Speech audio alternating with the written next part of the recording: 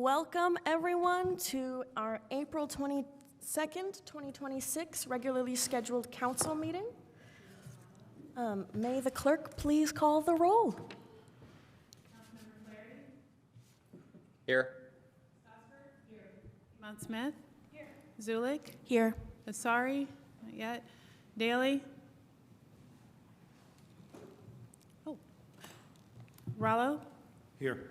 Ruff? Here. Rosenbarger? Here. Thank you. Thank you. Now we will summarize the agenda. So next we will do minutes of approval.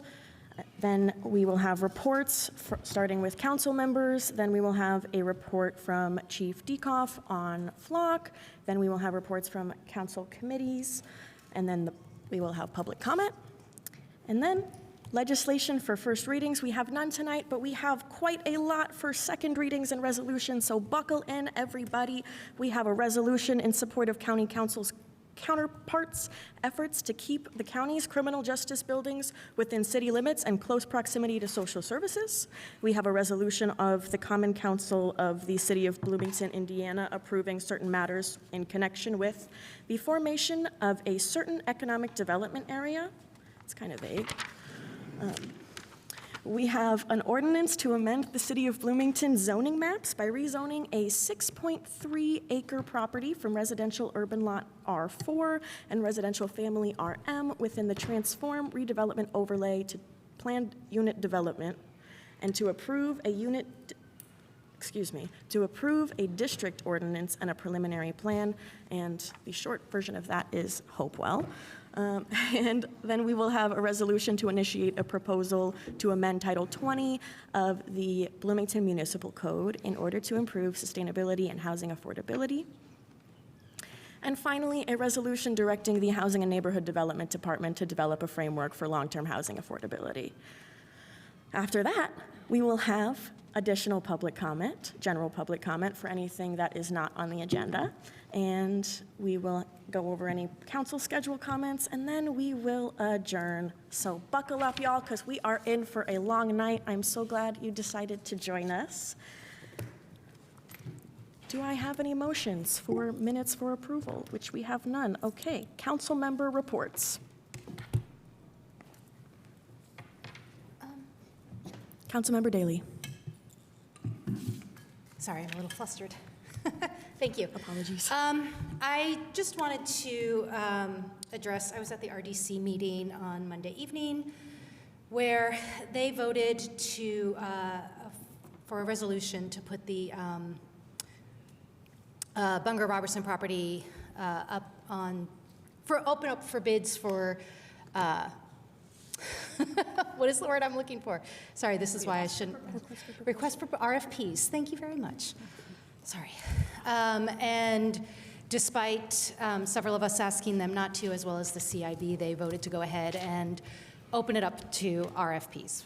So this does not necessarily preclude the land swap that the CIB has proposed for the south property on by Seminary Park. But I was incredibly disappointed with that vote. I think even though, and it was acknowledged that it's probably not a financial even trade, I don't think that it is a losing proposition. I think it is actually a huge return on investment if we were to swap those properties. I think the Bunger Robertson property is ideal for the host hotel, for the convention center. And we want this convention center, it is in progress, it is happening. We want it to be as successful as possible. And having the hotel right there is going to add to that. And then keeping that south property for the city for affordable housing right near Hopewell, which we're focusing on affordable housing for. It's a huge opportunity, and I feel like it's just a win-win all around. So I know that I am not the only council member that supports this land swap, but I really hope that the RDC will reconsider this proposal from the CIB. Thank you. Thank you. Any other council reports? Councilmember Piedmont Smith. Yes, thank you. I have been in various conferences and and meetings the last few weeks, so I just wanted to report out on those. On March 25th, I attended the first day of a two-day program hosted by Heading Home called Housing Problem Solving with the National Alliance to End Homelessness. So they had guest speakers leading this. It was mainly for providers of services to unhoused people. And their approach is called Housing Problem Solving, which is a conversation-based approach focused on identifying solutions to support people in resolving their own housing crisis as quickly as possible by any means available to them. So it's a very person-centered, empowering people to think about solutions to their own problems. About 60 people participated, including people from the city of Bloomington and both of our large townships. Secondly, I want to report I went to a national conference, Local Progress conference in Seattle called Affordable Homes, Stable Communities. Various tools for community stabilization and development were discussed in order to keep affordable housing and develop affordable housing, including community development corporations. We visited El Centro de la Raza, which has a great history in Seattle as a community organization and providing housing, funding through local government bonds, CDBG funding, TIF funding, community use of vacant buildings, and various forms of social housing. There was a lot of discussion about how housing is a resource and a human right, and it should not be primarily an investment vehicle. So decommodification of housing. In our capitalist society, this is very difficult, but communities have gone the social housing route, and Seattle is a great example of that. And also preserving existing housing through rehabilitation and eviction protections, just cause requirements for people to be evicted. Third, I went to the Heading Home Regional Housing Summit on April 14th here in Bloomington. We heard some local success stories about small developers creating and funding affordable housing. It was noted that scrappiness is one requirement for people trying to get affordable housing funded.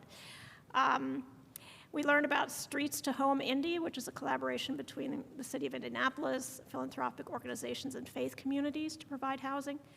Our keynote speaker was Vu Lee, who's the founder of Nonprofit AF. And just a quote from him here, he used a lot of humor in his talk, but also really pointedly looking at the systems that have failed people. And he said, we need to stop acting like we are begging for money and recognize that we are partnering with foundations to fix problems that they are often complicit in creating. So really, our systems are broken, and these social service agencies need to be considered partners with funders and not just people begging and being subjected to all kinds of requirements. And at that summit, we also heard about community land trusts in Bloomington, the Avalon Land Trust that Hugh Farrell talked about, and then the Summit Hill Community Development Corporation run by Ryan Still. My last comment is about Donald Trump and his Iran war. So it's not related to housing or to local stuff, but I just can't let this bullshit go on without saying something about it. So Trump's war in Iran has accomplished nothing except for death and economic havoc. There's no sign of a change in regime to benefit the freedom and self-determination of the Iranian people. The best outcome we could possibly hope for is that Iran agrees to intense limits and monitoring of their nuclear capabilities, an agreement the Obama administration achieved in 2015 and Trump pulled out of during his first term. So again, pointless actions by a blustering idiot. Finally, I will agree that I would like to see the land swap with the CIB be pursued. I think this could be a win-win situation for our community, so I hope that the RDC gives that serious consideration. I am disappointed at their vote on Monday. I think the idea is not dead, however, and can be brought forward with other proposals. That's it. Thank you. Other comments? Councilmember Strasburg. Thank you. I just want to report real quick from Plan Commission. The last Plan Commission meeting, the body recommended several UDO changes, and those all came from the Planning Department as part of their annual updates. There were several just kind of technical changes that just corrected language and things and clarified stuff, and then there are a few more substantial things, and I assume that we'll be seeing, actually I think that we have to see that sometime before summer recess in terms of state guidelines of when it needs to come to us. So if anybody has any questions on that, you can let me know. Thanks.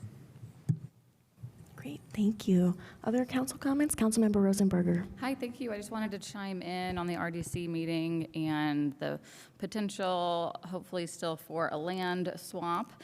I think it's awesome that the CIB, that the county transferred the seminary apartment properties to the CIB. I think the tenants at seminary apartments really love where they live, right next to the Beeline and right next to Kroger. It's honestly, I think, one of the most walkable locations in the city, especially for folks who might not be able to afford cars.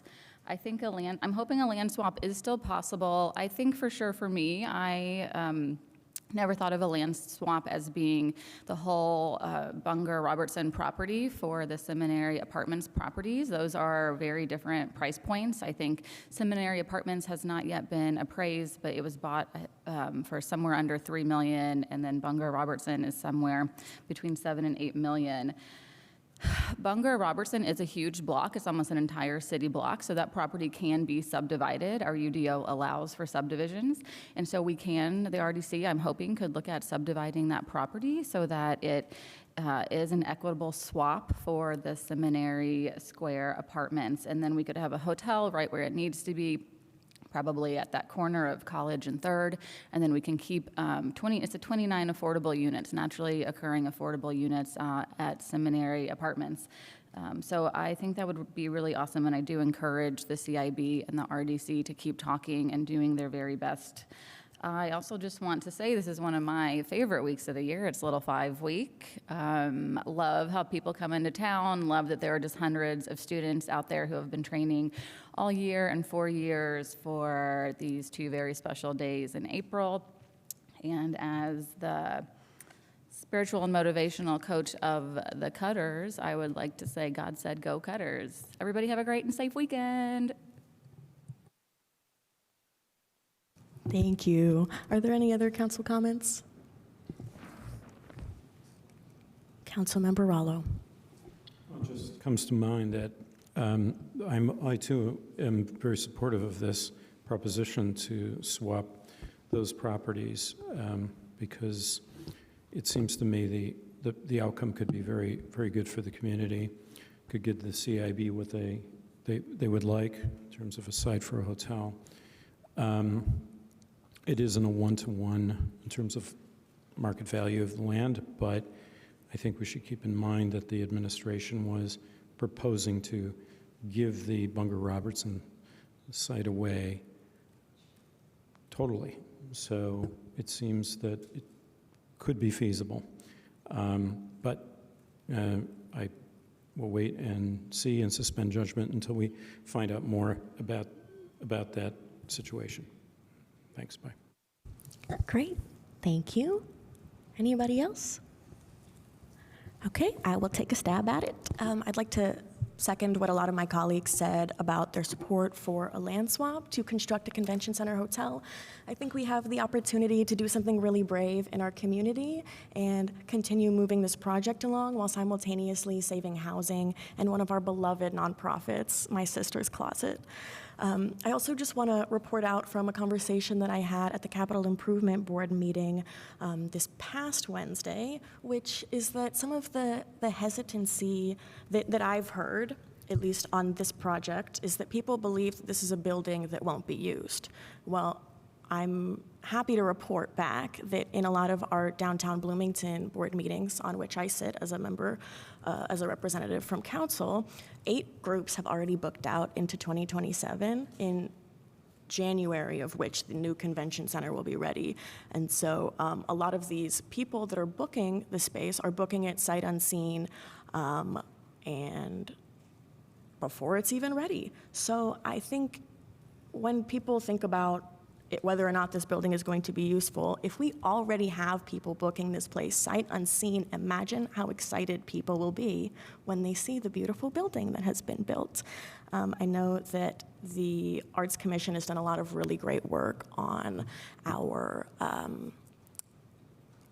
1% to the public arts, and I've seen some of the designs, and nothing's been decided on, but everything looks very cool. So I'll just say thank you to the Arts Commission, and thank you to the CIB, who's volunteered years of their time at this point to this community project, and they've all been very, very lovely to work with. So thank you. Okay. Anything else for the good of the order before we move on? In that case, let's move on to reports from the Office of the Mayor, City Clerk, City Offices, and City Boards and Commission, which is our flock report from Chief Dekoff. Please take the stand, and do we have a presentation? Okay, no presentation. Please state your name for the record and begin when you're ready. Thank you. Good evening, Council. My name is Mike Dekoff. I am the police chief for the city of Bloomington. I'm here tonight to report on a memo that you received last week regarding flock public safety and its use within the Bloomington Police Department. So first I want to start with license plate reader technology has become a very effective and non-intrusive tool available to modern law enforcement. Many departments across the country have solved crimes that would otherwise have gone unsolved thanks to this technology. The Bloomington Police Department has taken deliberate steps to implement flock responsibly with strong policy, strict access controls, and regular audits. Today, I want to walk you through what we have, how we use it, and how we protect civil liberties in the process. So the equipment that the Bloomington Police Department has is we have 11 permanently mounted LPR cameras. Those are license plate reader cameras. They're placed on major roadways, into and out of the city, and at key intersections. They capture still photos of license plates on public roads only. We have 4 permanently mounted video cameras in the downtown area. They replaced some cameras roughly a year ago that had been there for many years that had worn out. They are not monitored in real time, but they record so that if there's an incident and we need to go back and see what happened, we're able to pull up that video. A recent example is the IU National Championship celebration, where we had approximately 5,000 people converge on Kirkwood, and they helped us monitor the event and keep it safe. We also have 4 mobile trailers that have video. Some of them have LPR technology and some of them have gunshot detection technology. They are not permanent. They are deployed when problems arise at different places around the city. Those were purchased by the hand department after apartment complex complaints that involve vandalism, theft, drug dealing, and weapons calls. We've also used those in the downtown area in parking lots at nights and on weekends due to increased disturbances that we have had in those areas, and after several calls involving weapons. What LPR does and doesn't do. What LPR captures is a still photo of the rear of a vehicle and its license plate as it travels on a public road. The photo and a timestamp, and that's it, nothing more. LPR does not collect vehicle registration, name, address. It's not linked. It doesn't do facial recognition. It doesn't contain video footage. It doesn't collect demographic information or personal identifiers. Or does it assign risk scores or crime predictions? This tool simply supports investigations, and it does not forecast behavior. On the privacy side, cameras are pointed only at public roadways. The same observation that any officer or citizen could make that stands on a street. There's no software that is used to create patterns or associations between individuals' activities, and they're not placed near sensitive locations such as reproductive health facilities, churches, mosques, or temples. talk a little bit about the access audits and data protection. So access is limited to sworn officers and data analysts within the Bloomington Police Department. All users must complete in-house training on policy and usage before gaining access to the system. Every search requires an active case or an event number and a stated reason why the search was made. You cannot search just because. The system also employs a drop-down menu with pre-programmed reasons for searches, such as theft, weapons, different types of crimes that might occur. The system logs who searched, when, the event number, and why. System audits are conducted every 60 days to ensure compliance. Data retention is currently set at 30 days, then permanently deleted unless entered as evidence in a criminal case. Policy violations are subject to discipline up to and including termination. BPD does not participate in the national FLOC network. Data is shared only with other Indiana law enforcement agencies. FLOC does not sell BPD data. BPD owns 100% of the data collected. I just want to highlight a couple of cases where we've had successes with the FLOC LPR technology. Within the last year, there was a kidnapping where the subject vehicle was followed to the Kentucky state line using the FLOC network. The victim, fortunately, was recovered safely after a pursuit and a crash of that vehicle at the state line. The technology was used to assist the Owen County Sheriff's Office in a homicide that they investigated. The vehicle was located, later confirmed driven by the suspect, leading to an arrest. There was a sexual assault case that was used where the suspect's vehicle was identified. A timeline was set up. We finally found the vehicle, interviewed the owner of that vehicle, which they confessed to the crime, and they were later charged with rape. Another homicide where there was a vague description of a vehicle. The data was analyzed over several days, and we were able to identify a suspect and make an arrest on a murder charge. Within the last couple of months, there was a homicide in Westfield, Indiana. That vehicle was recovered in Bloomington and helped them process that crime. And the most recent FLOC success story was just last night. There was a woman who was beaten in the head with a hammer and stabbed. The suspect left. We were able to get FLOC information on that suspect vehicle, and we made an arrest this morning and charged that person with attempted homicide. A little bit about contracts. The 11 LPR cameras and operating system was signed in February of 2024 for $40,650. There's an annual renewal of $36,500. That renewal was not signed this year, and that contract has been canceled. There are 4 downtown video cameras that was signed in September of 2024. For the initial amount was $15,000 a year, and then subsequent years were $12,000 a year. And the 4 mobile trailers, there's a current agreement that was signed in October of 2025. And those are roughly, I believe, $90,000 a year for 2 trailers each. All agreements were sole sourced, approved at the department level without board or commission approval. The total program cost to date is $236,829.68. In closing, I would like to say that FLOC is a powerful investigative tool. When it's used responsibly, it contributes to solving serious crimes in our community. We have built in meaningful safeguards. We have strong policies, strong training, strong audits. And we also restrict sharing. I will welcome any questions. As I stated earlier, the FLOC contracts were not renewed, and so the LPR contract actually ends at the end of this weekend. I'll take any questions you might have. Thank you. Questions? Councilmember Piedmont Smith. Yes, thank you for the report. which contract was not renewed? Because it seems like there are at least 4 different contracts here listed. The license plate reader contract expired, and so that one has not been renewed, and we are still working through the process of ending the other contracts. But the LPR system just ended, so that will go away this weekend.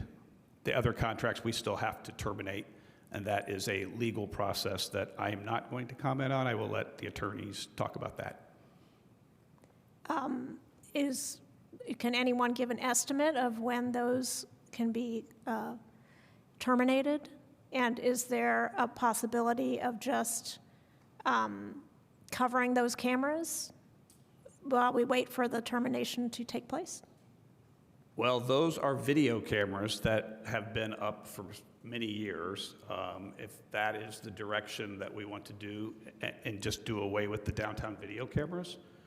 But we are looking at replacing the Flock cameras with other brands so that it's not tied to the Flock network.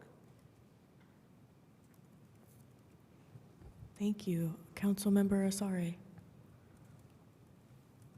Thank you so much, Chief Dekoff, and hi, colleagues. I just had a question, have a couple of questions, but because we're thinking about this in the broader sense, not just in reaction to Flock specifically, but I'm interested on this, on the process of procurement, and particularly, you mentioned both in the report and just now said again that I think the word was this was a sole source purchase, and could you explain a little bit about why that's the type of purchase that doesn't need to come for board approval? And then the follow-up question is, what was the sort of formal justification, if you will, for sole source designation? Hi, I'm Margie Rice in the Corporation Council. I can address that question. Sole source. Hello. So the issue of sole source contracts is always brought to legal and the controller, and it's generally when there's a unique provider or a unique product you want that either has features or capabilities that somebody else doesn't provide. So if a department wants to sole source something, it does have to be verified by the controller. Obviously, legal talks about it as part of the contract. And so this, I wasn't necessarily involved in the departmental conversations about the options that they were looking at, but I know that this one did pass the test with the controller. And what's the test when we talk about the test with the controller? What is that test? Generally, if there are specific features that other vendors don't have, that there's something unique about this product. And so that would have been a conversation between the department and the controller. And the controller would have to, essentially say, yeah, I agree with you that this is a unique product, a unique vendor, and there's nothing else out there. You can't send it out to bid and get, 12 different options that meets the qualifications. Okay, and so it means that we're buying a thing for one of the specific features that it has that we're saying none of the others. We probably consider other vendors for LPRs where we say none of them have this particular set or this particular feature. And so and this is a governance question. I'm not interested, I'm not, what do you call it? Yeah, this isn't like to point fingers or anything. I'm just curious then, does that get recorded? Like what the purpose, what was the justification for this sole purpose purchase? I know that there is documentation in the controller's office about the justification. That's not in my department, so I'm not sure what that looks like for every single contract. Julie Martindale in the controller's office is generally the person who looks at those and reviews them, and we could certainly get you information about what that looked like for this one.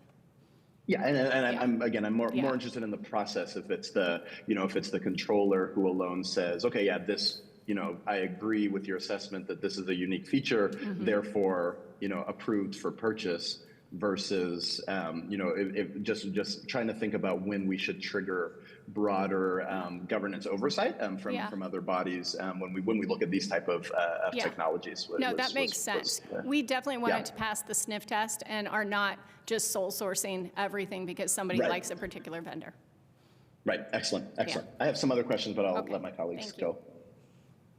Other first round. Councilmember Rallo. I support the canceling of the flock contract. It seems that there are numerous cases of abuse and misuse and privacy violations by flock. But apart from that, you obviously find it, your department finds it a useful tool. There's no doubt that it could be used in such a way. My fear is that, where does it stop? Do we have these sort of creeping network of surveillance that eventually is dispersed throughout the entire community, that is used, yes, with restrictions? Those could go away in time, of course. Is that the direction that law enforcement is heading, generally speaking? Not just the Bloomington Police Department, but is that a desired outcome? I don't think so. I understand your concerns. But at the time we were looking at this technology, it was not this council, it was the previous council, encouraged me to look to technology to solve some of our staffing problems. So that's what we did. And so, I have concerns about some of this. That's why we tried to build in as many safeguards as we can.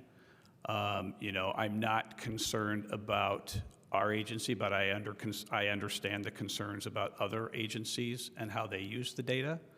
And so I'm just saying that it is a useful tool to help us solve violent crimes. And so if we don't have it, we'll just resort back to the way we used to do things. And, it will probably take us longer. There will probably be some that we won't solve, but we'll do everything in our power to resolve cases that we're working on with the means that we have. I don't dispute that it's a useful tool. I think that, I understand. It's just the trade-off in terms of surveillance, privacy, and so forth that I think is our concern. And I think it's a proven concern. I think that we've seen the misuse around the country. And so it's alarming to me that it's been utilized in ways that is above and beyond what you describe. But I look forward to talking. Sure. No, like I said, I understand your concerns. I think we live in a world where technology is taking over. I would bet that probably every person in this room has a cell phone, and the information that cell phone captures is way more than a flock camera. That being said, we don't have access to everyone's cell phones. So in a broader technology conversation, you're right. I mean, there are more and more cameras prevalent. Indiana University probably has the largest supply of video cameras in the county. Other places use LPR technology. But again, I understand that there are concerns about privacy and things like that. We tried to use it very responsibly. In a time when we were really understaffed, our numbers are coming back up. So that was an option that we had that we took advantage of. Councilmember Strasburg. Thank you.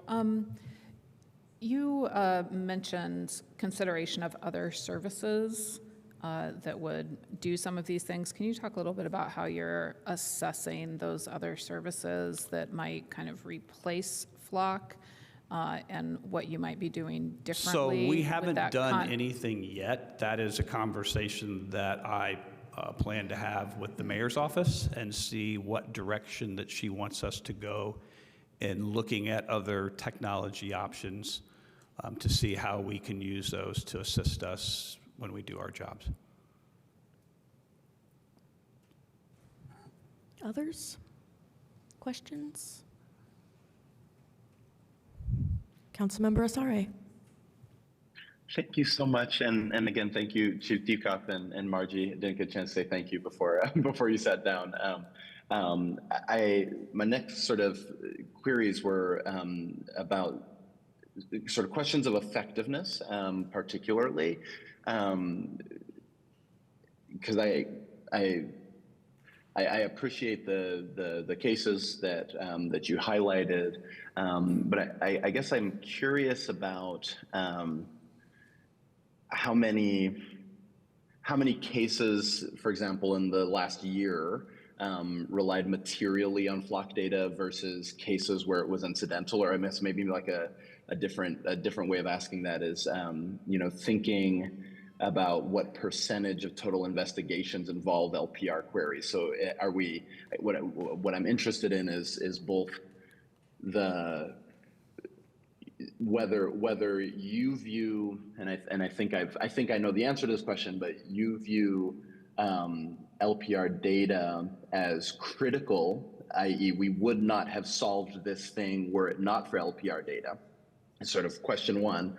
But then my follow-up is that, are we now just routinely using LPR data in all investigations, or and so like when do you decide we're going to query the system for LPR for license plates when in the course of an investigation? So sort of three questions. So I think most agencies use LPR data when they have no leads to follow up on.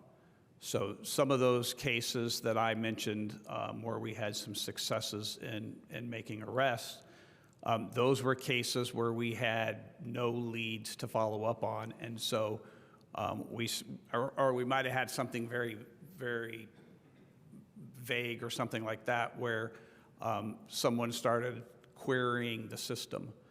You know, I just want to highlight there was a report that last year it said I think we used it 9,000 times. You have to keep in mind that we could have one query, the same query, that's asked 25 times of the system, and it tracks each one. So it wasn't 9,000 separate cases that we used Flock for. It was just 9,000 times it was queried for information. So it might have only been, you know, 500 cases. I don't know. That type of information we hadn't kept. So your question about our, you know, how many times it's been successful, I can't tell you that because that's not something that we tracked. I just know the serious violent crimes that we've solved with it. And then is there some type of a process that the detectives would go through to sort of trigger the use of any of this data? Or is it,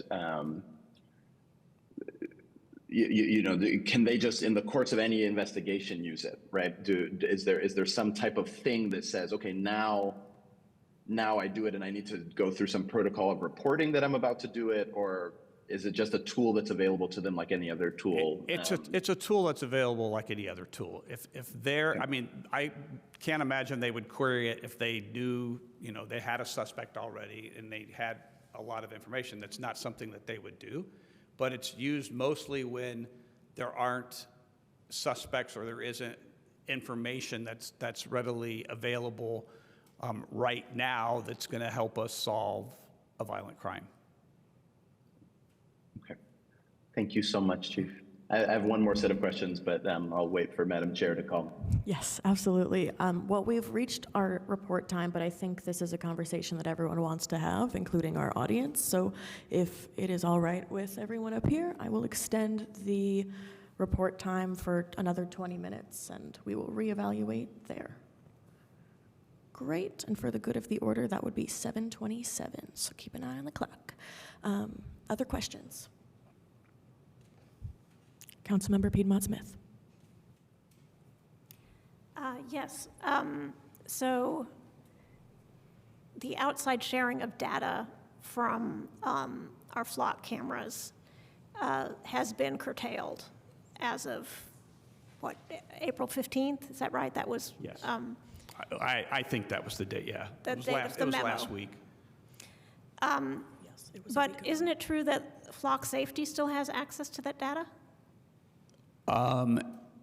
It's been turned off. We control that at the department level, and so we've turned all that off, so they don't have access to that. So the data that's collected by the ALPRs in the last week, isn't that data stored by flock safety?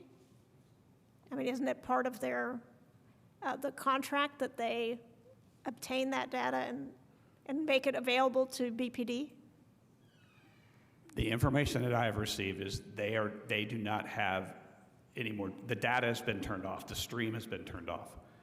And so nobody can access our data.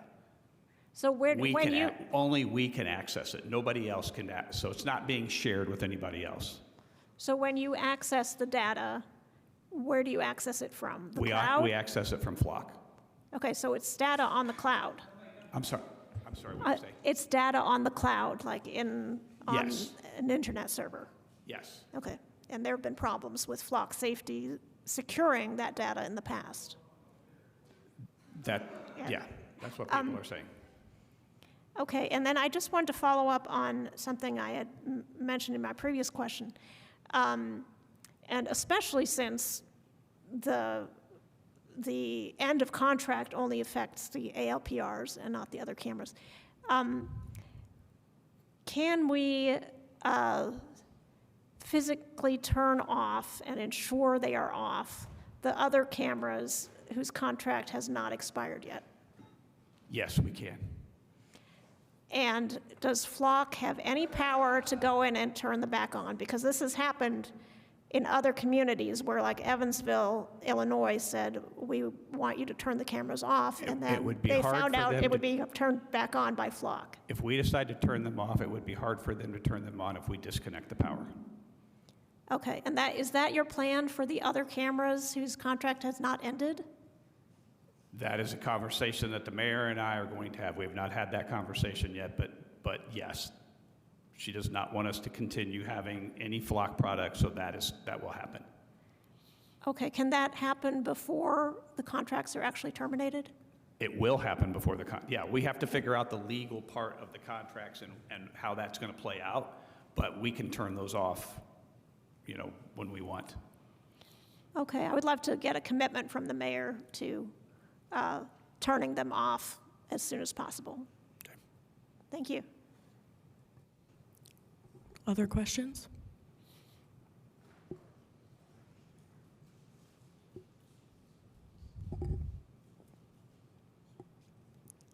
Councilmember Asare, did you have more questions? Yes, thank you. Just one last set, and again, thank you all for your patience. A little bit interested in if we were to think about transparency and public reporting, both I guess in terms of procurement, but certainly in terms of use. I'm interested if the chief has any thoughts on what that might look like. So, as we think about any use, and in maybe a more expansive way, what would your opinion be on how that type of public reporting and sort of transparency guidelines should work? Yeah, so I think we can research to see what other departments do. I'm sure there are other departments that have public transparency portals. We can look at that. The only thing that I would want to look at more closely is how we report data and we don't compromise any of our criminal investigations that we're doing. And I'm sure there's a way to do that. I'm sure we would not be the first agency to do a public transparency portal on data. So we would just look around and see what everybody else is doing and figure out a good system that works for us. Okay. And then just to bring the full loop is in terms of officer use or detective use, and I know you set a baseline that's clearly reported. I think you said that searches have to be tied to an event. I think you said that it's audited every 60 days. What are you looking for in the 60-day audits? Who conducts those audits? Are they internal, independent? What sort of percentage of searches are reviewed when we do those audits?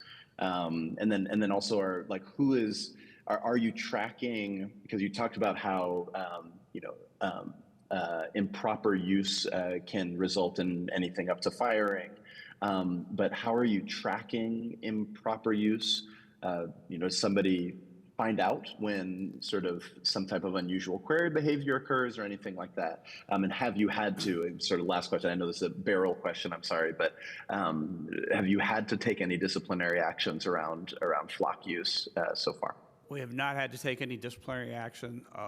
There have been some training issues that were addressed with officers. So when we do an audit, we basically get a report of every query that was done to the system with who did it, the dates, times, reasons. A lot of that information is, it's all reviewed by one supervisor that writes a report that goes to his supervisor that is reviewed.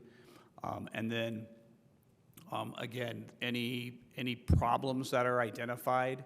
So far, there have just been some minor training ones about filling out the reports the right way, and those even with those, there's only a couple usually with each audit that we find. Okay, and does that include external queries? So if even though you all say you have control over it, if somebody else has queried the data, does that somehow get logged? Yeah, so if another agency queries it, we get that information and then we review the circumstances of their inquiry and how they used it and if they followed the same protocols that we have in place for our officers. And in the case that you have that sharing turned on, does that querying happen automatically and it just gets logged, or is there you all decide whether or not to share it type of stage that happens in between? So both. It depends on what type of query it is. For instance, if we enter like an Amber Alert or a Silver Alert or something like that, where we put in quite a bit of information and someone would run, a plate would hit and they would get, another agency would get notification, they would get more information because we've already entered it into the National Crime Information Center database, which is a national computer that tracks missing persons, all kinds of things related to the criminal justice system. And so those types of queries, because it's something, a safety issue usually, they would get more information, and that we would still get that information. But if it's somebody that is inquiring about a specific vehicle, maybe being, if it's another agency that's investigating something and that vehicle hits in Bloomington, then they would get a notification that it hit in Bloomington, and then they would reach out to us. And does that happen even with that sharing feature turned off? It doesn't happen with the sharing feature turned off. No outside agency gets any hits from anything captured on a Bloomington LPR camera. Okay, and my final question, I promise I will sit down and not speak again, is so the county has ALPRs as well. What's the process of sharing, not sharing, et cetera, with Sheriff's Department, with Indiana University, et cetera? We have turned off all sharing, so they receive no information from our cameras. Okay, thank you so much. Okay. Thank you for your patience. Thank you. Any other questions? Okay, thank you, Chief Dekoff. And then, am I correct in assuming that there are people in the audience tonight who would like to speak on flock issue? Okay. At this point in time, I'm happy to entertain a motion to suspend the rules and allow public comment for the flock report. Second. Okay, there's been a movement and a second. Will the clerk please call the roll to suspend the rules to allow public comment for the flock report? Is this debatable? Is it a debatable motion? Can I? Oh, Point of information? I don't believe that it is. Oh, okay. Counselor I Allen? just, Okay. Apologies. It is not a debatable that's motion. okay. I had a counter proposal, but Okay. Well, I think we have a motion on the table to suspend the rules and allow public comment for this moment in time. And not, there would be another period of general public comment. This would just be for council, or excuse me, comment on this report.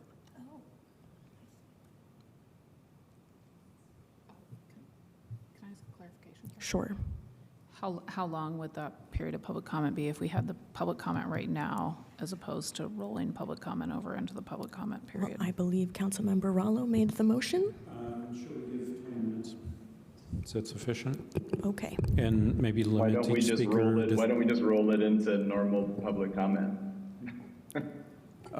Well, Well, we could do either, but why don't we do 20 minutes, limiting, I don't know, 3 minutes per speaker, something like that? great. Okay. And do you carry your second, Councilmember Daley? I do. Great. In that case, will the clerk please call the roll? Yes. Strasburg, Yes. Piedmont Smith. Yes. Sulik, Yes. Asari, Yes. Daly, Yes. Rallo, Yes. Ruff, Yes. Rosenbarger. Thank you. That passes 9-0. Cool. So if anyone who's interested in speaking on this flock report could gather at the microphone and write your name, and when you get up to the mic, please state your name, and then you'll each have 3 minutes to speak.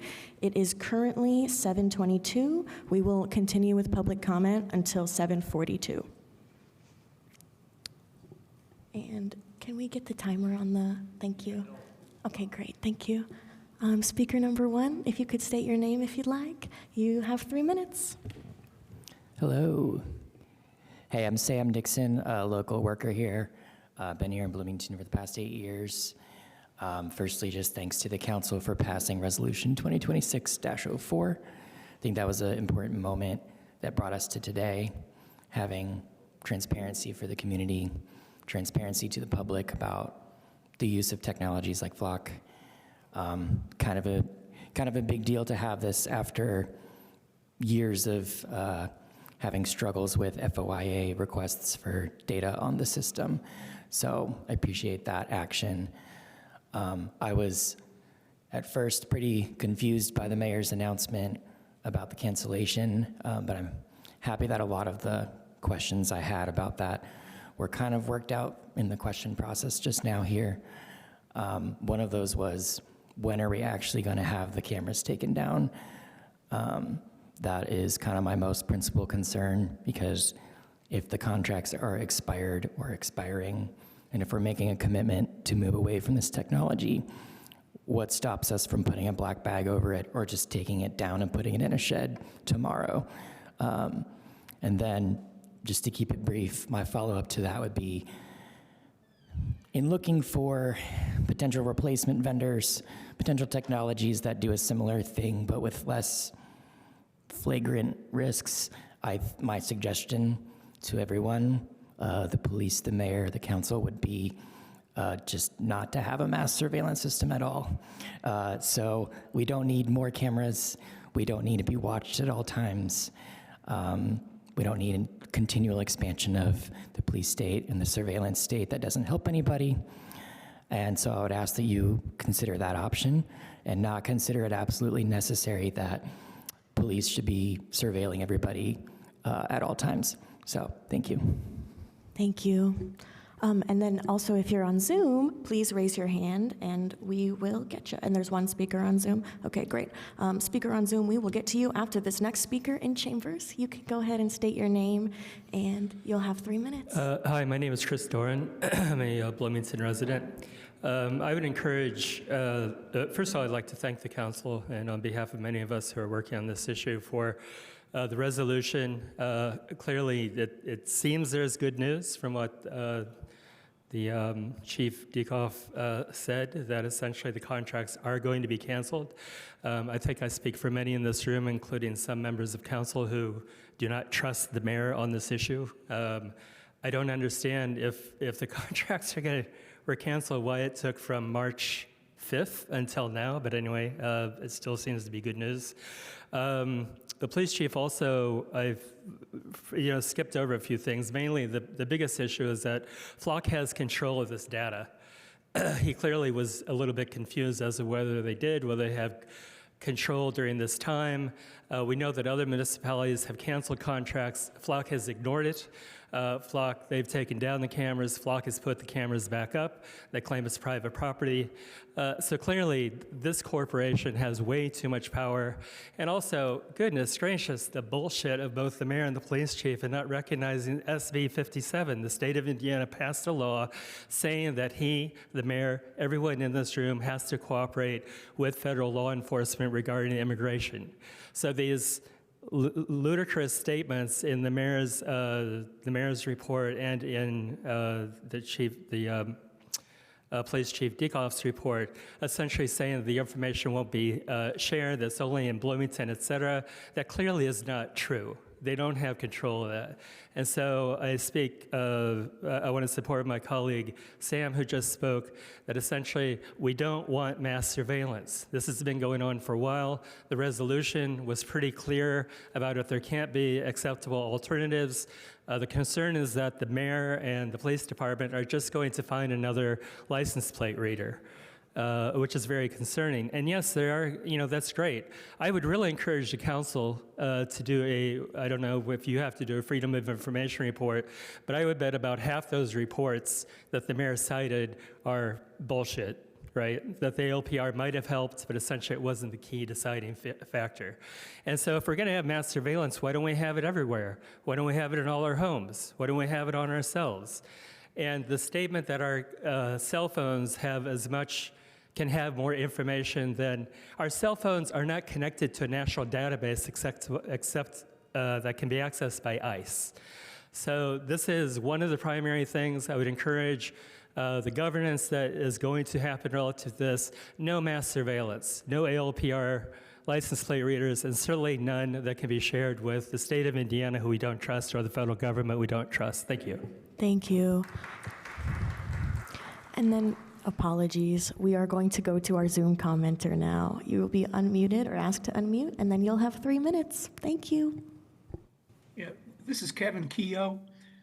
Talking about this, the first impression I had is you would think the police department would have some technical expertise, especially for cyber crimes. And I don't know exactly how they're staffed there, but you would think they would have some capacity there.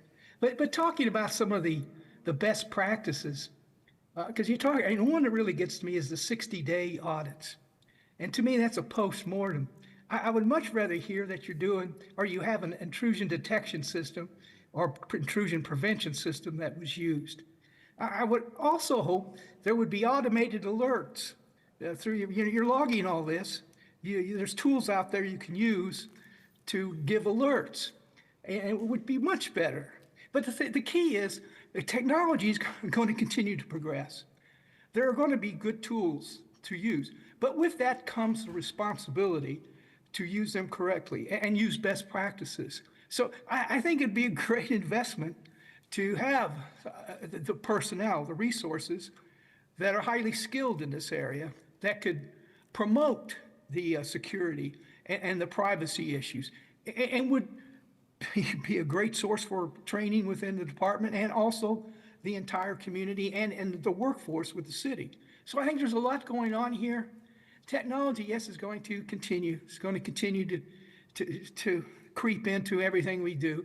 But we need to do the best we can to secure what we can and do it at a high level. Thank you. Thank you very much. Next speaker in chambers, if you could state your name for the record, you'll have 3 minutes. Yes, I'm Bryce Green. I am a Bloomington resident and have been for around 10 years.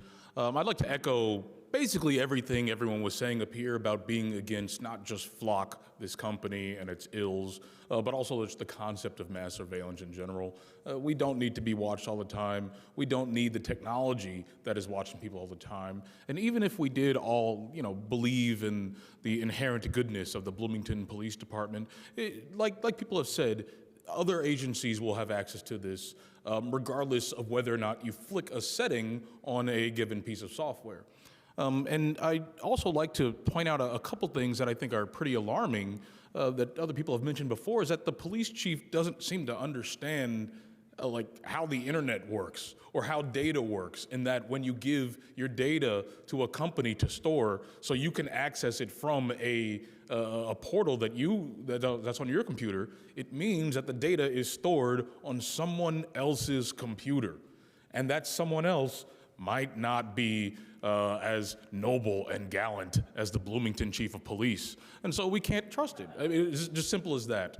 And so I really want to encourage the council to not only move forward with, getting rid of Flock as much as possible. You all seem to be on board with that. But also to explore new ways or ordinances or decrees that prevent this sort of thing from happening in the future. Because like Homie said, this technology will progress. There's always going to be a tool that is very useful to police people, and it's going to be sold, and it's going to be sold as a new way to prevent people from being violently attacked. That will always be the justification. The question is whether or not Bloomington should contribute to a generalized police state, or should it be, look at other models or lead by example, one of these municipalities that is actively fighting against it. I don't invoke Americanism a lot, but it seems to me a very American idea to be against the constant surveillance of individuals. All right, I'll give the rest of my time back. Thank you. Thank you. Next speaker in chambers, please, if you could state your name, and you'll have 3 minutes. Hi, I'm Rebecca Stoops, lived in Bloomington my whole life. Thank you for ending the Flock contract. That's really wonderful to hear. I hate being spied on. I don't like the idea of being tracked every time I'm driving down Walnut Street. I'm frustrated to hear that they're going to investigate partnering with a new company. Being in local government, you might not be familiar with the corporate world.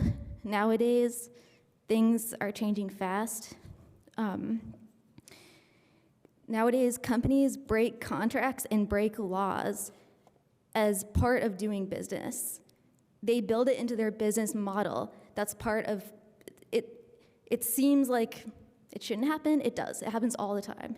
You shouldn't trust private companies, third parties, with information as precious as where Bloomingtonians are going every day. Want to remind you that the surveillance data is designed to be sold and given away. Like, whether we tell them not to, they're very likely doing it. We live under an unhinged dictator who, on a whim, could mandate the city to give all of our location data, or mandate whatever company we partner with, or mandate their third-party data storage partner. Like, it's extremely messy. Once the data's out there, it's out. Like, we're just giving it to them on a silver platter. So please just, cut it off, stop spying, stop building mass surveillance. Yeah, I think we can get somewhere better with this. And thank you for listening to us. Thank you. Do we have any other comments on Zoom? Great. Next speaker in chambers, you'll have 3 minutes. If you could state your name, that'd be great.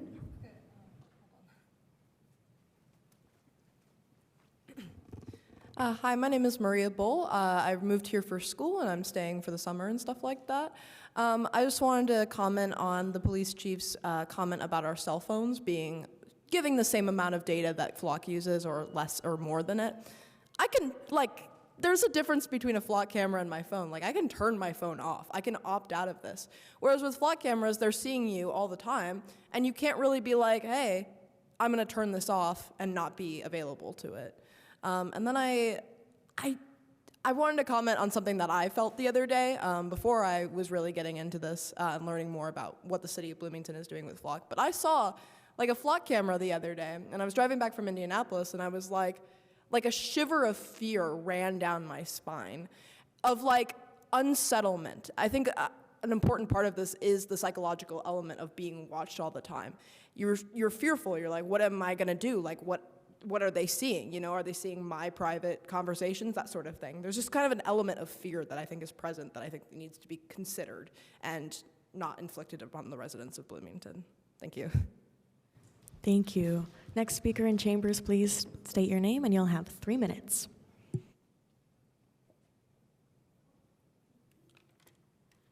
Hi, my name is Kevin Ratcliffe. I was born in Bloomington, lived here most of my life. I came to address the mayor and the police chief, and it seems they're gone, so I will yield my time to the gentleman behind me. Okay, thank you. Next speaker in chambers, if you could state your name for the record, that'd be lovely, and then you'll have 3 minutes. Hello, my name is Seaforth Breeze. I've been a Bloomington resident for over 10 years, somewhere in that range. I've come before the council before to speak on this issue, as I'm sure y'all remember. I have a Flock camera that's looking directly down onto my porch. It does impact me on a daily basis in terms of exactly the point that one of the last speakers brought up, which is just the psychological effect of always living with that. I mean, the exit to go to work or even to leave the neighborhood that I live in is there as well. So I am always under surveillance the moment I leave my house to the moment I get back to my house. I also wanted to speak though, and stood up on the point of the fact that this, this technology or this technique or this process being sort of perceived as uniquely valuable and therefore having to be implemented, right? Which is always brought up in questions of security and of, sort of policing this notion that you have this tool and there's this temptation to use it, right? When I was younger, I remember reading some of the Senate reports on enhanced interrogation techniques, torture, that the United States did. And it was one of the things that was hammered so many times in that report is the fact that, the reason why folks felt it was necessary or the logic behind it was this idea that it could provide something that couldn't be got any other way. And at the end of the day, there were exactly 2 cases out of hundreds in which they got unique, actionable information. And of those 2 cases, there was other intelligence that they had received that got them there at the same time, effectively. So whenever we have questions about implementing, sweeping security, sort of surveillance or of, sort of I mean, it's there, that temptation. But we always have to remember that that temptation is not something that we can act upon because it just puts us into situations like we are in right now with, protesters being, having pressure applied upon them and asylum seekers who are hiding right now in many states across the United States. And finally, on the point of the police chief saying that, I don't think we would move towards that direction of, expanding it to, more streets or, more invasive into more, sort of public spaces. That is just not how it works. We've already made that choice to implement it once, So that logic is obviously, not holding so much water there. And then I think about my current job where people talk about putting it in the buildings, not for the LPs, but just cameras. Thank you. Thank you very much. That's your time. Next speaker in chambers, you'll have 3 minutes. If you could state your name, that'd be awesome. Hi, Seth Muchler, Bloomington resident. Just thank you all very much for your questions, particularly Councilmember Piedmont Smith. I appreciate you really holding the chief to task on how cloud storage works. I'm going to keep this really brief because I know we have a long night. I know that all of you have received a report about the the legal department withholding information through the public records request. If anybody has not read this report, it is on Bloom Docs. Big ups to Dave Askins. And the city legal department lied to members of the public and withheld these contracts, saying they blatantly did not exist, in some cases for up to 15 months across multiple public record requests. And so I would like to ask the council to please begin a formal investigation of the legal department, particularly their public records request process, because they have been lying to the public. Thank you. Next speaker. If you could state your name for the record, that would be awesome. You'll have 3 minutes. Thank you. Name is Miles, and I think that we've made just a small step in the right direction with cutting the contract with a brand name of surveillance camera like Flock Safety, and maybe a more important step would be banning the ALPR technology altogether. The same circumstance happened in Denver, for example, where the mayor was pressured to change from Flock Safety to a different company called Axon. And I think it's very telling that the mayor and the chief of police, value their privacy. They can leave and not confront their constituents, but they couldn't care less about their constituents' privacy when ALPR cameras are spying on us every day. So thank you. Thank you. And go ahead. State your name for the record, please. Yes. My name is Haley Tokes, Bloomington resident, and I'll be just one more voice saying the things that have already been said, but I just really appreciate everyone sitting up here for their work and their tough questions, because as one of my colleagues alluded to, it's been really hard to get answers about this stuff, which feels like a huge problem. So I celebrate the chief's commitment to disabling all Flock cameras. We will be holding them to it. But speaking more generally about governance going forward, I think I stand with everyone here who says that we want to limit mass surveillance wherever possible and not just replacing Flock with another private company that may have all of the same foibles. And at a bare minimum, if this level of data is going to be collected on us, the public should have the ability to weigh in on whether these tools are valuable to us. There's pros and cons here, like we've all talked about, and we have a right to the full accounting of pros and cons. That means we should have had access to these contracts from the beginning. We should, as the chief talks about how helpful these tools have been to them, I would like to see that justified in clearance rates. I think that, there should be data about how these tools are being used that the public should have a right to see. And yeah, there should be a real conversation that we have a place in, and yeah, so just can't say it enough. Transparency, super important here, and no more mass surveillance, please and thank you. Thank you very much.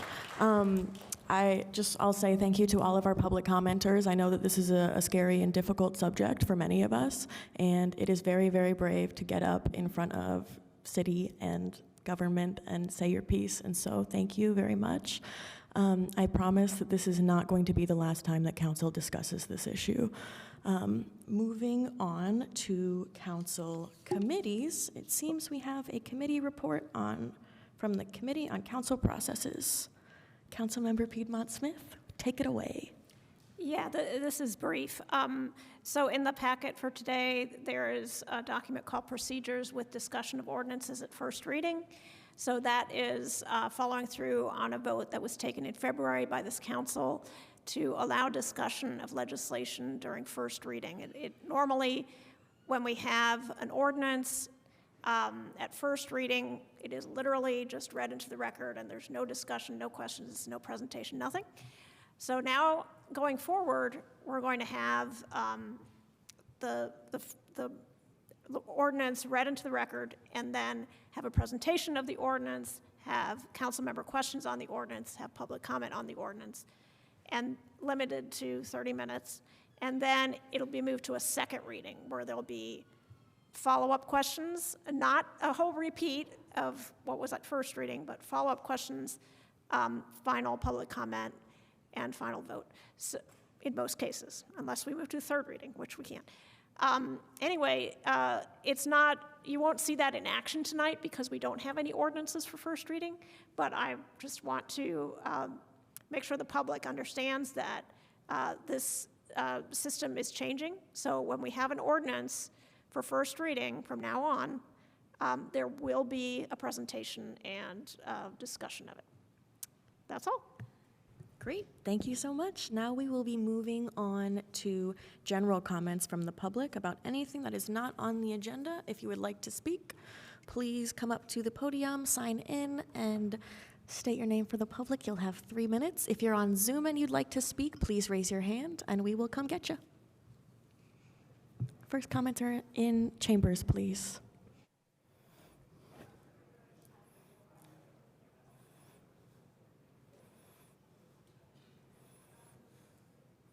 Hello.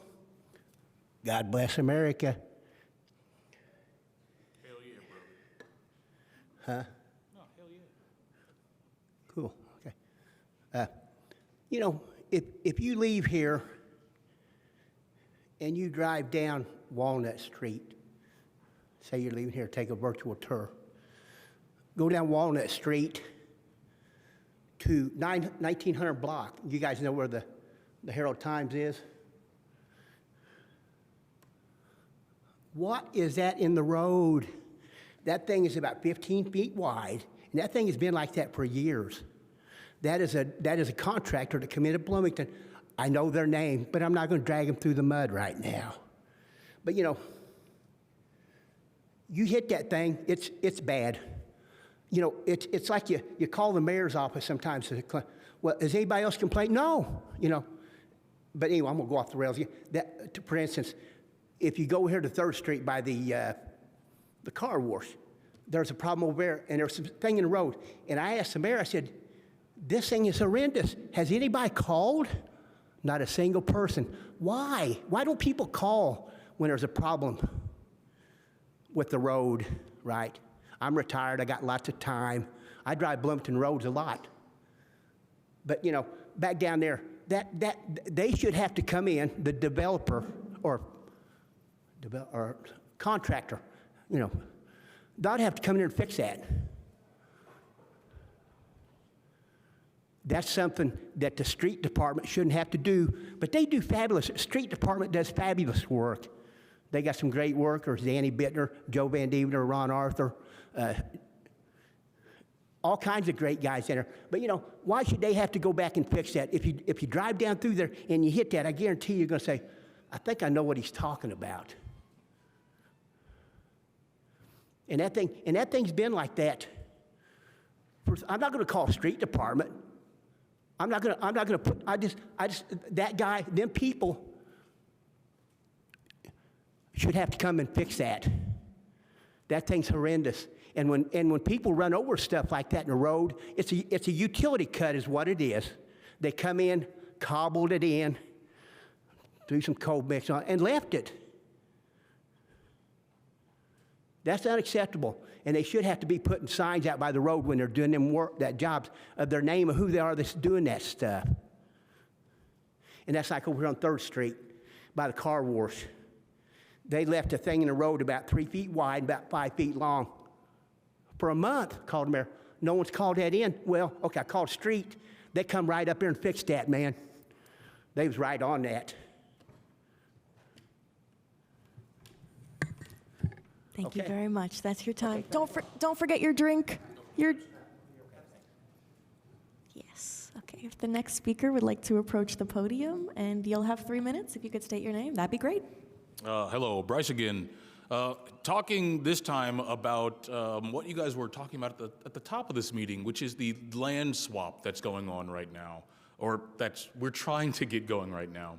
I'm sure you all know the details, but one of the issues that came up at the RDC meeting this Monday was the City Council's letter of, I believe, May 24, requesting that the property. I always call it across the street from Atlas, but the north property north of the convention center, that property not be sold for less than its value, than the price that they paid for it. Some of the RDC members were concerned that the land swap would go against that. But based on what I've heard today, at least a number of you are in favor of that land swap, while also being a signatory to that letter asking for the money to be recouped. And so, I'm asking that if not in this setting here, that your position on the land swap specifically be made clear. I mean, if you want to put it in writing in like a little resolution, that would also be cool. Is it like, we didn't want to impede any affordable housing development, please. Transfer the land. I think that would go a long way. Because, and this is also a time-sensitive thing, right? The leases for those tenants ends in July. And bureaucracy is bureaucracy. It'll take a lot to get things settled, to get things through. The best hope for the tenants to stay there is for the CIB, the board that currently owns that south property, to extend the leases. Now, the only reason that they would do that, and they don't want to be landlords, the only reason that they would do that is if there was some sort of guarantee from the RDC that property would then, the RDC wouldn't, that they would do something with it. And the tenants and other organizers are putting together a proposal, and there'll be emails going to all of you soon about a presentation of that proposal and an event that'll try and enroll you in the community in ensuring that Seminary Point property remains affordable. So I think that the more you can say today in favor of that, and saying that you are willing to offload it from the RDC's hands onto either a nonprofit entity or a community land trust or a cooperative or what have you, that would give the RDC good reason to go ahead with this transfer, and would also give the CIB good reason to extend the leases.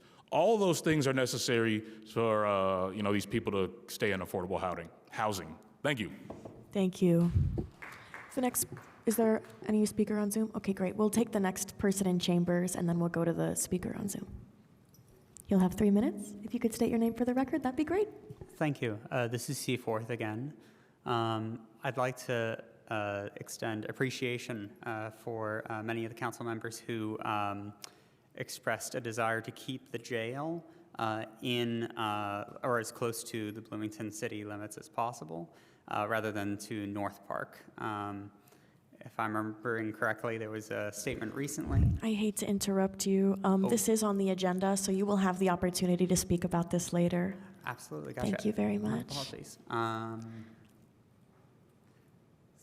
Sorry, I had another thing I was going to mention, but now I can't remember it. Well, thank you. Next speaker. Oh, I'm sorry, on Zoom.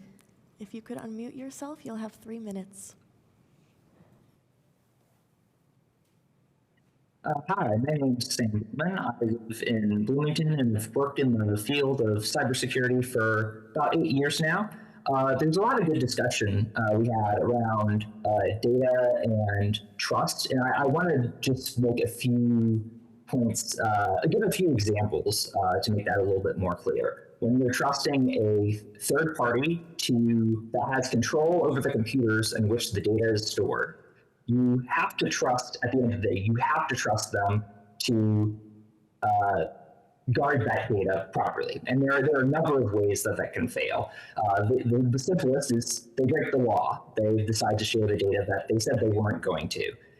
Or there could be an insider that has access to the system either digitally or physically that can get access to that data.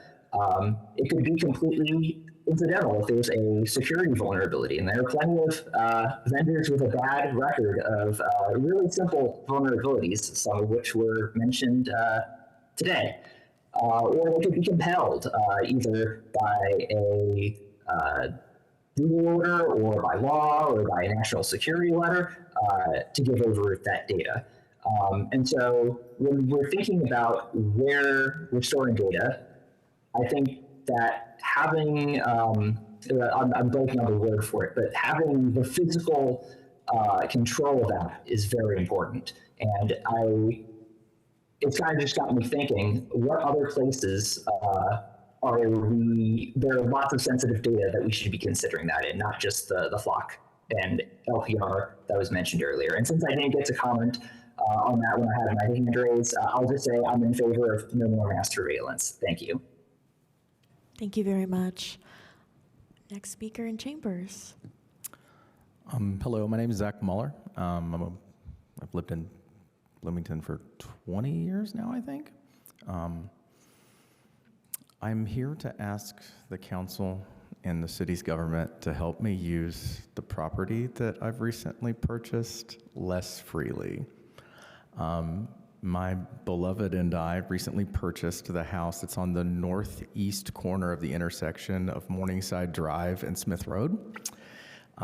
This is the intersection where 6 months ago, a child was struck while on their bicycle and had to have their jaw wired shut while they were riding their bike because a distracted driver didn't think that stopping was something they had to do. I came here to the Transportation Committee meeting almost a month ago, and I got to hear a lot of young people who got up and were doing the scary thing of talking to people behind the dais there about their experience with being Girl Scouts and having to go visit a friend in the hospital and how scary it was for them. And I heard a lot of input from members of the city's workforce and our colleagues who've given their time to the Transportation Committee, talking about how we need to do something and maybe we could roll the roll that intersection and gathering some data into a report that's already been done, I think, on South College Mall Road. And that's great. I love data. But I also know that it's been 6 months and there's a child that is still dealing with the trauma of being struck on their bike. And there's also plenty of things that I'm sure can be done if our city government wants to act in an agile way to, even while we gather that data, make life a little bit safer. And I agree with Councilperson Rosenbarger. It's little five. We want people to be doing bicycle stuff, and we really want our whole community to be like safe here while they're on their bikes, or pedestrians, not just on campus going to and from Armstrong Stadium. And that's one thing that I believe that even though I don't ride my bike very much, somebody should be able to. And I sat here and I don't love mass surveillance, but I have a camera that looks down so I can figure out where people are or not stealing my packages, that looks at my driveway. And I can't see the license plates, but I can see when people roll through a stop on my camera if I pull it up. And I only have a half a minute left. But I sat here and I counted 6 people at 6:30 on a Monday that decided to roll through a stop sign. And so please help me use my property less safely, even if it's putting in traffic stuff that only means I can only back out of my driveway one way. Please help. There are Girl Scouts being struck on bicycles. Come on. Thank you very much.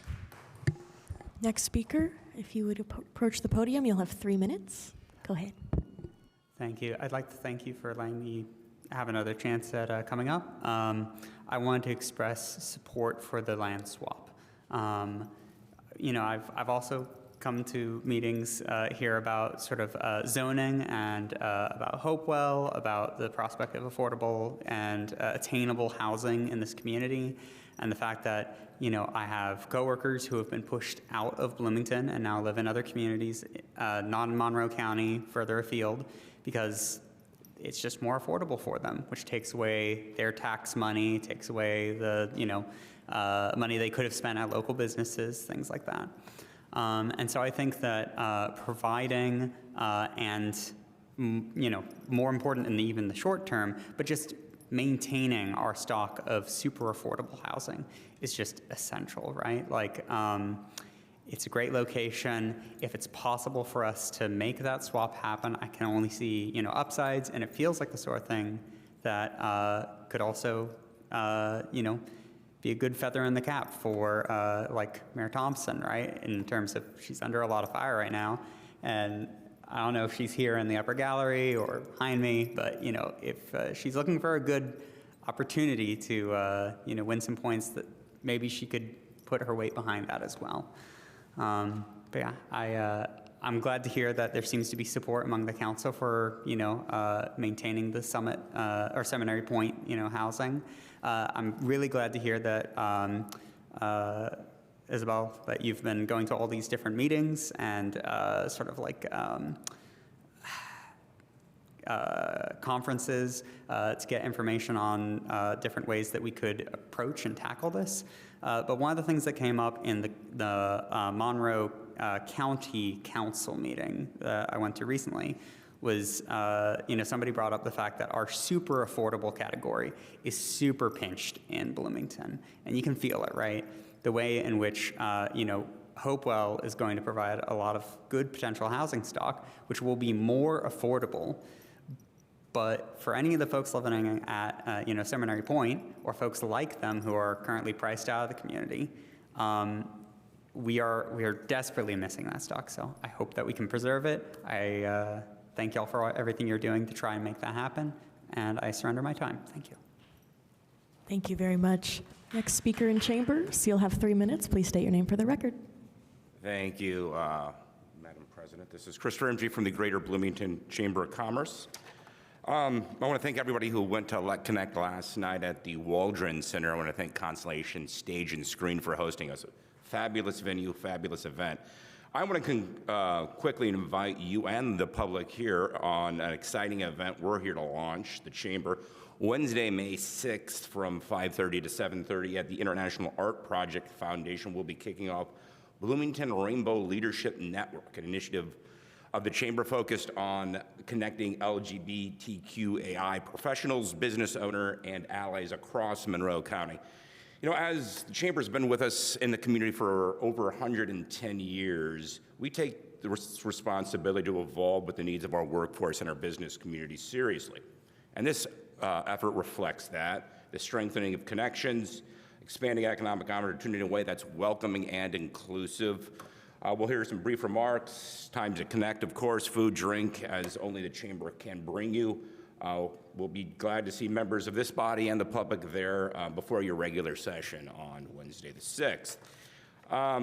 The other thing I wanted to offer in my final time is the equity issue on homeownership that was brought up, and I've had multiple conversations with residents here in the community and the business community as well. I'm hearing consistent feedback that conversation has been a little, I think the word is incomplete, sort of framed the difference between purchase price and the sale price. The lived reality is much broader than that. Real ownership costs, some risks, property taxes that rise with value, increasingly volatile insurance costs, ongoing maintenance and upkeep, major capital investments, roof, HVAC, plumbing. So when you factor those in, the picture changes.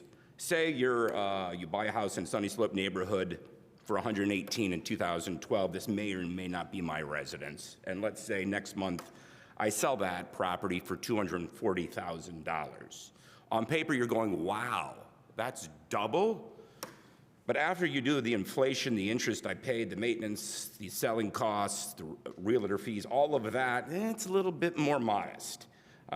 Those major upgrades and all those things shrink that investment significantly. My real return investment over that time is 12 to 15%. So that's 14 years. That's about 1% a year.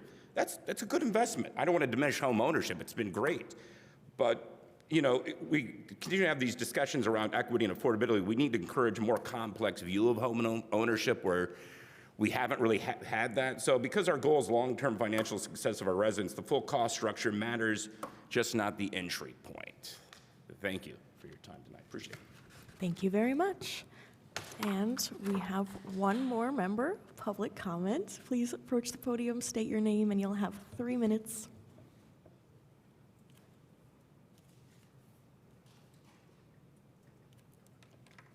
Hi, Joshua Stockton. One thing I noticed this past week, I like to visit the Monroe County Public Library, but I've been accessing the Indiana Room, which is an amazing resource for government documents, state, federal, and local. One thing I noticed this week is that there is no UDO document in that building. There's everything else. There's the CBU reports, there's hand department, planning and transportation, but there's no UDO. So there's no physical way to actually access it unless you go online. However, I did ask the librarian there why, and essentially the answer I received was that it changes so often that we can't keep track. And what's available online is not necessarily up to date in real time. And so coordinating that and then accessing it has been made impossible if you don't have a computer. I guess you can do that at the library, but for some people, I would like to sit down and just be able to read it and look through it. So I guess my question is there a way that we can coordinate that with the Monroe County Public Library to get that in there? Because that is a very important document. Thank you. Thank you very much. That was enlightening. And if there is nobody else who is interested in public comment, speak now or forever hold your peace until general public comment at the end of this meeting. Is there anybody on Zoom? Great. In that case, that concludes reports for the evening. And now we'll move on to appointments to boards and commissions. Councilmember Piedmont Smith. Yes, on behalf of Interview Committee C, I would like to move appointment of Raynard Cross to seat C2 of the Historic Preservation Commission and appointment of Rebecca Payne to seat C3 of the Commission on Sustainability and Resilience. Second. Okay, great. There's been a motion and a second. Will the clerk please call the roll? Or any questions or comments first? My apologies. Great. Will the clerk please call the roll?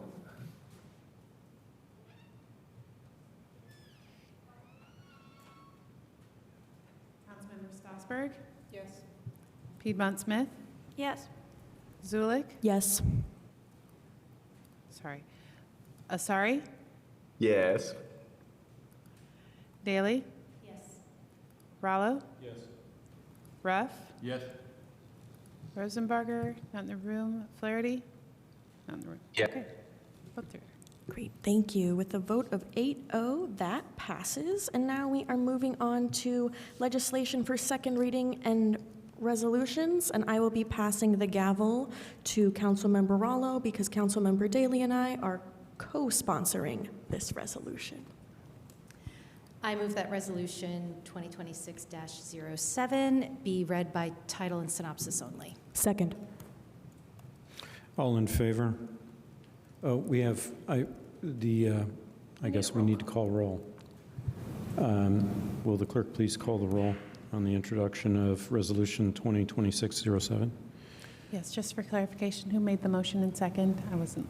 Thank you very much.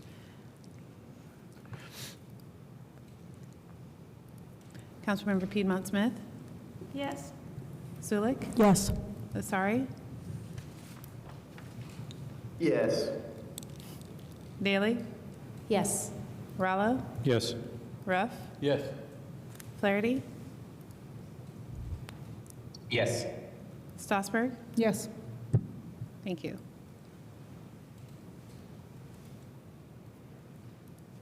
Okay, I can get started. Do we need it to be? The clerk needs to read. Yes. Oh, I'm so sorry. Will the clerk please read? Resolution 2026-07, a resolution in support of county council counterparts' efforts to keep the county's criminal justice buildings within city limits and close proximity to social services. The synopsis is as follows. This resolution, 2026-07, authored by Councilmembers Sidney Zulik and Courtney Daly, supports the Monroe County Council's decision not to fund acquisition of the North Park site for a new criminal justice center and reaffirms the Bloomington Common Council's position that such facility should remain within city limits and near social services. This resolution expresses concern about access impacts on low-income residents if relocated outside of the city and commits to working with county officials to support an expedited permitting process for a justice center located within city limits. Thank you. I move that 2026-07 be adopted. Second. Okay, thank you. I actually have a point of order. Please. I think the synopsis that the clerk read was actually the old synopsis and not the revised, slightly, ever so slightly revised synopsis that went with the slightly revised text. Is that possible? It is, and if you'll give me just a moment, I'll pull it up. I'm sorry. You don't have to read it again. I think it just said. Just note it. It added me as a co-sponsor, and it said expedited permitting and zoning for the parcel. Thank you for that, and my apologies. Councilmember Zulik? Great, thank you. So just very quickly, this is in response to the county who will be building or potentially renovating, but it is looking like they are going down the path of building a new jail. So for those of you who may not know, the county has been under a settlement agreement with the ACLU pertaining to unconstitutional conditions in the jail since 2009. And just recently, the Monroe County Council members failed a resolution to fund the purchase of a property outside of city limits, a property called North Park, a property which does not have access to public transportation or close proximity to many social services. And so I believe those are some of the reasons that County Council decided to fail this property. And this resolution, it's very short, so I'm just going to read the two sections. Be it resolved by the Common Council of the City of Bloomington, Monroe County, Indiana, that, Section 1, the Common Council stands with its county council colleagues and their decision not to fund the purchase of the property at North Park. Section 2, the Common Council will work with the County Council and the county commissioners to support an expedited zoning and permitting process for the construction of a new jail within city limits and close proximity to social services. Sorry, I think I'm reading the wrong one too. No. Okay, fabulous. Never mind, I was right. And that is what I have. I think that when we talk about the criminal justice system, it is already so inaccessible to so many people, and I think it would be a real shame if the county were to build a build a jail that further took away access from people who need it. Thank you. Councilmember Daly, any other thoughts? Thank you very much. I just wanted to expand on that a little bit more to explain our thinking and our feelings on this. I've heard it argued that at this point, because of the lawsuit, we have no choice but to accept the North Park location because we've run out of time. The lawsuit. I'm sorry, but frankly, that's absurd. I don't think we need to settle. Not only will doing that put us right back in a predicament where we're unhappy with the results and buyer's remorse will set in. And when residents can't get out to visit their family members in the jail, for example, because they don't have transportation, or when it's difficult to connect our inmates with the services they need because they're just too far away. And I am aware that one of the terrible difficulties with our current jail is the overcrowding there. I agree that we need adequate space. But this planned expansion is not a realistic need for our current incarceration needs. I'm deeply uncomfortable with creating vastly more space than we currently need because, hey, that's got to be filled one way or another, so it will. I would much rather see us invest in preventative services to keep our residents out of jail in the first place. Mental health support, addiction recovery programs, even financial classes would be a much better use of these funds, especially when we are facing perilous and unstable fiscal times ahead for the city and the county. I think we need to be wise and make some wise choices with our spending here, and preventative is the best way. I would much prefer to see the county and the city work together to establish a new location by revisiting the Thompson site or the Fullerton sites with expedited permitting in process. If we work together, we can create a right-sized jail that will serve the needs best for our community. And I believe that the North Park location will not do that. Thank you. Apologies, I have more to add, I forgot. I would like to say, if I'm asked personally, I would be completely in favor of the Thompson property out of the several choices that we have or the county has in front of them. But I also encourage us to think outside of the box because it's entirely possible that the solution that is the best for our community has not even been discussed yet. The other point that I want to make is when we look toward the future of criminal justice in our community, our goal should never be to maximize space. The space will be filled if it is created.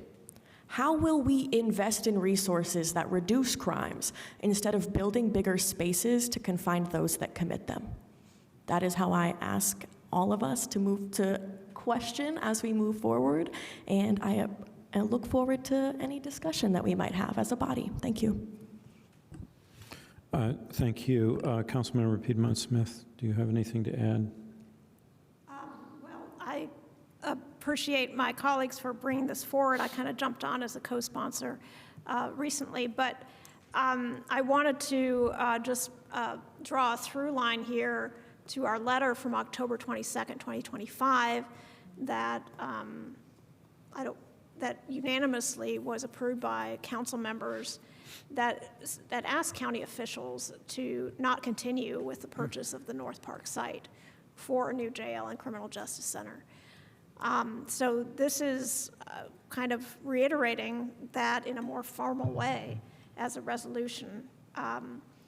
And I agree with my colleagues that this site is inappropriate for many reasons. One is the size that has been proposed of the jail to be put on this site. If there are vacant beds, you know ICE is going to come and knock on our door and say, we've got some people to store. And I also agree with my two co-sponsors that, this is not the best use of taxpayer money. There is a property that is already belongs to the county that was purchased for a juvenile justice center, and that's the Thompson site. And even if it would require some change in utility lines, I think it would still come to less money than what it would cost at North Park. And that is in my council district, so I speak as somebody who would have that pretty near my house. I think that, and everybody, thinks that a jail is not a good neighbor, but we have a jail a block away from here, and people pass it every day and don't even realize it. So, and finally, I want to underline a point that was already made, but it bears repeating that, we need to invest in prevention. And this $11.375 million purchase of North Park is money that is then not available for prevention. And that's just a misuse of public funds. Thank you. Thank you. We'll now go to questions from council for the sponsors. Councilmember Strasburg. Thank you. Can you just clarify for me the differences between the resolution that we've officially introduced that was in the addendum versus the one that was in the packet? Was it just the Councilmember Piedmont-Smith mentioned in the introduction that the Synopsis was changed to add her as a co-sponsor, and then the expedited zoning was mentioned in section 2. Were there any other changes?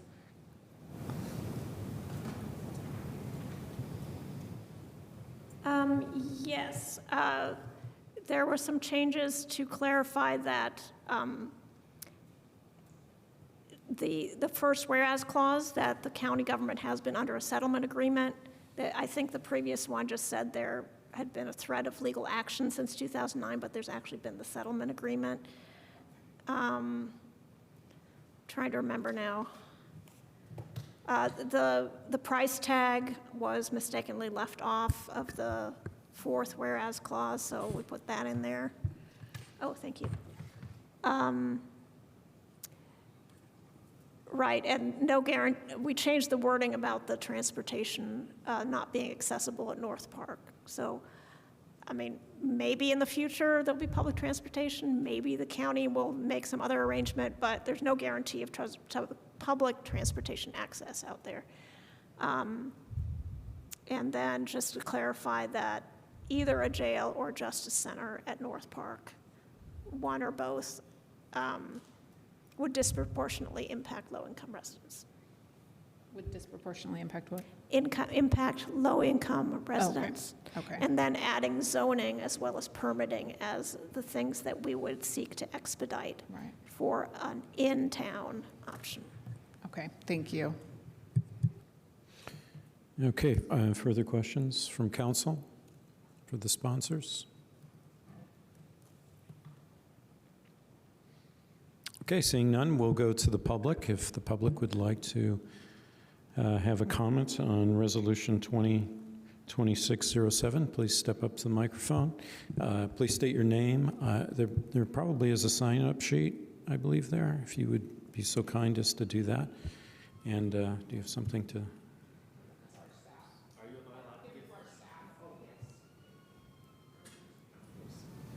Thank you, and you have 3 minutes.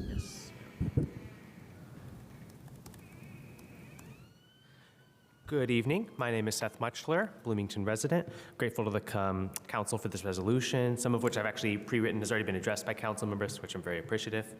As you work with the county, I would ask you to consider being open to renovation of the existing facility. I know many elected officials have said this is not an option, but please allow me to explain why I and many others feel it's worth considering. So the main arguments I've heard against renovation are prohibitive cost, inability to increase bed count within the existing building, and a lack of programming space within the existing facility. So looking at cost first, let me remind you that the new construction cost we were given was the $225 million cost of the original North Park facility.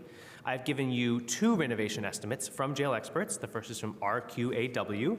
They estimated renovation at $62 million, with the estimated cost of relocating inmates and services during the 2-year renovation at about $16 million, so a total of about $80 million. That same report stated that the construction of just a jail and sheriff's office would be nearly $100 million, not including land purchase, which is I know what we're talking about tonight, or construction of courts, as is the current plan if at North Park. Renovation is just simply cheaper than new construction. And the other estimate is from the Ken Ray study, which admittedly is from 2019, but estimates renovation at a staggeringly low range between $22 and $56 million. So looking to bed count, our current facility has 294 beds. The claim is right that we need the much larger facility with upwards of 500 beds or more. So since 2020, we have not exceeded 233 average daily population. And in 2023, we actually were under 200, 199 inmates on average per day. Can you imagine, right, if we were to invest, instead of dumping money into a new jail, we invested in services, treatment, prevention? Like, how low could we get those numbers? We don't need more beds. We need to do the work to incarcerate fewer people. And finally, access to services, the other big, in the jail, the other big thing. Services belong in the community, not in jail. When we intertwine mental health and substance use services and incarceration, we intertwine those mental health and substance use services and we intertwine mental health and substance use and criminality. The 2024 jail annual report states that, quote, the Monroe County Correctional Center is the largest mental health facility in Monroe and surrounding counties. That is a shameful statement and something we need to fix, not double down on. And we know that treatment and services in the community are far more effective than in a carceral setting. Even if we decided we needed some treatment in the jail for the people who sort of must be there, if we implement the types of changes we're talking about to reduce capacity, we could even take cell blocks and convert them into programming spaces. If we cut incarceration in half, clears up a lot of square footage. So hopefully you see now why renovation is a viable option. There's no guarantee it's the option, but I would ask that as you work with the county that you put it into consideration. Thank you. Thank you for your comment and the materials you offered. Next speaker, please state your name and please sign in. Thank you. You have 3 minutes.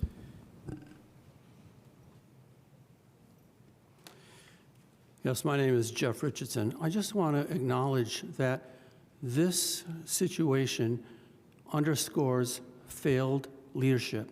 This has been going on for over 16 years. And it's not only a failure at the county level, but it really speaks to, I think, city-county cooperation. We need to find a way that we can talk to each other more effectively, not just at meetings, but in between meetings. And I think to characterize this as anything other than failed leadership is a mistake. I don't have a position on Thompson versus Fullerton versus North Park. So I will say I have a very close friend who lives, I should say, in the Thompson area. And she's part of the Habitat for Humanity neighborhood that's ever growing. As you know, eventually there'll be 64 houses there. A lot of the folks there are not enthused about the jail. They may be wrong about their thinking. They may need to be educated. But it's not fair to say that low-income people will embrace this facility because low-income people have a need to get to the jail when appropriate. So I think that's important. I'm also very distressed about how this is being framed, that somehow, not by this council, but by some, that somehow the ACLU is the enemy. Somehow they've been rushing us. In fact, one prominent official said, and suddenly the ACLU asked us to do X. And I said, suddenly, after 16 years, you're using the word suddenly? It's really inappropriate, and it's a shame to frame the ACLU that is doing so much good work nationally as well as statewide as somehow the oppressor in this particular context. And speaking of enemies, I'm reminded of the old pogo. This is for old people. I've been around for a long time. But the old pogo cartoon that says, we've met the enemy, and the enemy is us. And I feel sometimes we have to step back and have a bit of introspection, self-reflection, and say not only what is the desired outcome, but how could maybe we could have done something a little differently along this way. I know, Isabel, you tried to work with the county on this issue for years, and I'm not blaming anyone, but I am suggesting that this is an opportunity for us to step back and say, can we lower the temperature? Can we stop the finger pointing? In fact, we had more time, the county commissioners screaming at Marte, the sheriff, than we did dealing with this problem. Please find a way that we can work together for the betterment of our community and to show people in model good behavior how we can work together and get things done. Thank you. Thank you for your comment. Please. Nobody online? We have one Oh, online. do we? Yes, let's go on to Zoom. Thank you.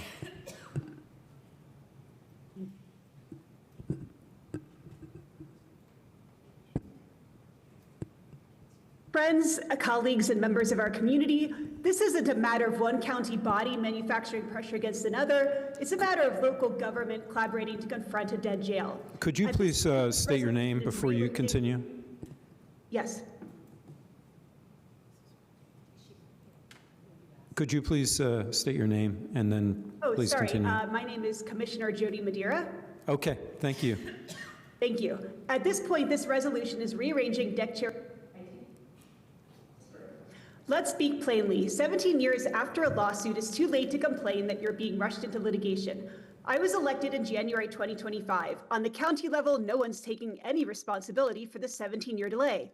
Everyone involved could have done things differently, but there's been an entire lack of introspection from those involved at that time.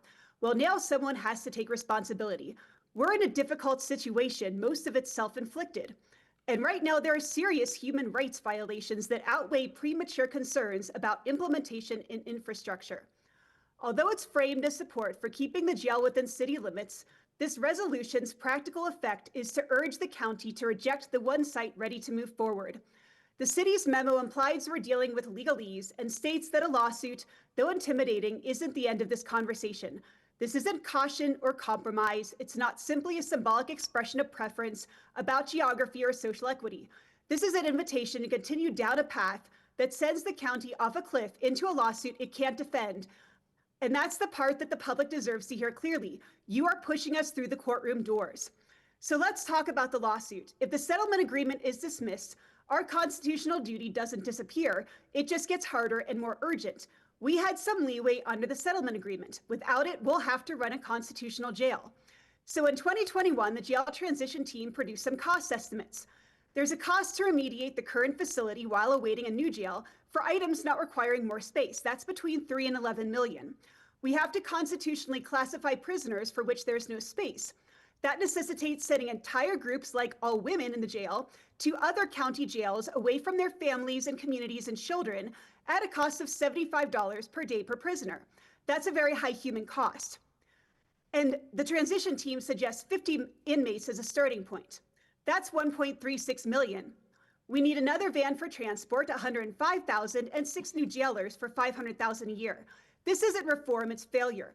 Then come legal fees, monitoring fees, compliance costs, and we still end up at North Park. Litigation isn't a symbolic act of resistance, it's a cash burn. I understand the concerns about North Park and the argument that services are concentrated closer to the city center. I understand the concern about transportation. These are real issues, but they're solvable. This issue destroys the public image of Monroe County and Bloomington, a democratic community publicly divided. That's not the image of effective local government, and it's not the message we should be sending to the rest of Indiana. It makes it look, frankly, like Democrats can't govern. So please, in conclusion, don't pass a resolution that deepens division between local governments at the very moment unity is most needed. No amount of rhetoric about principle changes the fact that this resolution points the county down a dark, chaotic, and dangerous road. Thank you, Commissioner Madeira. I allowed the commissioner to continue because I interrupted her. Is there anyone else on Zoom at this point? One other. Let's go to the chambers, and then we'll go back to Zoom in a moment. Make sure you sign. You probably already signed in, but Yes, yeah. I did earlier. Very good. Thanks. Hello. For the final time this evening, my name is Seaforth, and I wish to express support for this resolution. You know, a couple of years ago, I actually walked to the North Park location. I'd become interested in it and decided to just see what the experience would be like walking out there and then walking back. You know, along the current sidewalks and infrastructure that is there. And it was a rather inhospitable set of trek to do to the nearest bus stop, right? It is far from services. It is removed from our community. I think it does create a situation in which folks could be released late in the evening, as many folks are from jails, or at odd hours, and then they're having to figure out how to get back into Bloomington. How do they get the transportation? If we don't co-locate the jail with the courts and the sheriff, then you also introduce, the cost factor of busing those people around, which, could be quite an expensive thing over years for every single inmate. So, we were talking about the costs there just a moment ago of, renovation versus locating at Thompson. I think that anything that puts it within the city, right-sized for the needs of our community, and not putting us in a position where we're just asking to fill it with more beds is the direction we need to take.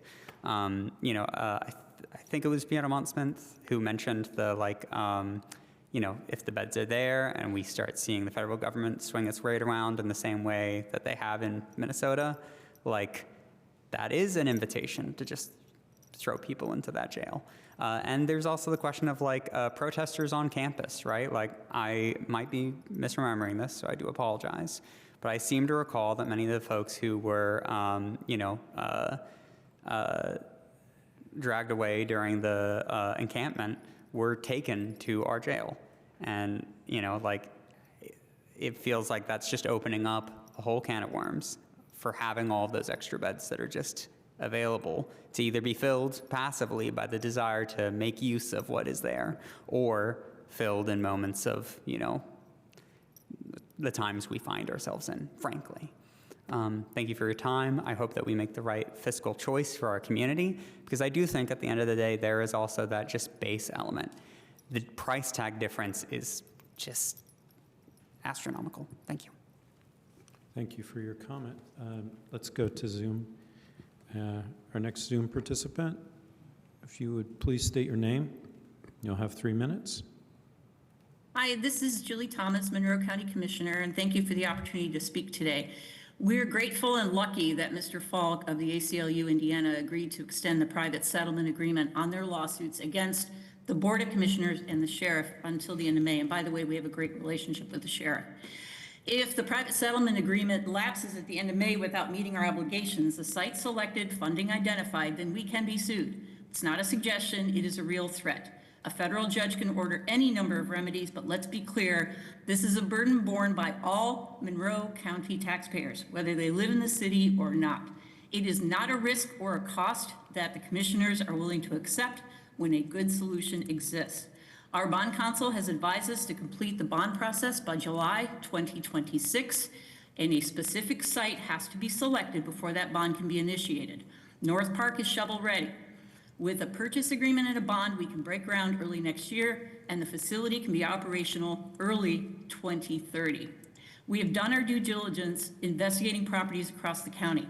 A few years ago, we brought a petition before the City Plan Commission and City Council to build the Justice Center on Fullerton Pike. Both bodies rejected the petition. We spent nearly a year on that process. We stated at that time that if Fullerton Pike was rejected by the city, the county would look outside city limits for this facility. Thompson is in the city, yes, and the county owns it, but there are issues with the property. The City Plan Commission and City Council must approve a change to the planned unit development. We cannot proceed without that approval. It is a necessary public process that we respect, and it cannot be shortened nor avoided. That fact alone makes any project on Thompson impossible to complete, either by Falk's deadline of May, the end of May of 2026, or the Bond Council's deadline of July of 2026. In addition, there are other issues with the Thompson property that need to be resolved before we can move forward. Karst features need to be studied and possibly remediated. We have to remove a large amount of dirt. There's relocation of high voltage power lines that Duke says will take at least 1.5 years to complete, and a road needs to be completed from the Summit development. Even if everything went well, we would be years away from breaking ground on Thompson, and at a significant cost. Mr. Falk and the ACLU are focused on the jail, not a full justice center. We intend to get the jail built as soon as possible. That includes the jail, jail administrative offices, sheriff's office, and a few criminal courts. Once we are able to, we intend to build the remainder of the Justice Center. Co-location reduces security risks and overall costs in the long term. Yes, transit will be managed. As of 2029, county has to manage transit, so it will be dealt with. If you truly care about creating a jail facility as soon as possible that can provide constitutional care for people housed there, and if you understand the potential risks and costs of a lawsuit are enormous and will impact every resident in Monroe County, I ask you to vote no or continue this motion indefinitely. Happy to answer any questions. Thank you, Commissioner Thank you. Thomas.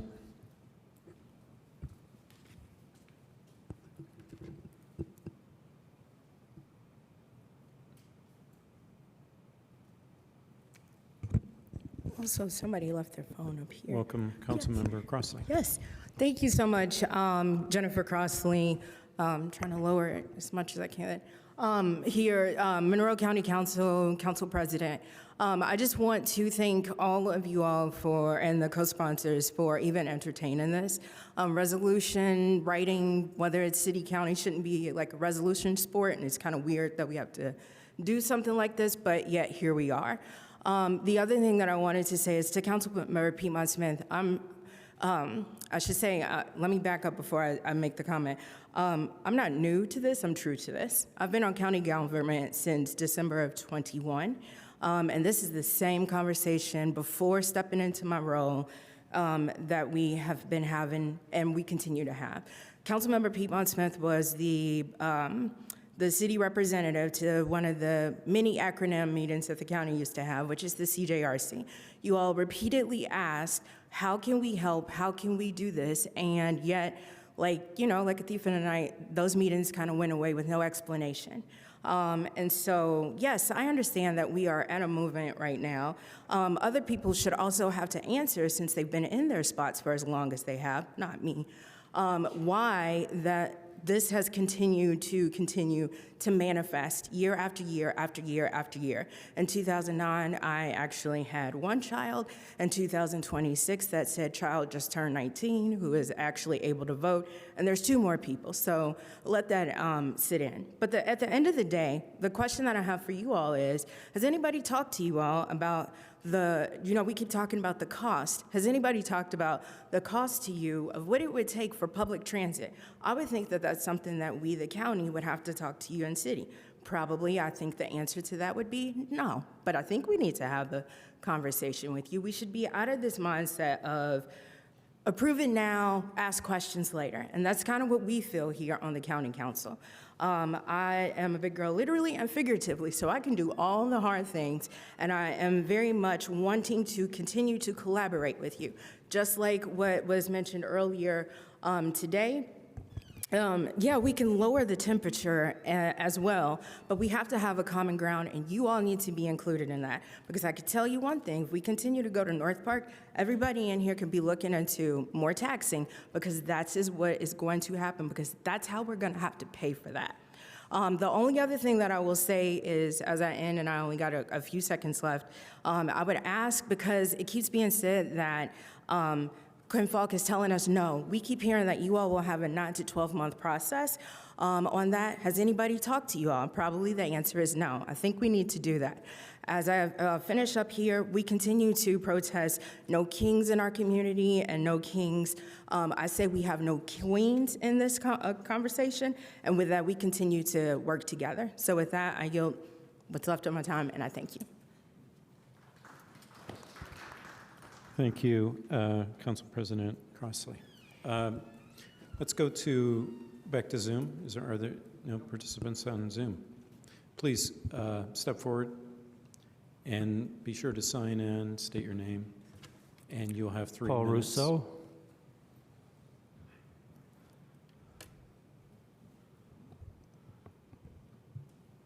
I have a very good friend in another state whose son was convicted in the last year of a 6 to 12-month sentence in the county jail in another state. He's devastated, and his mental health is really awful now. So I understand what the previous speaker said about the carceral setting is one of the worst of all for mental health services, because just being there puts you 2 or 3 steps down the ladder. The thing that's keeping him sane is visits from his family. And I think that the North Park site strikes me as about the worst case for making it difficult for the kind of visits that one needs when you're in prison. I support the resolution wholeheartedly for all the reasons that are in it. I think it's very well written, and I thank you very much for writing it. Thank you, Mr. Rousseau. Please state your name, and I think you're signed in already. Yes. Hi, my name is Zach Muller. Just wanted to say that I really hadn't planned on talking about this, but I just feel like, I'm not an elected official. I'm not a lawyer. I've lived in the county for some time. I actually think I've lived in the county longer than anybody who's currently on county council or the county commissioners grouping. Maybe not. We've had so long as a community, right? Because the county and the city, I understand, I'm talking before you, our city representatives. Well, I've heard, from some of our elected officials from the county. I get that we might run into a lawsuit. We've known about this for how long? How all of a sudden is this the problem? I reject patently that, oh no, now, whoa, well, I got you, it's all good. I reject now that the asteroid is coming directly from Monroe County, and it's been like shot from space by the ACLU at us, and a federal judge is gonna be like, Monroe County's gonna get it because they wanna get their jail situation right finally. Like, I understand that maybe we have been talking in circles for years, and we need some kind of fix that works. I appreciate the other member of the community who prepared materials and provided them to you, and I hope they're helpful. And I hope that that can help kind of foster a dialogue with our friends at the county. If it is cheaper to renovate the jail we have and have services centrally located, then the county can look at that as savings. This is like when I go to buy something and I buy it on sale, I look at that as a savings because I didn't have to pay that extra money because I already, if I fix something, I don't have to buy a new one. Come on, man, I just don't see why this is so, yeah, we're all gonna have to pay more taxes. We already have to pay taxes. Let's do something where people want the outcome. I don't know many people who are like, ooh, yeah, let's build a new jail if we can fix the one we have and it serves all the purposes we can. Maybe I'm wrong, but then again, I'm not running for office, so. Thank you for introducing this legislation, or this resolution, council people. I really appreciate it, and there's 15 seconds for you. Thank you, Mr. Miller. Please state your name, and you have 3 minutes. My name is Haley Tokes, and I just want to thank council for putting this resolution forward. I strongly support it. For all the reasons mentioned, we don't need more beds, we need more services. And I understand that we're under the gun here, but that doesn't make North Park a good decision. It's a very bad decision. It's fiscally irresponsible. It's going to make people's lives worse. There's not a good reason to rush into it. And I just think that Seth made so many fantastic points about why renovation is a really viable option that we should be taking very seriously. If we're in a rush, why not go with the building we already have? Thank you. Thank you for your comment. Anyone else in the chambers? Okay, anyone else on Zoom? In that case, we're back to council for any further questions. Councilmember Zulik. Thank you. Well, I heard one of the county commissioners make a comment about how this wouldn't be very fiscally responsible and that we have to answer to our taxpayers. Well, this is a project that at the North Park property would cost every taxpayer in this county $5,000. Now, I don't know about you, but $5,000 would cover over 5 months of my rent, probably a full year of utilities. $5,000 is nothing to sneeze at for anyone who has ever worried about money. I'm happy to pay my taxes, but I would much rather those resources be going towards prevention services and keeping people out of jail and in their own homes with their families. Thank you. Okay, thank you. Any other questions? Yes, Councilmember Asari. Council President Asari. Do you have a question or a comment? A question, if it's possible. Yes. Will you allow it? And I don't know, is Director Hiddle in the room by chance? Yes, he is. Would you allow me to ask a question of him? If you would allow to receive it. It's not of that complex of a question. He is accommodating. He's stepping to the microphone now, so he's willing. I can't see him, so thank you. I'm interested in this. I mean, this calls for the council approving a expedited permitting and land use process for whatever property, I guess, and it says in the broadest sense, as long as it fits the category of being in town.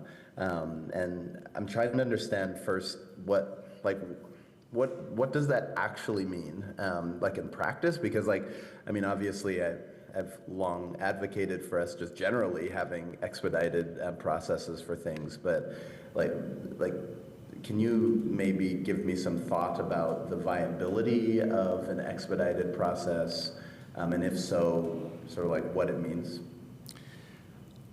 Well, I think as you probably know, we're nearing the end of an audit of our permitting processes, which in a very general sense is going to result in a much more expedited, much more efficient process. But that will apply to anything that comes through as far as an application for land use or development.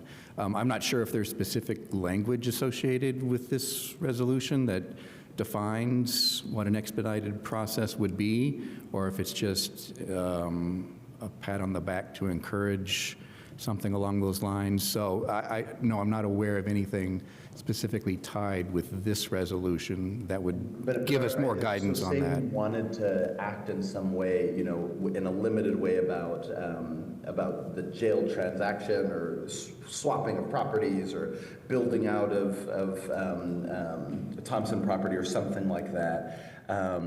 Is there a way, is there a mechanism available to us as a city, specifically available to us as council or to your office, where we can actually commit to the statement that we're making in this resolution? Well, the statement doesn't have any specificity at all, so I'm not even sure. We could certainly commit to doing our best to expedite a permit process. I think there's probably the capability, or I'm sure there's the capability in the department to do that. If there were an emergency situation or something along those lines, we could certainly focus our attention, commit our resources to getting this particular thing done. But the language, as I see it, doesn't provide us anything more than that. I'm also happy to clarify. Thank you. Council members who look, yes. Thank you. So when I was originally writing this, one of the things that I had discussed with my Monroe County Council colleagues was that there is this argument being brought up against the Thompson property, saying that the process for city planning would take too long. And so one of the reasons that I included that phrasing in the resolution is to basically just to communicate a spirit of collaboration, and that we want to work on this with county. And so there wasn't meant to be anything binding, but I more meant from the body as a whole to support, moving this through with haste. Yes. Councilmember Azari, do you have anything else? Yeah, thank you so much, Councilmember Zulik. And I think that I don't question the I think the moral stance. I think it's exactly right, and I support that wholeheartedly. I think the question, though, here, given the exact context where the ACLU is looking for a clear signal, if this is more than just, well, we generally stand with you. I mean, if we're just standing with you, but we can't follow through with the way that we're standing with them, don't we think that this language needs to be very specific? About how we would accomplish it, moving faster, what type of timelines can be committed to, et cetera. So interested sort of in thoughts there, because otherwise, my concern otherwise, sorry, I'm turning this into a comment, but my concern otherwise is that, we make a stance that, otherwise means nothing, I think if people were watching, the way that the city and us as a council has moved on things around, housing developments, et cetera. I don't know what confidence I would have in that statement, without specifics. Great. Unfortunately, like the timing, we had one council meeting prior to an opportunity to speak on this, and so I prioritized a resolution that would get the majority of support from council members, especially given that we have 6 things on the agenda tonight. I was prioritizing just the city reiterating its stance, supporting our county council colleagues. That's what I have. Councilmember Piedmont Smith. Yeah, as a co-sponsor, I would just say we don't know what the county would ask of us as far as planning or permitting. I mean, we don't know exactly the details of that, so it would be hard for us to say exactly what we would do to expedite it. I think the best we can do at this point in time is to say that we would do our best to, work with the county to get, if they were to select land within the city limits, to get the approvals that would be needed. I think that's as specific as we could be at this point. Councilmember Strasburg. I have a question, and I'm not sure that anybody can necessarily answer this, and I'm trying to do research on the fly about it. But I feel like the understanding that I just got online during the public comment from the county commissioners was that the Thompson site is in part not shovel-ready because it's not zoned properly for a jail, but I think it actually is. And I guess I don't want to turn this into a comment at this point, but can anybody actually answer the question publicly right now about whether, because it is part of a PUD and it was, I'm trying to read an amended PUD from 2002 right now while I'm actually listening to other things that are happening. But it seems to say that jails are added as a conditional use to be reviewed by the Board of Zoning Appeals. And so the argument of, oh, we can't get this done by May, we can't get this done by July might actually not happen. So I don't know if, 2002 was well before the time of our planning professionals in the room, so I don't know if anybody can answer that publicly or not. Sponsors or Director Hiddle, can you answer publicly whether a jail is currently allowed as an allowed use on the Thompson site on that PUD? And that was primarily why I did not include locations.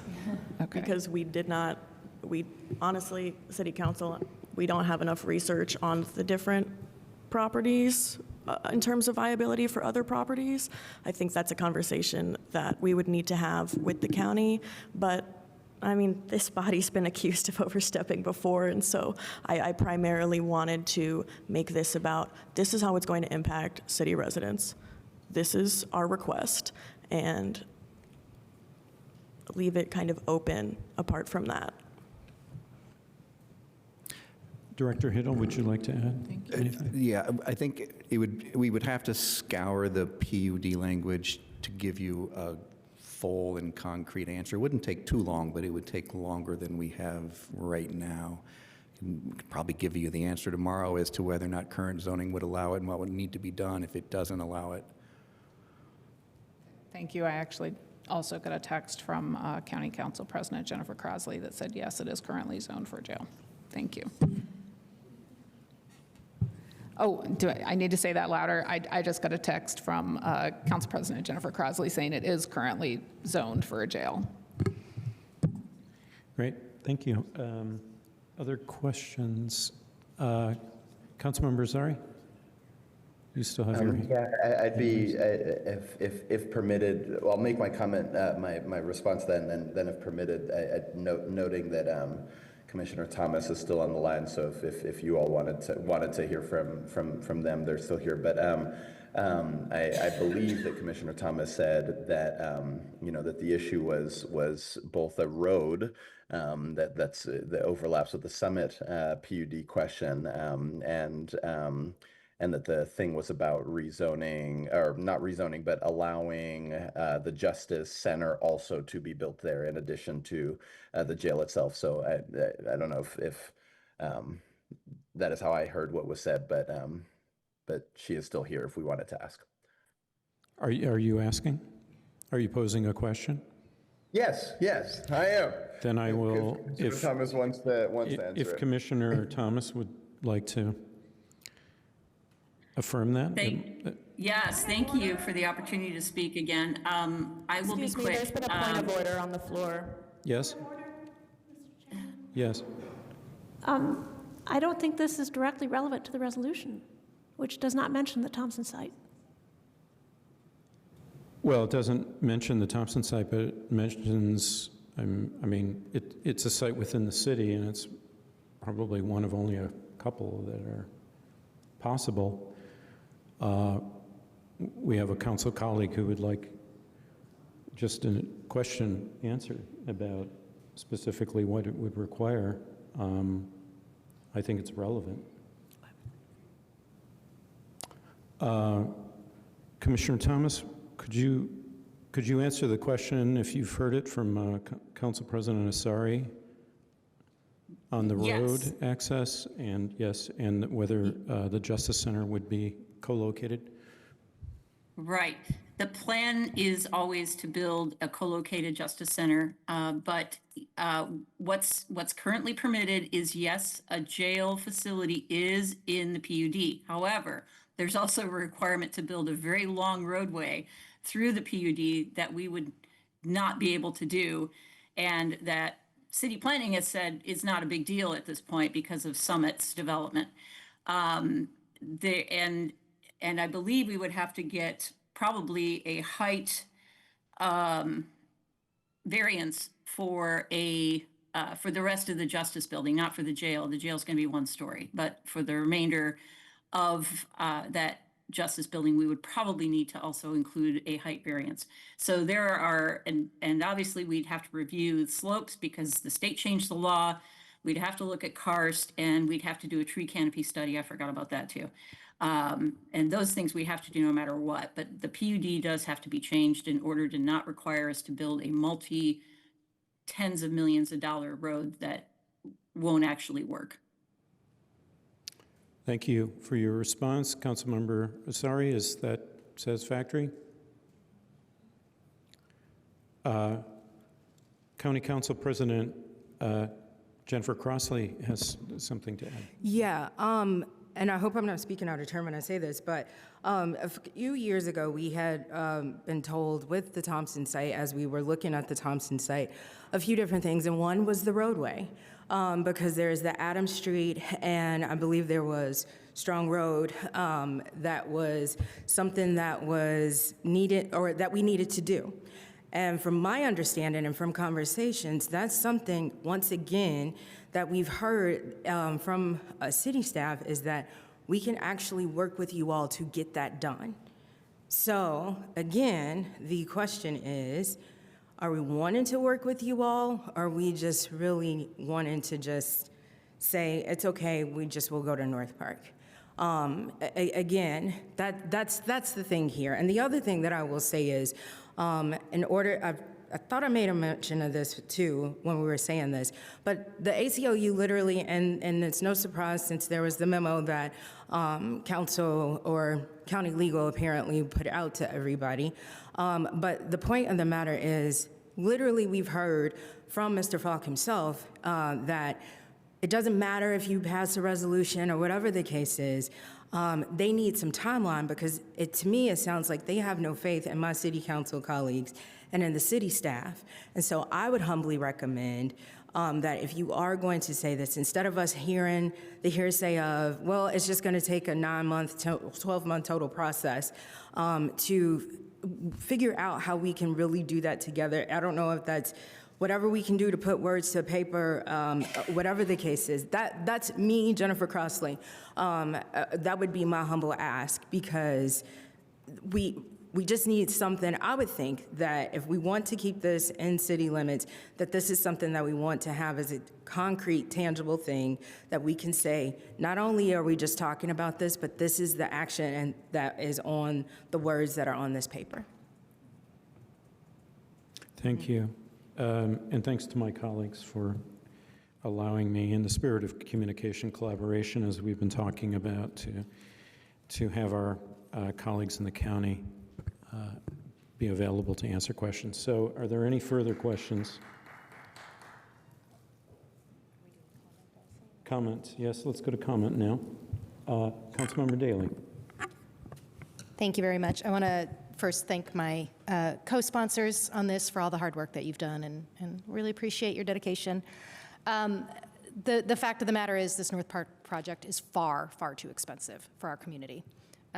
The commissioners continued with North Park after the October unanimous rejection of that location by the county council. And that feels like being strong-armed into a location that nobody else wanted.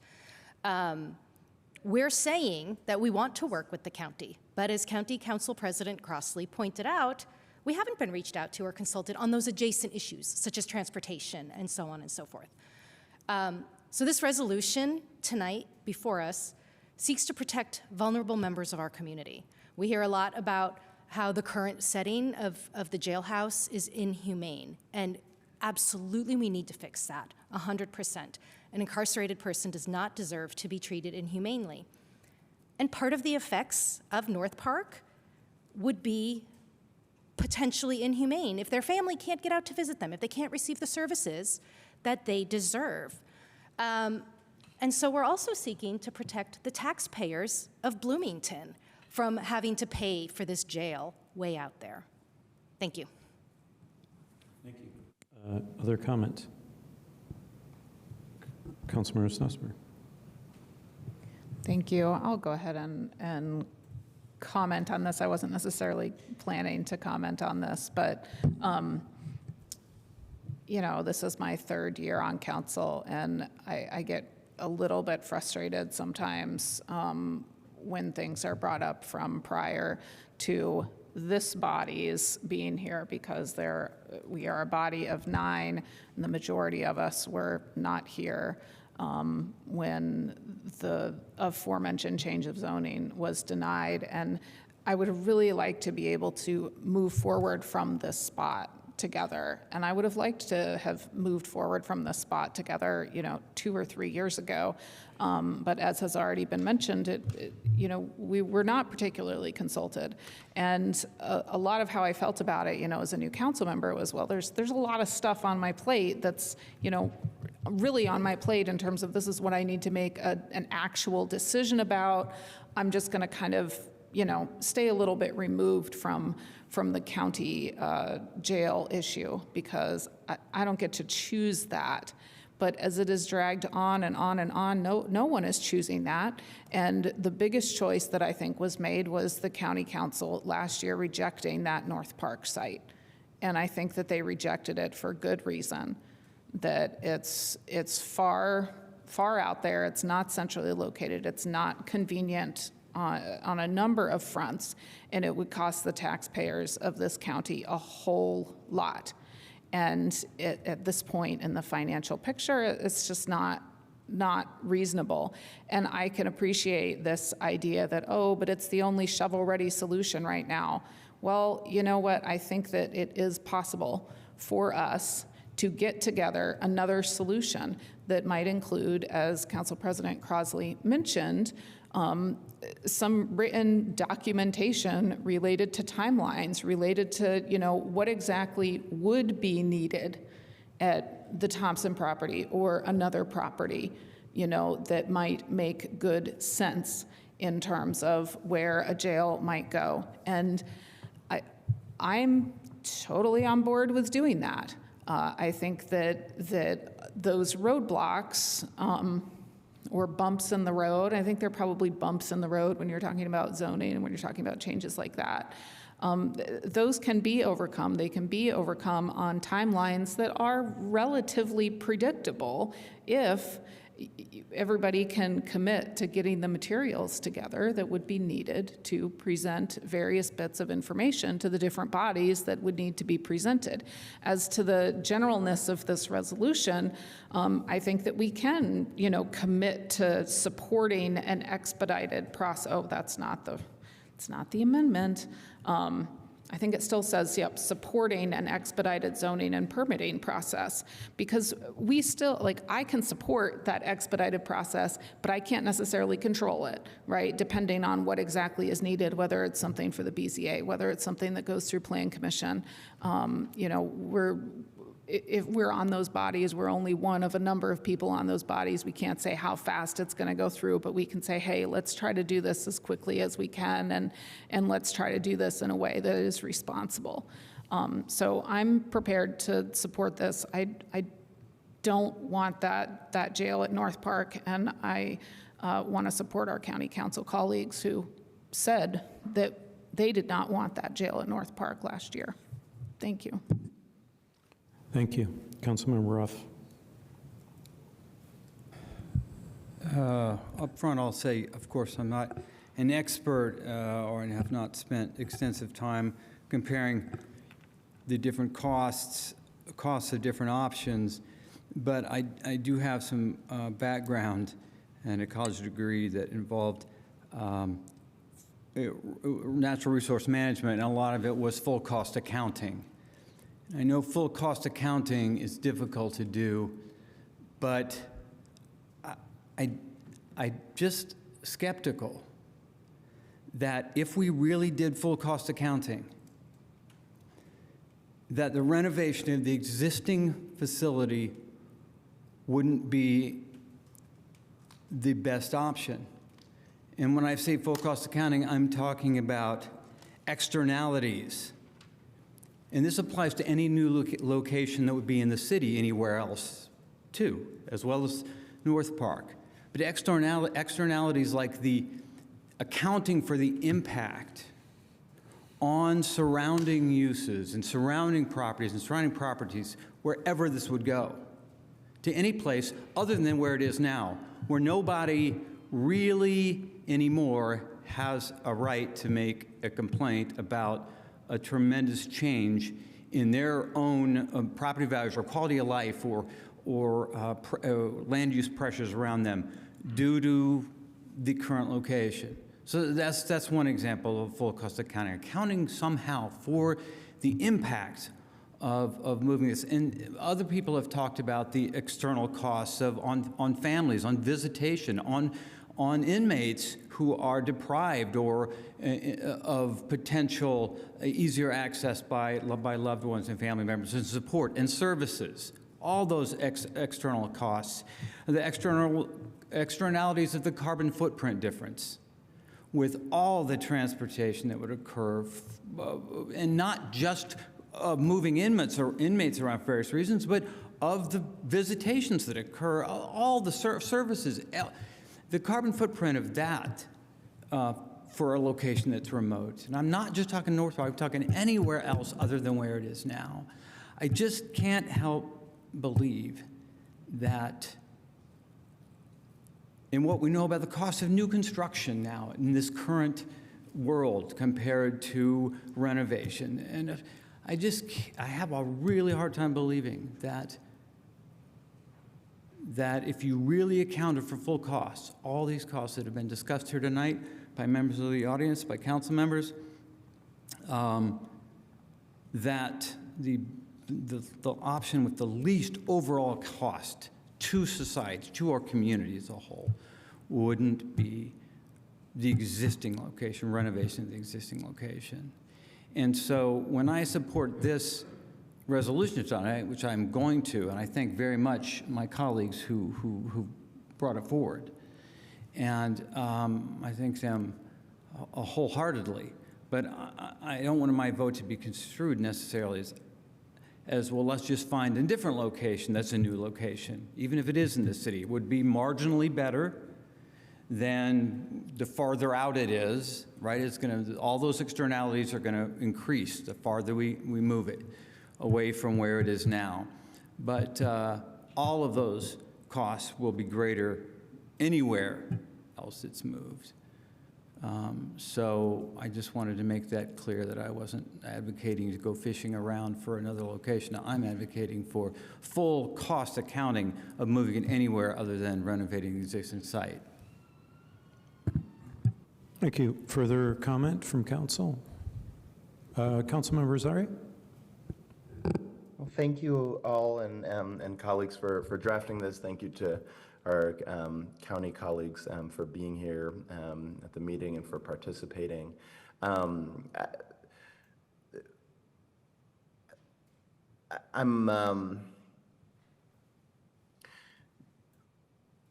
think obviously the moral stance that's being said here is clear, and as well as the, I think, sort of strategic and economic arguments that are being made, and I think they resonate with me. I'm, as I expressed in my questions, concerned about our ability to follow through with what we're saying, and I wish, I don't know, by way maybe of just general suggestion, I think it interesting, and bear with me, this will not be a long comment, but it's a two-sided comment, that we're in this small city and, wonderful small city and wonderful county, that we as elected bodies basically have to talk at each other through process,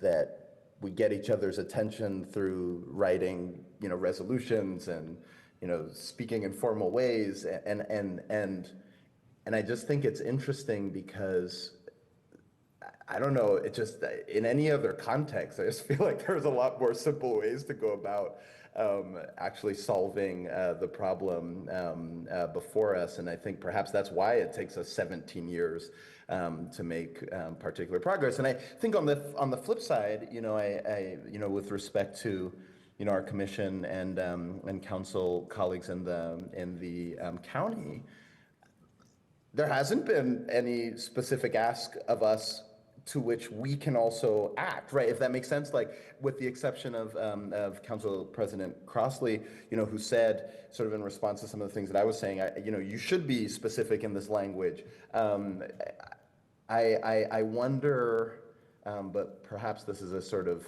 historian's fallacy. I do wonder, what happens in this process should if the county were to make a rezone request. I mean, that actually gives us something to expedite, and then perhaps we can build specifics around that. So I'm in a little bit of a betwixt place. I don't know if I think I'd like us to go beyond this resolution, and whether that means let's meet tomorrow. We can't. We have to 48-hour notice, but maybe we need to put together a joint meeting and just actually figure out what we're going to do, and actually hammer out the real processes of how we can support, if at all. But I also think that we shouldn't make the mistake of sort of just quickly moving over the significant risks and cost that have been brought up, I think, on all sides of this argument. So anyways, I don't know if that's itself actionable, but well, I guess it is. I mean, my call would be that after we vote for this, that that we move to either have some joint session or something that we actually can just get around the table and figure out what needs to be done. So thank you again, though, for writing this. Councilmember Zulik. Thank you. My recollection is Councilmember Daley actually suggested a joint session on the jail with county counterparts several weeks ago, and so I'll just go on record and say I'm very in favor of that. County council, county commissioners, we would love to host you to have a deliberation session to hash out how we might be able to expedite the planning process. Thank you. Other comment before we go to a vote? Okay, well, I'll just say that I really appreciate my colleagues for bringing this forward. As Councilmember Sari said, well, and actually as Councilmember Strasburg stated, that as I read it, as I heard her say, I would agree to expedite the process if required. Of course, it just doesn't fall to us, but the resolution states that we're ready to do that. I think the council's been consistent with wanting a central location. That's been clear for many years. And to be fair, the rejection of the Fullerton site was not made by the majority of this council as it stands now. So I want to thank everyone for their comment tonight as well. We have another comment. Just to say, I just want to reiterate that, the reasons for having it centrally located for central proximity to resources such as mental health, addiction, support services, the economic impact, of course, but also just preventing the social isolation of those incarcerated, I think is an important reason to have it centrally located. So, Councilmember Rosenberger, do you want to have your say? I just wanted to add something quickly because I know we have a really long night. I am really, thank you to all three co-sponsors for bringing this. I am in full support. I used to talk about this a lot last term, but it sort of lost traction, and I am so happy to see County Councilmember Crossley here tonight and everyone on council up here speaking in favor of keeping the jail centrally located close to everything that it is close to right now. And I would just like to add that another property that I had always talked about is a county-owned property across the B-line from the convention center. So right now that is a surface parking lot, and it seems like it might not be used for the convention center, but also just a couple blocks from transit and a few blocks from where it is now in case it does need an entirely new location. But I also appreciate looking at renovation costs because where it is now also is connected to a parking garage that was built for this purpose. Thank you.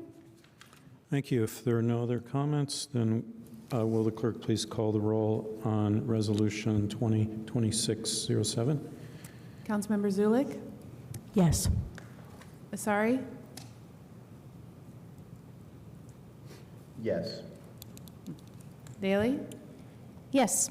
Rallo? Yes. Ruff? Yes. Rosenbarger? Yes. Flaherty? Yes.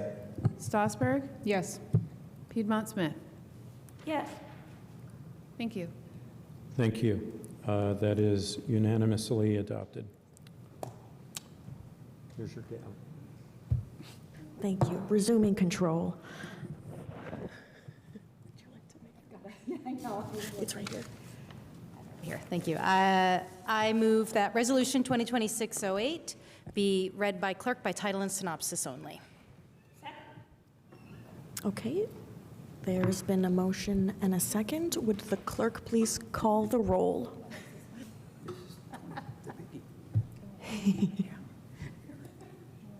Councilmember Asari? Yes. Daly? Yes. Rallo? Yes. Ruff? Yes. Rosenbarger? Yes. Flaherty? Yes. Strasburg? Yes. Piedmont Smith? Yes. And Zulik? Yes. Thank you. Great. Thank you. With a vote of 9-0, that passes. Oh, and I move that. I'm so Yeah. sorry. Please, if the clerk could read by title and synopsis only, that would be fabulous and awesome. Yes. Resolution 2026-08, a resolution of the Common Council of the City of Bloomington, Indiana, approving certain matters in connection with the formation of a certain economic development area. The synopsis is as follows. This resolution originated from the Bloomington Redevelopment Commission to establish the new Summit District Economic Development Area, the Summit District EDA, and a part of that area, Shasta Meadows, as an allocation area having a residential housing program.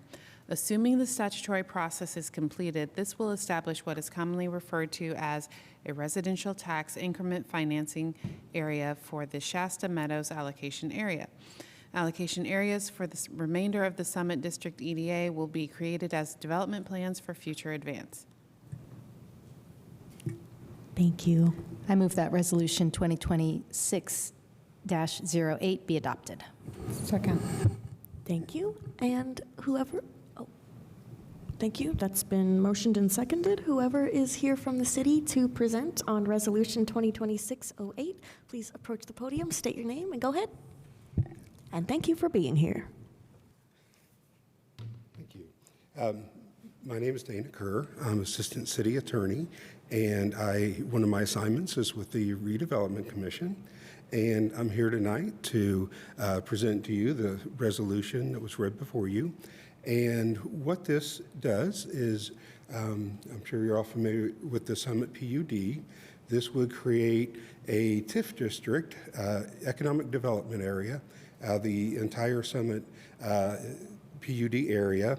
And that is made of 5 different neighborhoods. And the first neighborhood that's planned for development is Shasta Meadows, and it would make it the first allocation area. Now, we have Justin Chang from Reedy Financial who's going to explain that a little bit. But to put this in some sort of a context, there was discussion earlier that mentioned Adams Street, and Adams Street has a gap in it, and that gap is located in the Summit PUD area. There's also plans for a road in the Summit PUD that goes from Weimer to Adams Street, connection there. So Adams, in this development, Adams would go from Bloomfield Road all the way down to Tapp, and you would have a connection over the Weimer. And as you probably all know, Weimer Road has a 1-lane bridge on it on the southern portion and is in a floodplain. So there's, in the PIC development below there would be trying to work out construction of Vanguard Way, which would straighten out Weimer Road. So in addition to the construction of Vanguard Way, Sudbury, and Adams, that would interconnect all of this area, there would need to be intersections that would need upgrades. So that's a lot of infrastructure that needs to be done. And that Sudbury Road is very important because as part of that Sudbury project, there is a donation of land for a fire station. So that would allow fire equipment to rapidly get, to the areas that they need to get to. And so that's another point to this. So, there's a strong need of infrastructure there. Again, that was mentioned earlier tonight. And so one way to try to help facilitate that is the creation of a TIF district and a allocation area. And Shasta Meadows is a residential area, so it would be a residential allocation area. And so I'd like to invite Justin Chang up from Reedy Financial to kind of explain a little bit more about the financial aspects of that. Thank you, Dana. Good evening, everyone. I'm Justin Chang with Reedy Financial Group. It's good to see some of you all again. I've met a couple of you at the fiscal committee meeting about a month ago, so it's great to see you all again. Before I dive into area-specific details and what a residential TIF is, I'll just quickly go over sort of what a traditional, what we call a commercial TIF is, because really they're very similar in most ways. There's just certain nuances that makes them different. So TIF allocation area, TIF stands for a tax increment financing, and TIF allocation area is essentially a way for a city, town, or county to capture on tax dollars that they wouldn't have been able to otherwise. And that's especially true for a community like Bloomington, where we have really low circuit breaker impact. In the state of Indiana, what we have is called, we're in a levy-based state. So our levy is set, our tax levy, how much dollars we can get is set by the state, and we cannot change that other than 4% or whatever percent the state tells us every year. So even if we were to dump a lot of assessed value into the city of Bloomington's base assessed values, tax levy would not change, tax rates would just go down. So let's say $100 million gets thrown into the city would not get any benefits from the $100 million. What a TIF allocation area allows for is for those dollars to be set aside from the base into what is called a TIF area, and the entire taxing district tax rate can be applied on those parcels, and those dollars will be funneled into the city's RDC. So instead of the city and their underlying units getting zero to no benefit, the only benefit would be circuit breaker reduction, which the city has none, essentially. The city could now capture and utilize these dollars through the TIF allocation area controlled by the city's own RDC. Now, very important key detail here is that the RDC is not taking any money from the city or the underlying taxing units. What's a very important piece to creating a TIF allocation area is called the but-for test, which means but for whatever is provided by the RDCs, this development would not happen. And like Dana mentioned earlier, if not for the infrastructure and the potential fire station that we could put in for this area, this development by the summit, this summit EDA would not have happened. So let's say we didn't set up a TIF allocation area and then provide the infrastructure, this development would not have happened anyways, and all of these assessed values would not have came in. So these dollars are only available to the city now because we are utilizing the TIF allocation area. Now, to go into the difference between residential TIF and commercial TIF, they're very similar in most ways. The way we collect dollars is the same. The way what we call neutralize the AVs, how to determine what goes to base and what goes to the TIF incremental AV, that stays the same.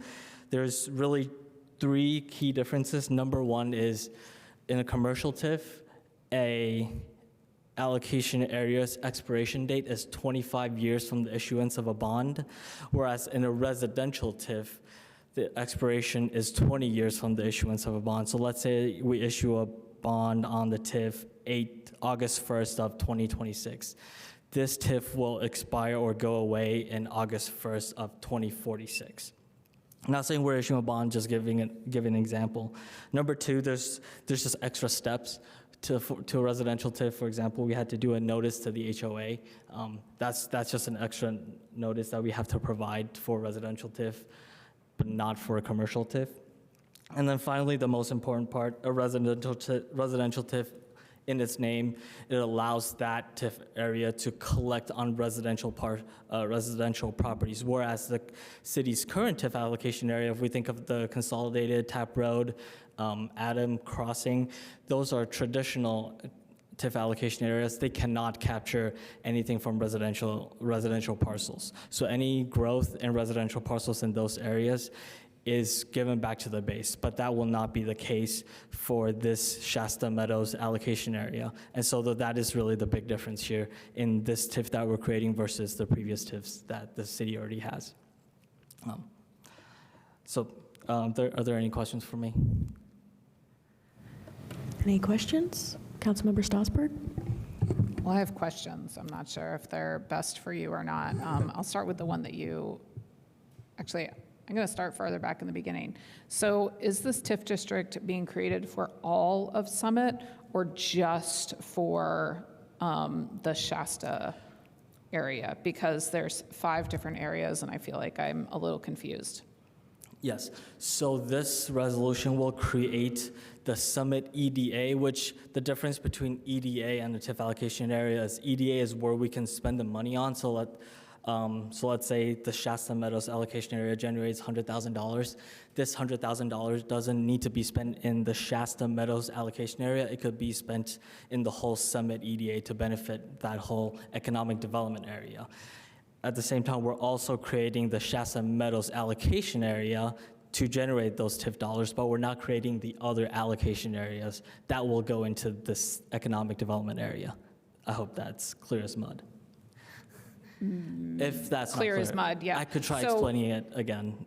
Well, so I'm just going to rephrase, and we can see if I actually understand. Yes. So we're creating, so the properties in Shasta Meadows, the residential properties in Shasta Meadows, their tax dollars will go into this TIF, right? And that money can be spent anywhere in any of the 5 areas to benefit that, but the other areas aren't going to have the residential TIF? Yes, so I actually used this scenario last time. If we think of an EDA and an allocation area as a pizza, the entire pizza will be the economic development area, and that's where we can spend the TIF dollars on. If we put a pepperoni on there, that will be the TIF allocation area, and we're only putting 1 pepperoni in there right now. Every TIF dollar generated from that pepperoni can be spent on their entire pizza. And throughout the next couple of years, we'll put 4 more pepperonis on that pizza to create the entire area. Okay, that was actually going to be my next question, is whether there's, as a vegetarian, I think that I have to, comment on the pepperoni analogy. Maybe we can have like peppers or mushrooms instead, We'll put an entire onion on there if you like. All right. I'm just going to let that go on. So there is the intention in future years to make the others into TIF allocation areas. Yes, but not, from my understanding, is that not all of them will be residential allocation areas. Okay, but they will be TIF allocation areas. Yes. Okay, which might follow up on one of the last things you said, was that one of the differences is that in a residential TIF, of course, you can collect on residential properties, and commercial TIFs can't collect on residential properties. Can residential TIFs collect on commercial properties? Very good question, and the answer is yes. So residential TIF can collect on everything, whereas commercial is only commercial, not residential. Okay, but Shasta, I can't remember all of the zoning allowances. Shasta is going to be all residential, right? Yeah, okay, I'm seeing nods from the people in the back. All right, so are the other areas you're intending to also do residential TIFs, because the other ones are going to be a combination of residential? Well, actually, at least one of them has some combination of residential and commercial. Or should I wait on that, and that's not really relevant to tonight? We're going to see as it develops out and the time frame that it develops out over what's going to be best. It may be that within those 5 neighborhoods, we might even want to carve out a little smaller pieces where this little piece, this piece will be residential and this piece will be commercial, to take advantage of that. So we're not sure exactly how the layout's going to look yet. We're not that far down the road. So that's why we felt it would better to look at this one area that we know is going to be developed first, and take the other ones as they come, to make sure that we don't choose a path that doesn't end up being the right one. So it's just keeping the flexibility there to move as the development moves. Okay, great, thank you. I have other questions too, but I'll let my colleagues go. Great. Councilmember Rallo. I guess I have 2 questions. One is, besides road construction, could a fire station be funded? So statutorily, yes, that was actually a change recently, 2 years ago, where fire and police capital and operating can be paid for by TIF dollars, yes. Does that include capital expenses? And I mean, fire engines are very expensive, for Yes, instance. that would include capital expenses as well, yep. And who has the discretion for spending the revenues from this TIF? Does it come to council? That would be the redevelopment commission. The redevelopment commission has sole authority to allocate the funds for a particular purpose within the TIF? Is that right? I thought it came to council for some reason. So that might be. Yes, it is the redevelopment commission. that controls the funds that is captured from the TIF, the incremental. Okay, so it's going to be their decision about what it's spent on. They're going to be making decisions of infrastructure for this area. Yes, correct. Interesting. Which is how it's been done, yes. Okay, thank you. Councilmember Flaherty. Thank you. In short, I guess, are the TIF revenues intended to be spent primarily on developing like roads and related infrastructure in the Summit PUD area and the EDA that's being created? Is that right? There is a statutory list of what can be done. The only discussions I have heard have been related to infrastructure because that is a significant need, and I'm not sure if there would be any excess money beyond infrastructure that's needed because those are significant. Completing Vanguard, there's going to have to be a significant bridge there. There's Sudbury and Adams also has some unique features that they have to cross. Then you have, I believe it's at least 5 intersections that need to be upgraded for safety purposes and traffic flow purposes.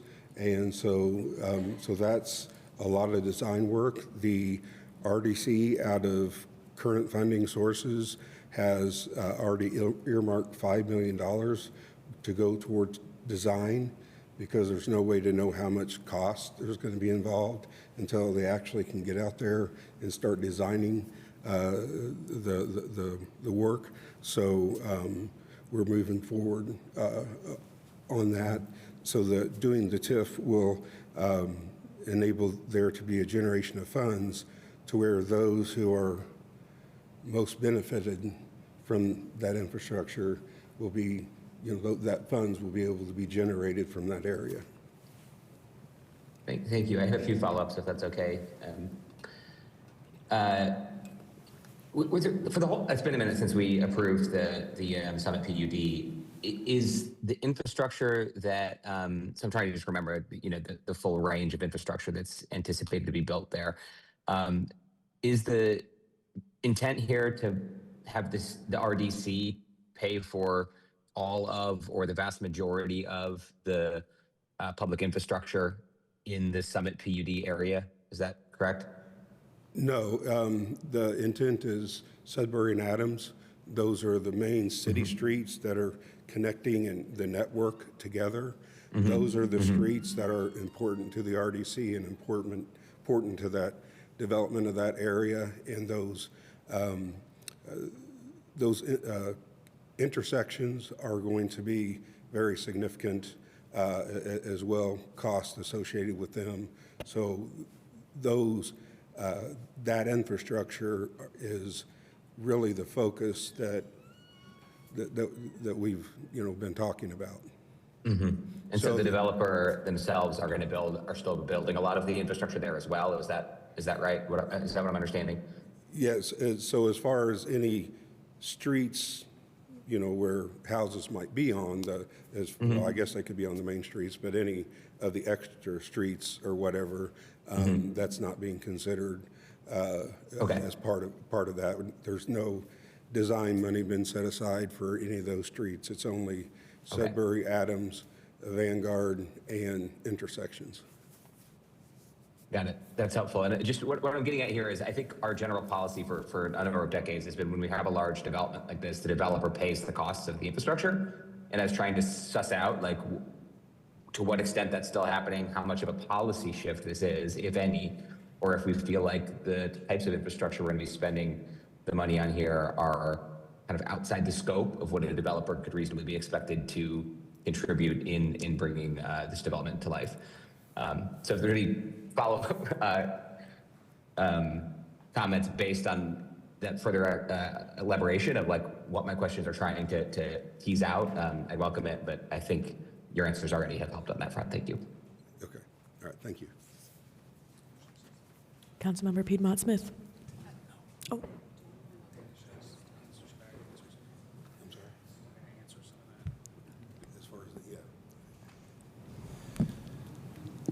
Travis Vinsel, on behalf of Summit Development, I think I can add a little clarity to that. The PUD, unlike most PUDs, required that Sudbury and Adams be constructed before any other unit could be occupied. That's not typically how development is done. We build a block of road, we occupy some houses, we build a block of road. But in this PUD, we required those two infrastructures to be done first. So when you approved the PUD, it required a humongous outlay. And I think we had lots of discussion about that would require public input in the form of dollars to pay for that infrastructure because we wanted it up front. We wanted those improvements to come ahead of the development. So I don't think this is really a change in policy. It's a change in priority. It's a way to get the priority of the city to fund that infrastructure that isn't coming from the general budget, but coming from the capturing of that increment, if that helps. Yes, thank you. And also, to Mr. Rollo's question as well, would say that the RDC determines what it would be spent for. In the event that there needs to be bonds issued to pay for infrastructure, those bonds would have to come to council. The RDC cannot issue bonds. So that would come to council to be able to do. So honestly, in all likelihood, to pay for such large infrastructure, it would likely have to be bonded that the RDC would not be able to pay as they go along. So to that extent, as far as TIF funds would be used, yes, that it would come to council. So I wanted to clarify that point. Okay. Councilmember Piedmont Smith. Yeah, first I just wanted to clarify, what is this Vanguard Street that you keep talking about? I went back to the PUD plans and I didn't see any street with that name. Vanguard has a little stub right now on the just off of Taft Road. And if you would take Weimer Road straight down from Bloomfield Road and then skip it, go through the fields, then right there where if you keep that straight and maybe go a little bit to the west, you'll see there's a little stub of a road right there, and that's called Vanguard Way. So Vanguard Way would be in PIC owns, Public Investment Corp owns that property. And so the RDC is working on trying to work out a memorandum of understanding where, if we pay for the RDC pays for the design, that PIC will donate the right-of-way to be able to put Vanguard Way in, so that jog that goes out and comes down, it goes over the bridge on Weimer, could be turned into a trail, part of the trail system, and Vanguard would be more of a straight north-south road. So it straightens up Weimer Road. It would really be helpful to have a map. Yes.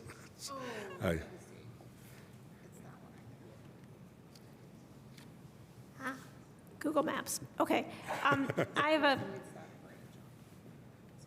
look at it. I have another question, but should I wait? Okay. My other question is about the estimated TIF revenues.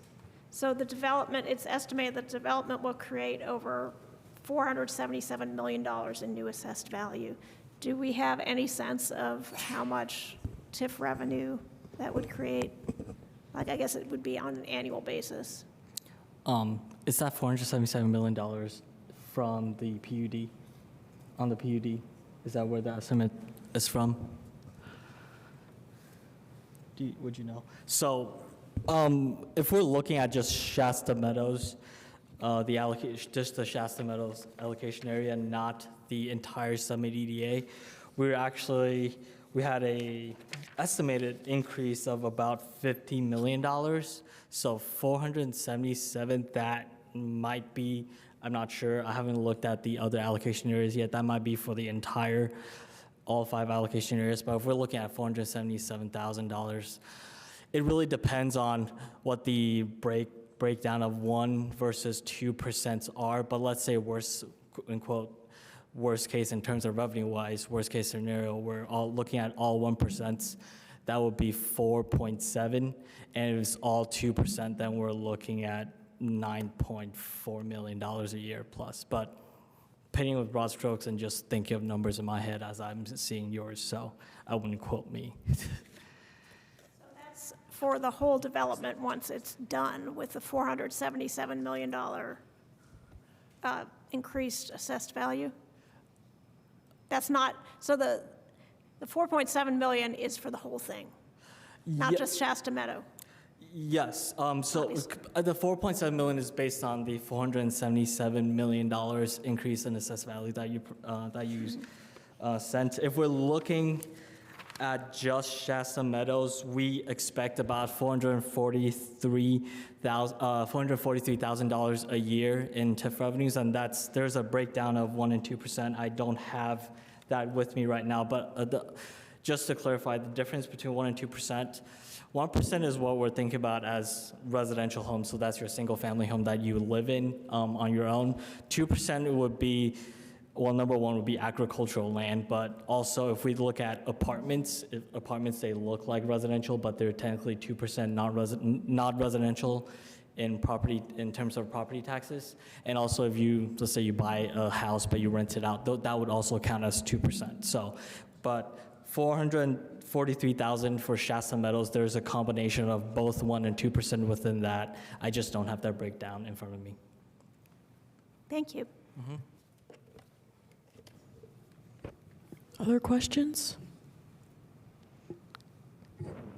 Councilmember Ruff. Two questions. First of all, on the decision-making on the use of the future TIF revenues, you explained that anything any proposed bonding would have to come to council for approval. But let's just say down the road, 10, 15 years, the TIF is kind of semi-flush with funds. And would a future RDC be able to use the funds, allocate funds to the side streets? Or, you said that right now the plan is for the major road streets that the city and improvements that the city wanted to see mainly, right? But not the residential smaller streets, et cetera. But in the future, would it be completely up to the RDC to what it got spent on in the end? It is, but it also has to pass a but-for test. That but for the spending of those funds in that particular way, the economic development would not happen. So it's not supposed to replace private funds. It's supposed to be used in a way that encouraged the ability for private funds to be used. So, okay, I'll just say to that, well, we've seen that kind of nebulous or fudgy argument where, well, yeah, we build the road, and that will enable some construction or some economic activity. That becomes then the but-for right there. But the question I really then wanted to get at is I'd like a little more elaboration on the state tax, this current state of tax laws that I'm understanding in the earlier part of the presentation, that the way they worked now, the amount of additional revenue that the city would get if absent this economic development area, this TIF, would be negligible it would really manifest itself in the form of lower taxes for the average property owner, the average resident, not in terms of a large amount of new additional revenue, unless we do this, which then allows the city to capture revenue that state law otherwise would have capped and said, you don't get to collect any more revenue as a result of this additional development. You just get to lower, your residents will enjoy lower taxes. If someone could talk about that a little more. I'll try, and then I'll let Justin, because I like the pizza analogy. Think about it that right now at Summit there's a crust, and the crust is only worth so much all by itself. And so if you don't do anything out there to provide a way to get any toppings on there, to get any pizza sauce on there, nothing's going to happen, and it's just going to stay a crust. And so it won't increase in assessed value, so it won't generate any more funds. But if you put mechanisms in there where you can get the pizza sauce and the mozzarella cheese and the vegetarian toppings and all piled on there, now you've got a lot more assessed value. And you've made that happen by creating the TIF and using and capturing all those toppings and cheese and sauce, the value of all of that. You're capturing those dollars and paying for that infrastructure that allowed you to get those. But you wouldn't have got those had you not created the ability to get those toppings in the first place. But if you did, though, if the development happened absent the TIF as a mechanism to capture increased assessed value, it wouldn't manifest itself that way to the community. It would be capped, and we would not really see the benefits in terms of increased revenues to fund services, right? But we would see it rather in terms of lowered taxes because of the caps. I'd be happy to take that. So you actually, the scenario you just pointed out is actually, on Monday, we sent out what we call a tax impact statement. And that statement, essentially what it does is point out that scenario that you just mentioned is, what if this development was to happen without us putting that infrastructure? Let's say a developer like, okay, we'll put in the infrastructure ourselves and we'll still do the development in the city. So what if that was to happen? So the answer to what will happen in that scenario is, yes, we will see a tax rate decrease without a whole lot of additional revenues coming to the city. But one key point I point out is that the residents of Bloomington will see a decrease in their tax bill, but that's technically not true because most of the residents are already capped at the 1% cap.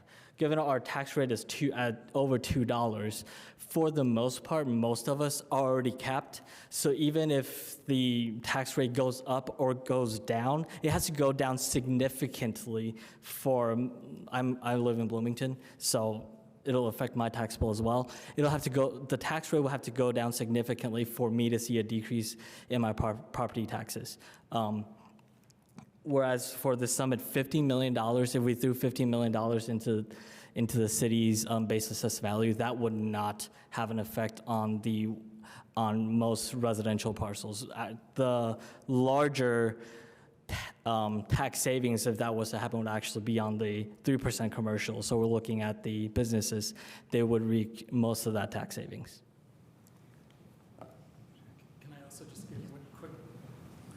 Jeff McKim, City Controller. I just want to make sure that in our kind of discussion of the weeds here, we don't miss the major point that I think Dana and Justin are trying to get at, that with the TIF and with the constraints that Andy mentioned, which are absolutely true, but with the TIF, we can actually bring in more revenue, more tax revenue for city infrastructure than we could without the TIF. It's not simply a shift from city to TIF. It is literally we can bring in more money because of the constraints on the way that Indiana property taxes work.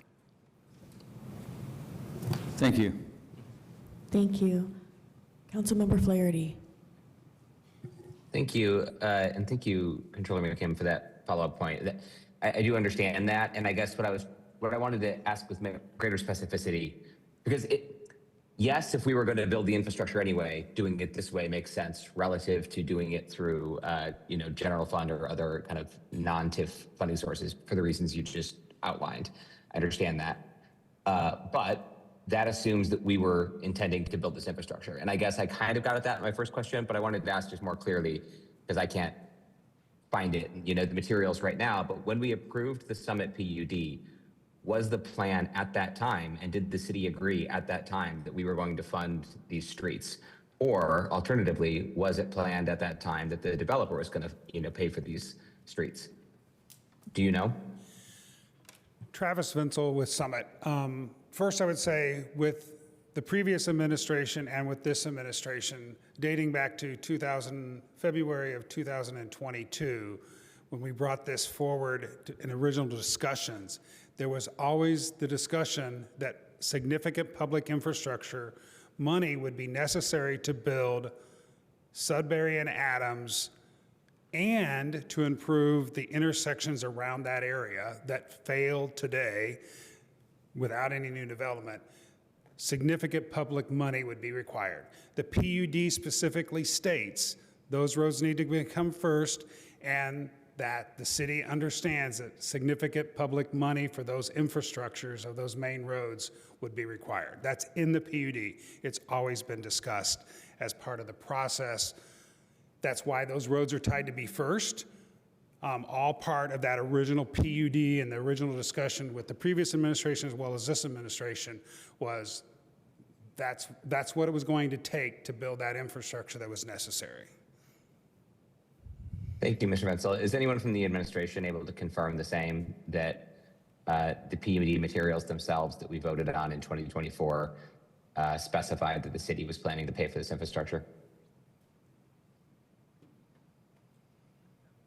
I just don't recall, honestly. So I'm just trying to understand if this is consistent with, because it feels, this is a unique context and it's a large area, but historically, if I'm not mistaken, we have not spent public dollars on this type of thing. And so I'm trying to just be very clear if this is a policy change that's being proposed relative to what was planned and communicated to the council when the PUD was voted on in 2024. Could someone from the administration speak to that, please? Carrie Thompson, Mayor. It's my understanding that while there wasn't a tangible agreement to pay for the infrastructure at that point, part of trying to get this done, because one of the conditions that was put on this was to put these significant roads in before the developer would have any income coming in to actually pay for them. So part of the package that has been put together is this TIF package so that we can get them paid for. We have a challenge in the community. We need housing, right? I think we all agree to that. And the city has to use its best tools available to try to leverage what we have to get the housing that we need. And infrastructure is inordinately expensive. And so getting to a place where we can work out for 4,200 units, getting TIF to come in and help pay for that infrastructure that's going to benefit the city is helpful. Thank you. Thank you. Other questions? Councilmember Strasburg. Thank you. I have some other questions, but I also want to address Councilmember Flaherty's question, because I don't recall that being a discussion at council when we passed the Summit PUD, and I actually recall there being kind of the implication that the private developer was going to manage that, and I think that this is part of the private developer managing that, and it feels like a surprise now, which I don't really love. But I wanted to follow up a little bit on what Councilmember Piedmont Smith was asking Justin, I think, about the actual like dollar amounts, because I think that those got a little bit combined in my mind. It says in the Redevelopment Commission like purpose and introduction program that the construction of the dwelling units, so it's estimated that the development will create over $477 million in new assessed value. But then in the fiscal impact statement, it seemed to imply that this TIF alone, just the Shasta Meadows, would have an increase in TIF revenue collections by the $443,000 per year. And so I'm a little confused because I thought that you're basing that 400 and some thousand off of like just for the Shasta area, but the 477 million in assessed value was off of the development for all of it. So can you clarify exactly like how much this TIF is worth, just the Shasta Meadows part, or do you not really know that? So when we came up with the estimates, it's using what was provided on the PUD, which from what we saw, there wasn't a whole lot of specific details on the development itself, how many bedrooms, square footage. So we use sort of what we've seen in other communities with similar developments and use that as a tool to come up with an estimated assessed value for the Shasta Meadows itself, not the entire Summit EDA. So the 443,000 annual TIF revenues, that would be looking at just the Shasta Meadows, using our estimates. Okay, so is the 477,000 in new assessed value, or 477 million in new assessed value just Shasta Meadows, or is it the whole thing? That's just Shasta Meadows, according to. Okay. That's not clear in that document. Okay, thank you. I think I have. We have 4,000 units, 477 million into 4,000. That would be very low value if you think about it, right? So the assessed value of the new assessed value would be much higher than 477 million. 477 million just would be the maximum assessed value that Shasta could potentially produce. Okay. If I can go back, on page 8 of the PUD, it states the above schedule is necessary. The above schedule, which is talking about the number of units over the 138 acres, necessary depends on the City of Bloomington's support concerning utility capacity and expansion, as well as the developing fund sources, including tax increment financing to support road and related infrastructure completion. I think that's pretty specific in the PUD that was approved, that city was going to participate in utility capacity and developing funding sources, including TIF, to pay for related roads and infrastructure. Great, thank you. Yep. Any other council questions? Councilmember Piedmont Smith. Yeah, I'm sorry to keep going back to this, but following up with what Councilmember Stossberg asked, so if the total estimated new assessed value in Shasta Meadows, $477 million, then how come the estimated annual TIF revenue is only $443,000?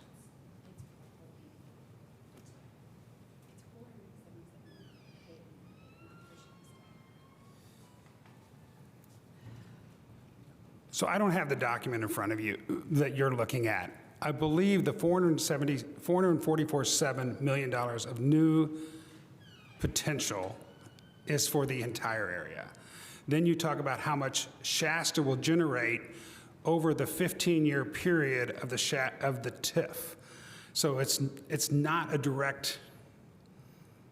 I think we're getting way in the weeds of the analysis of what might happen with so many units that might be built there. Does that make sense? Wait, but a few minutes ago, you just said the $477 million in new assessed value is for the whole Summit 447 district. billion or 477 million? I don't have the document. 477 million. Okay, 477 million of what? New assessed value New assessed value. or market value? New assessed value, which would be the basis don't- for I calculating think- the TIF revenue. A new assessed value, assessment being something different than market, I think is referring to the entire EDA. So going back, so $477 million will be for the entire EDA. So all of those five or six allocation areas that you see in front of you, that's $477 million. The $443,000 in TIF incremental revenue that the RDC will see every year, that's the estimated amount for Shasta Meadows. But $447 million in newly assessed value, that's for all the allocation areas combined. And that's where you got the minimum 4.7 million in TIF revenue per year. From the 477, you took 1%. Yes, that's without me looking at the actual development itself, or looking Right. at any It was comparables. like, Yes. if it were all 1%. Yes, correct. That's what I understood like 10 minutes ago. Yes. Then you said something different. Yeah. I'm sorry. Okay, other questions? Councilmember Rallo. Yes, just remind me, I can't remember if maybe a planner would know. The streets are they City of Bloomington streets? They're not the developer. The infrastructure is ours, correct? Yes, Eric Grulich, Development Services Mayor. So the majority of the streets, at least all the streets that are laid out in the transportation plans, that being Sudbury and Adams would be public. In terms of streets within each of the sub-area, we didn't necessarily get to that level. Some of them were multifamily, don't have to be. If some of them were single family, then those would have to be based on our current subdivision requirements. So I don't think that we got to that level beyond roads that are shown in the transportation plan. So, but are we responsible for building the roads, or is the developer? Well, so, I think as it's been discussed, with the PUD, they were required to build Sudbury and Adams with the first phase. Beyond that, as each phase develops, then those internal roads are built when that particular phase develops. So there was only the requirement for Sudbury and Adams to be done before or with the first phase. Okay.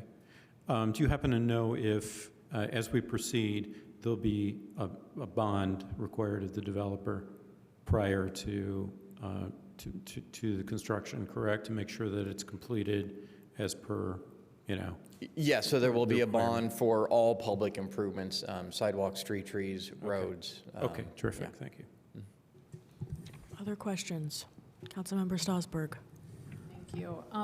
Kind of along that vein, so when we have to, when we're saying we're going to build, say, Adams Street or Vanguard, does that include like all of the sidewalks and all of that kind of stuff associated with that street, or is it just the street itself?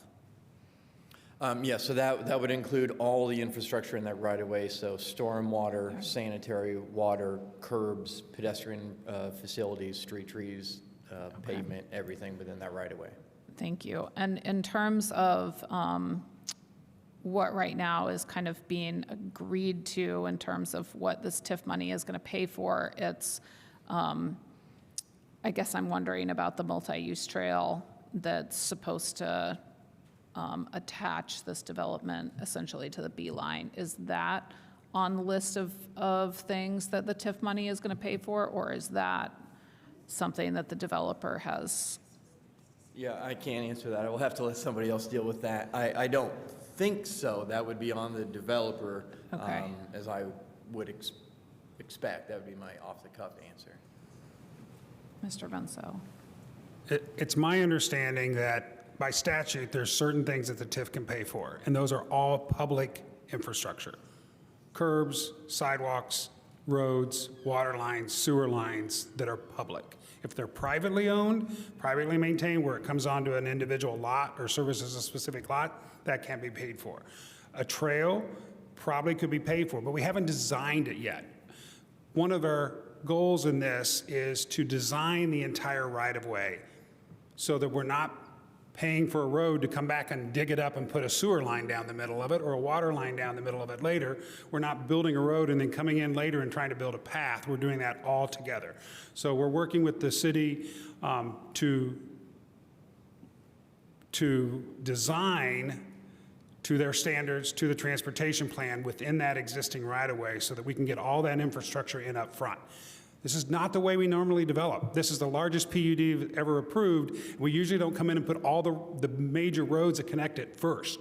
But we want to do that. We want to do it right. So in this scenario, Adams and Sudbury would be designed fully. We'll know exactly what they're going to cost. They would be built full out by the time the first occupancy moves in. So it wouldn't be driving on pavement that isn't the top coat. It wouldn't be later the sidewalks. That would all be there ahead of time.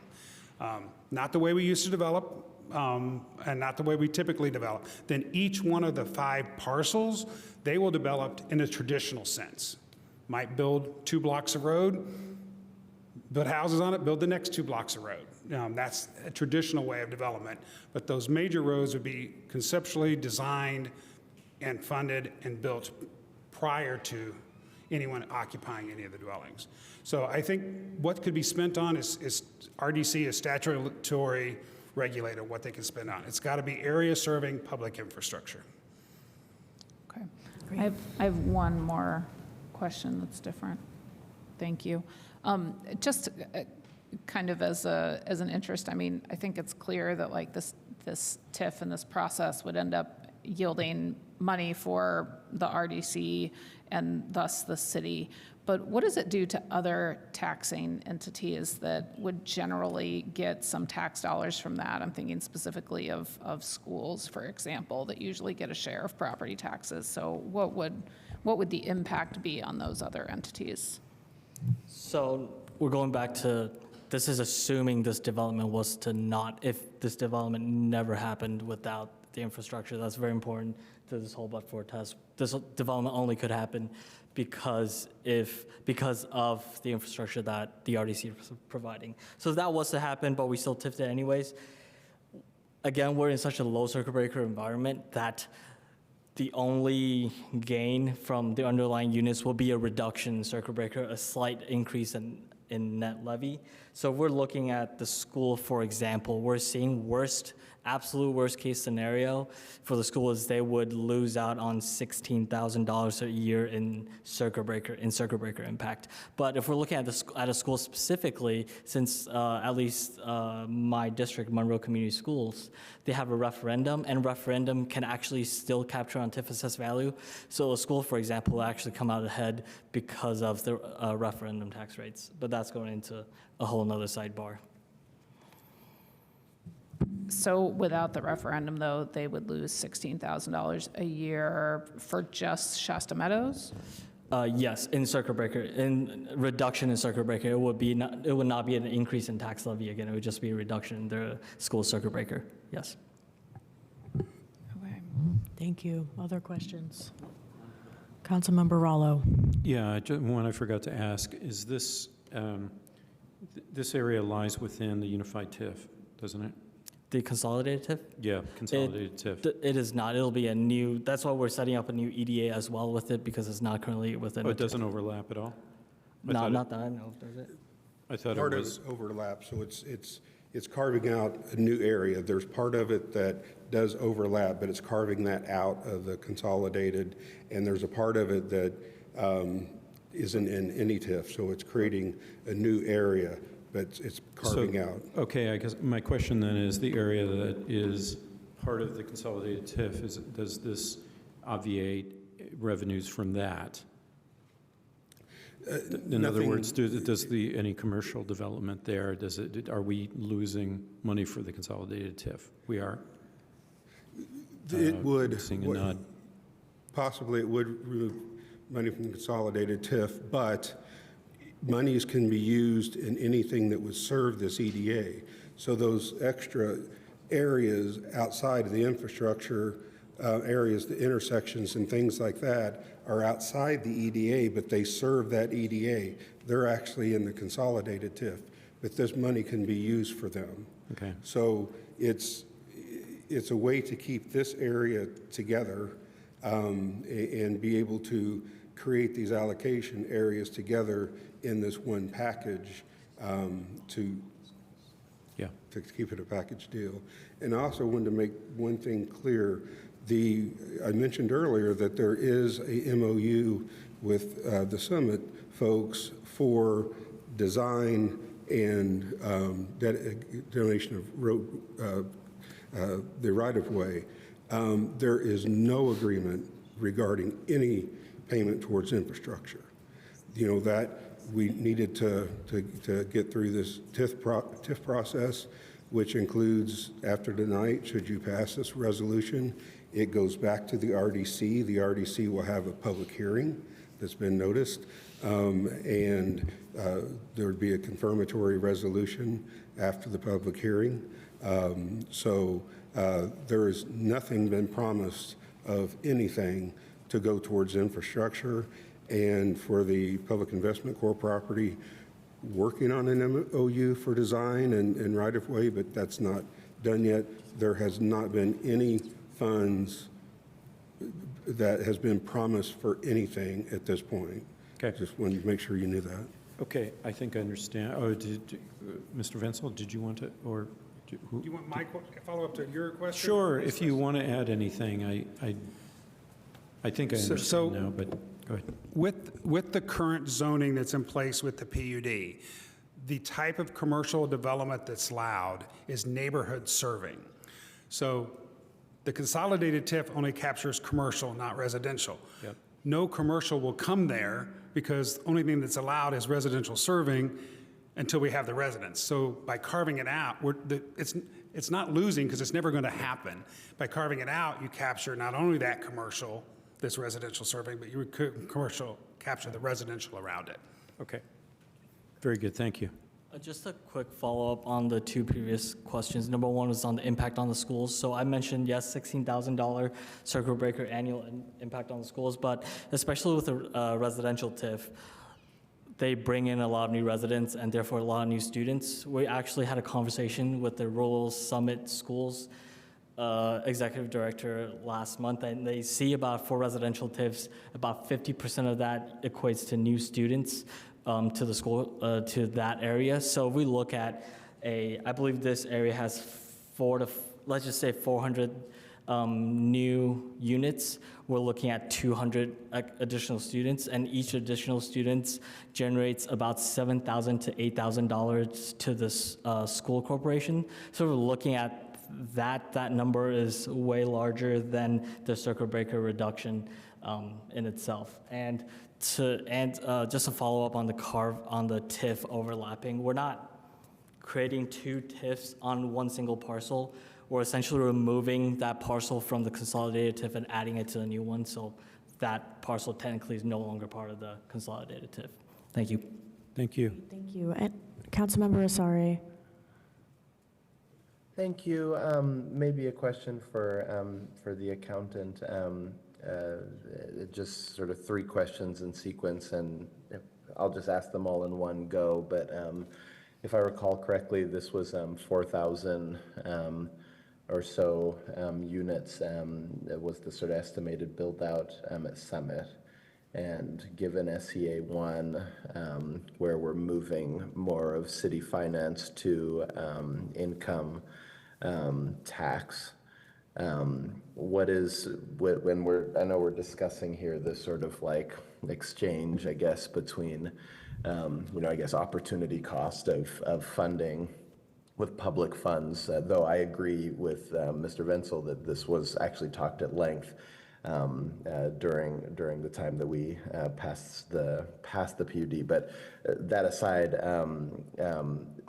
have you all done calculations of how it would benefit the city budget to have, I don't know, 4,000, let's just say it was 4,000. I mean, more likely it's going to be like 8, but 4,000 more adults possibly living in the city. Does that have a positive impact on the city's budget in the context of SEA 1? So the answer definitely is yes, because with SEA 1, local income tax is based on where the taxpayer lives. So as more residents are in Bloomington City itself, that would increase the late distribution to the city.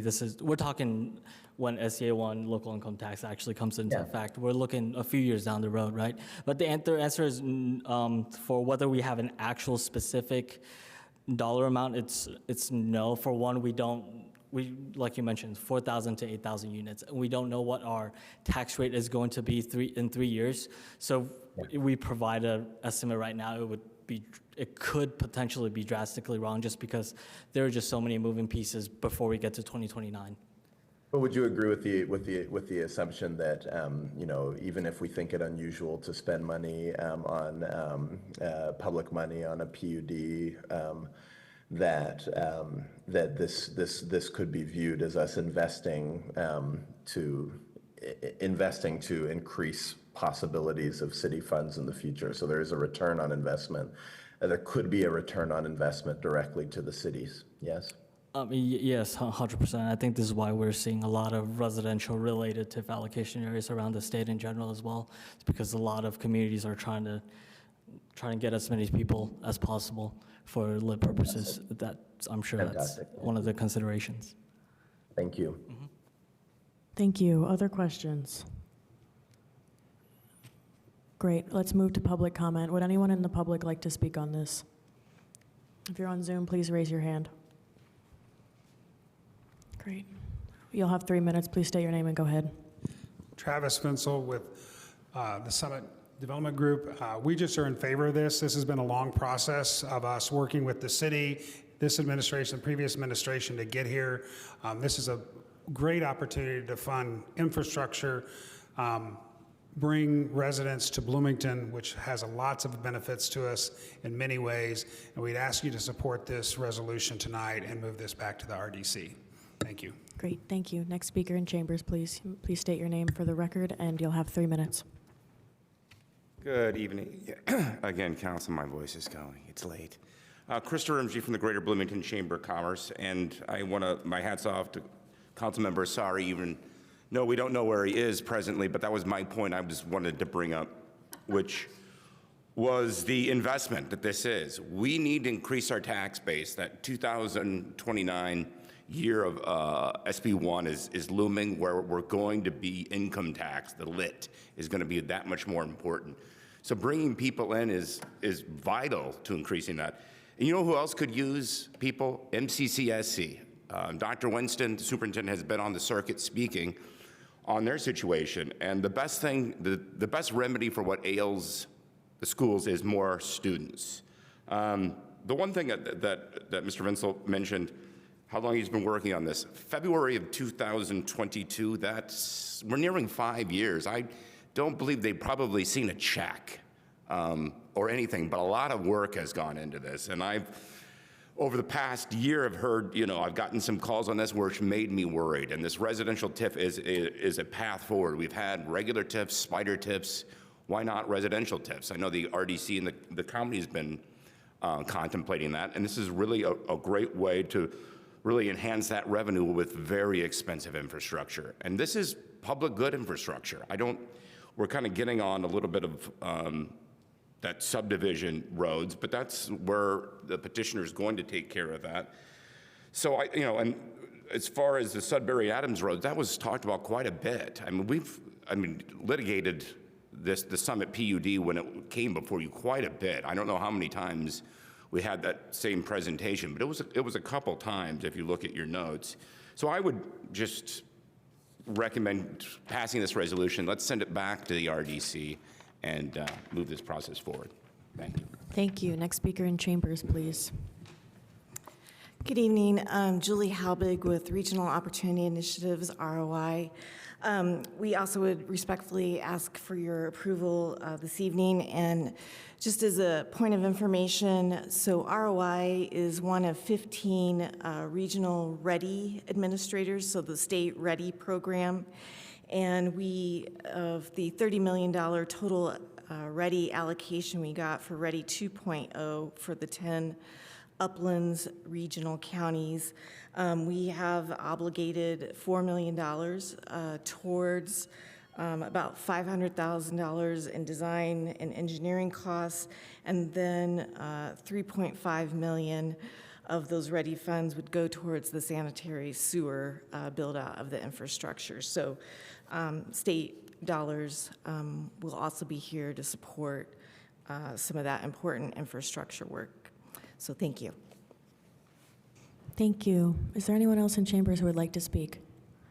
Great, please approach the podium. You'll have 3 minutes. Is there anyone who's raising their hand on Zoom? Great, thank you. Paul Rousseau. Oh my goodness. I remember the Summit hearing 2 years ago, and I remember a lot of talk about the costs of growth, but those would be taken care of by an increased taxation. But now we're going to use some of the taxation to build the roads. It doesn't seem right. I strongly encourage you to postpone this until you're sure. If you're not sure about what was said and what was agreed to 2 years ago, then I would suggest a postponement on this, because it feels like a bait and switch to me. I thought that the taxes would go to accommodate the growth. So that's my only statement. Thank you. Thank you. Anyone else? Great. Council comment, or excuse me, public comment has concluded on Resolution 2026-08. Now we can go back to council comment.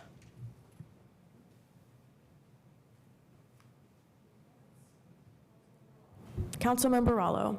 Thank you. Well, I think Mr. Rousseau is, thank you for observing that and insisting we be careful. I actually, I think that, I'll go ahead and support this. I think that this is one way of capturing taxes that is useful. But I would say it comes with a kind of a caveat, and that is with the concurrency in mind that I think a number of us have talked about in the past, that is to make sure that infrastructure is at least keeping pace with the development as it proceeds, if not in place before. And frankly, we've needed a fire station on Tap Road in that location since the 1990s.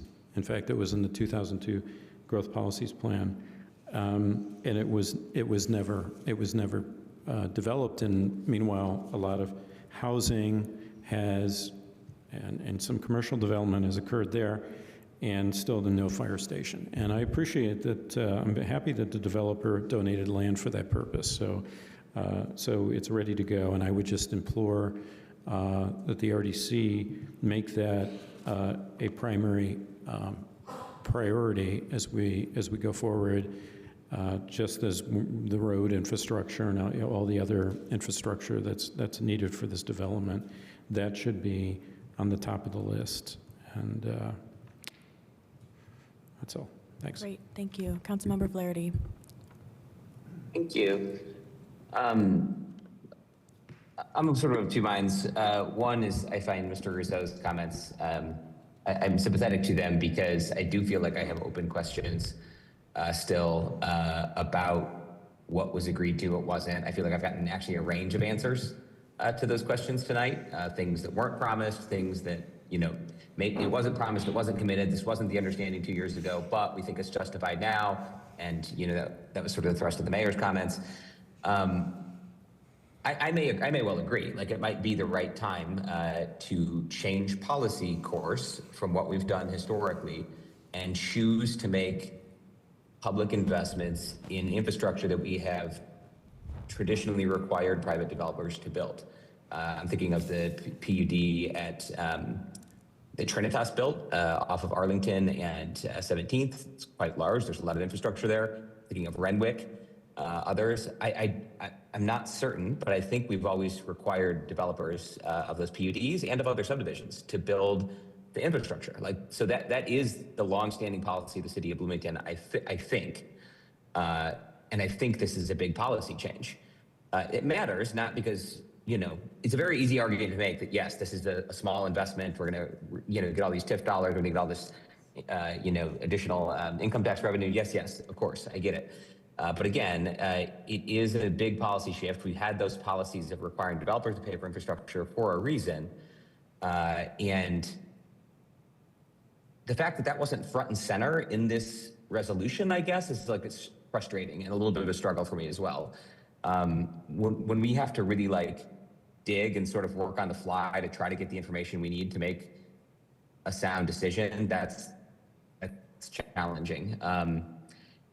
So again, I'm a little bit of two minds. I'd be fine with postponing to actually have more time to actually dig into some of those questions that I feel like I had mixed responses to, and to examine more fully what our policy on this has been in the past, why we're changing it now, what the justification for it is. Do we plan to pay for the infrastructure for all future PUDs and subdivisions, only really big ones, only when we think it's really important? How are we going to make those decisions? Because those, what we're being asked tonight sort of begs all those questions, and there's really no discussion about any of it. So in that case, I'd be fine postponing, even if I would ultimately probably may support this. But if we vote tonight, I'll make a decision. So that's where I'm at. Thanks. Great, thank you. Any other comments? Councilmember Piedmont Smith. Yes, I think that I am ready to support this tonight. This land has been, surrounded by developments and yet has sat vacant for 30 years. There are reasons for that because of the cost of the infrastructure needed to put this in. And I, for one, think that we need this development. I mean, this is something that I, discussed, that we all discussed in depth 2 years ago when the PUD came forward. We need this housing. And I really don't think it's going to be built, and I didn't at the time think it would be built without subsidies. And I think that was pretty clear during the course of those discussions that the city would need to provide some subsidies for this infrastructure. So I appreciate what Councilmember Flaherty said, that this, let's recognize this is a change in policy. But I think for this property, it's, there have been various proposals over the last 30 years, and they just haven't panned out until we were willing to give some indication that, yes, the city is going to help fund the infrastructure. So I will be supporting it tonight. Thank you. Great, thank you. Other comments? Councilmember Strasburg. Yeah, I think that Councilmember Piedmont Smith said something very similar to what I was going to say in terms of, I really appreciate Councilmember Flaherty's words and this idea of is this a new precedent that we're setting and how are we going to make this decision? But, I spent a lot of time with the Summit PUD a few years ago, and one of the huge issues were these roads that, this was in a PUD before, and development of that PUD stopped as soon as the developer had to build these roads. And at the time, I think that we all were like, well, it's really important that this go on. And I don't think in the council format it was highly discussed that what that would mean is some kind of public subsidy for those roads. I think that was glossed over for this body. Perhaps that discussion happened far more behind the scenes or with the developer and other parties that was not council, because council doesn't really have to decide that until now. And then similarly, we'll have to kind of have similar discussions again when we're asked to approve a bond related to what it is that we're going to pay for. And that is one of the reasons why I was asking some of those detailed, questions about how much money are we actually expected to get from this TIF to try to kind of preface that just a wee bit in terms of the bond that is going to come to us next. But I am prepared to support this tonight in large part because I do want this development to be able to proceed, and it can't proceed without these roads, and these roads are going to be a huge piece of connectivity for that area, you know, southwest-ish side. So I do also appreciate Mr. Russo's words, though. I mean, it does feel a little bit, at least in this format, for this body as a bait and switch. I suspect that it was talked a lot more about behind the scenes a couple of years ago than it was spoken about with this body. Thanks. Thank you. Anybody else? Councilmember Rosenbarger.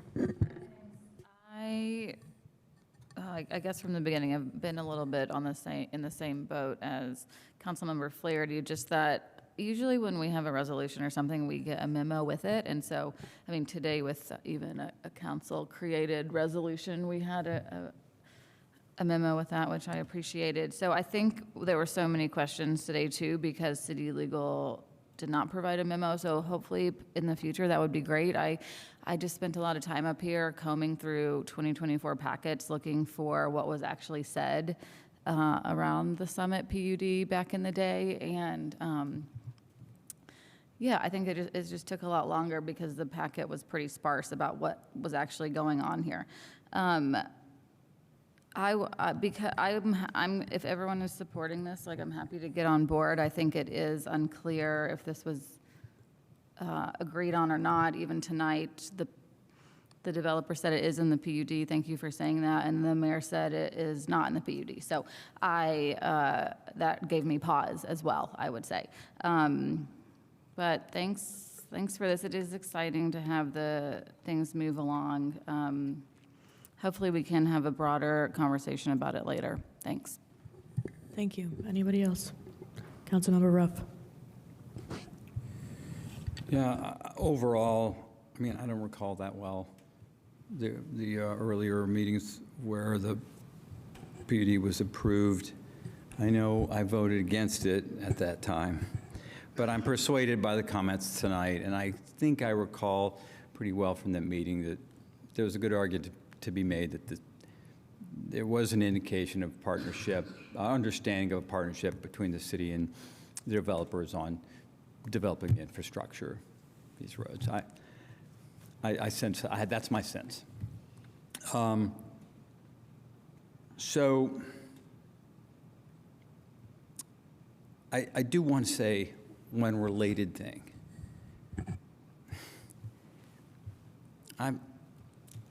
At this point in my life, after being in this town over 60 years, it's been said tonight by more than one individual, you know, this will bring lots of residents to Bloomington, which benefits us in so many ways. But we never ask ourselves, where does that end? What's the ideal size for Bloomington? 200,000, 500,000, a million? Where does it stop? I can't see people who I often hear making this argument ever coming to a point where they'd say, oh, no, we don't need any more. And I'm telling you, I've seen a lot of growth in this community over the last 60-some years, and not everything is good about it. There are many downsides, and there's a lot of people just as many people who don't want to see an expansion as do.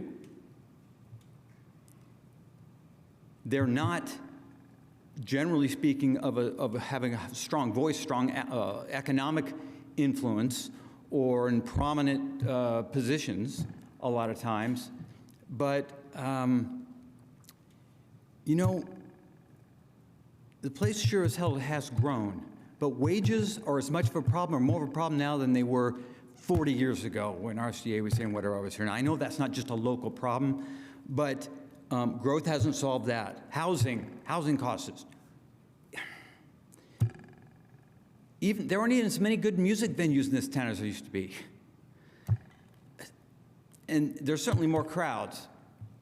and just more, and that's not just, I don't know if we can talk about, I don't know the stats well enough on crime and other things that come along with growing into a bigger city.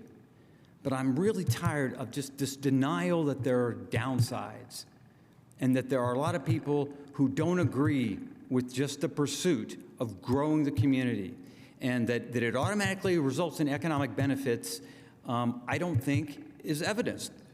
Big, fast-growing cities aren't places where a lot of people can be or want to be. But again, I voted against this PUD, but I do think a commitment or an understanding there was that if it was approved, the city would participate in this infrastructure, and the PUD's been approved, of course, so I'm going to go ahead and support this. Thank you. Any other comments? Councilmember Piedmont Smith. Just a second bite at the apple here. It'll be short. There are thousands of people who commute into Bloomington from surrounding counties every day for work, and giving them a place to live within Bloomington will benefit us. Okay, any other comments? Will the clerk please call the roll? Councilmember Daley. Yes. Rallo. Yes. Ruff. Yes. Rosenbarger. Yes. Flaherty. Yes. Stossberg. Yes. Piedmont Smith. Yes. Zulik. Yes. And Asari. Yes. Great. With a vote of 9-0, that passes.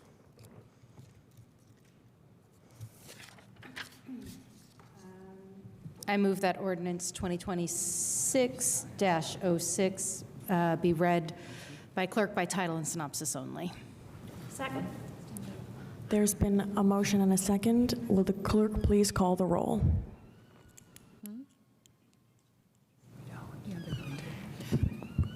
Councilmember Rallo. I'm sorry, I was distracted. What's the motion? The motion on the table is to introduce by title and synopsis only ordinance 2026-06.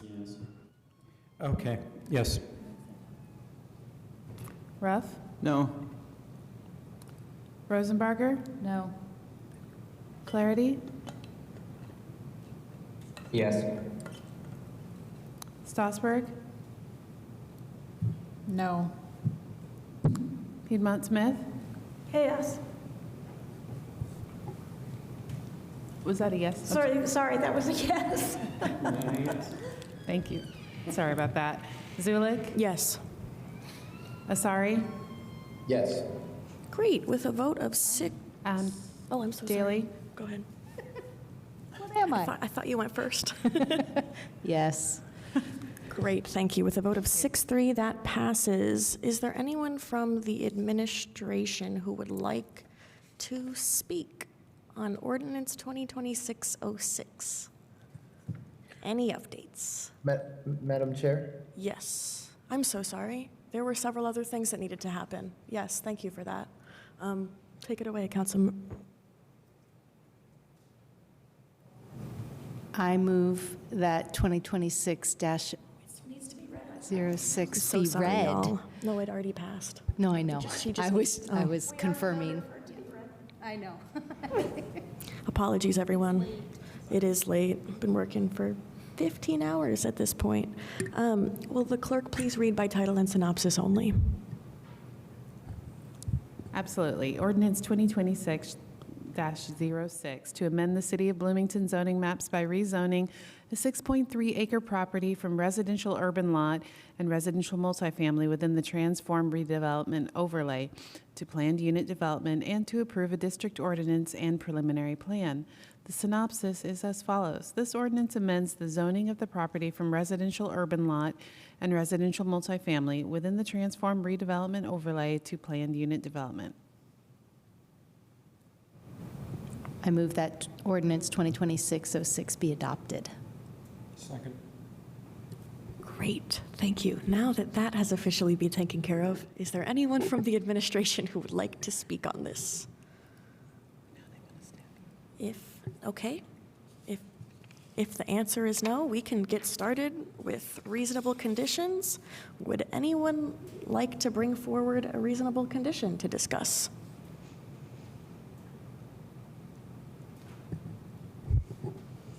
I have a motion. Okay, Council Member Asari. I'd like to move, but just, if you could give me a second to do it very correctly, I'm sorry. I'll just say it this way. I'd like to move that we vote as one on every reasonable condition that we still have pending, and that we vote to approve them. Is that a motion that we can make, Councillor Allen? Yeah, I believe Councilmember Asari is trying to make a motion to consider them as a whole, which the board can do. So if you would like to entertain considering them as a whole in their present form as one discussion, you can do that and vote on them as a package. Thank you. There's a motion on the floor to consider the remaining reasonable conditions as a whole. Is there a second?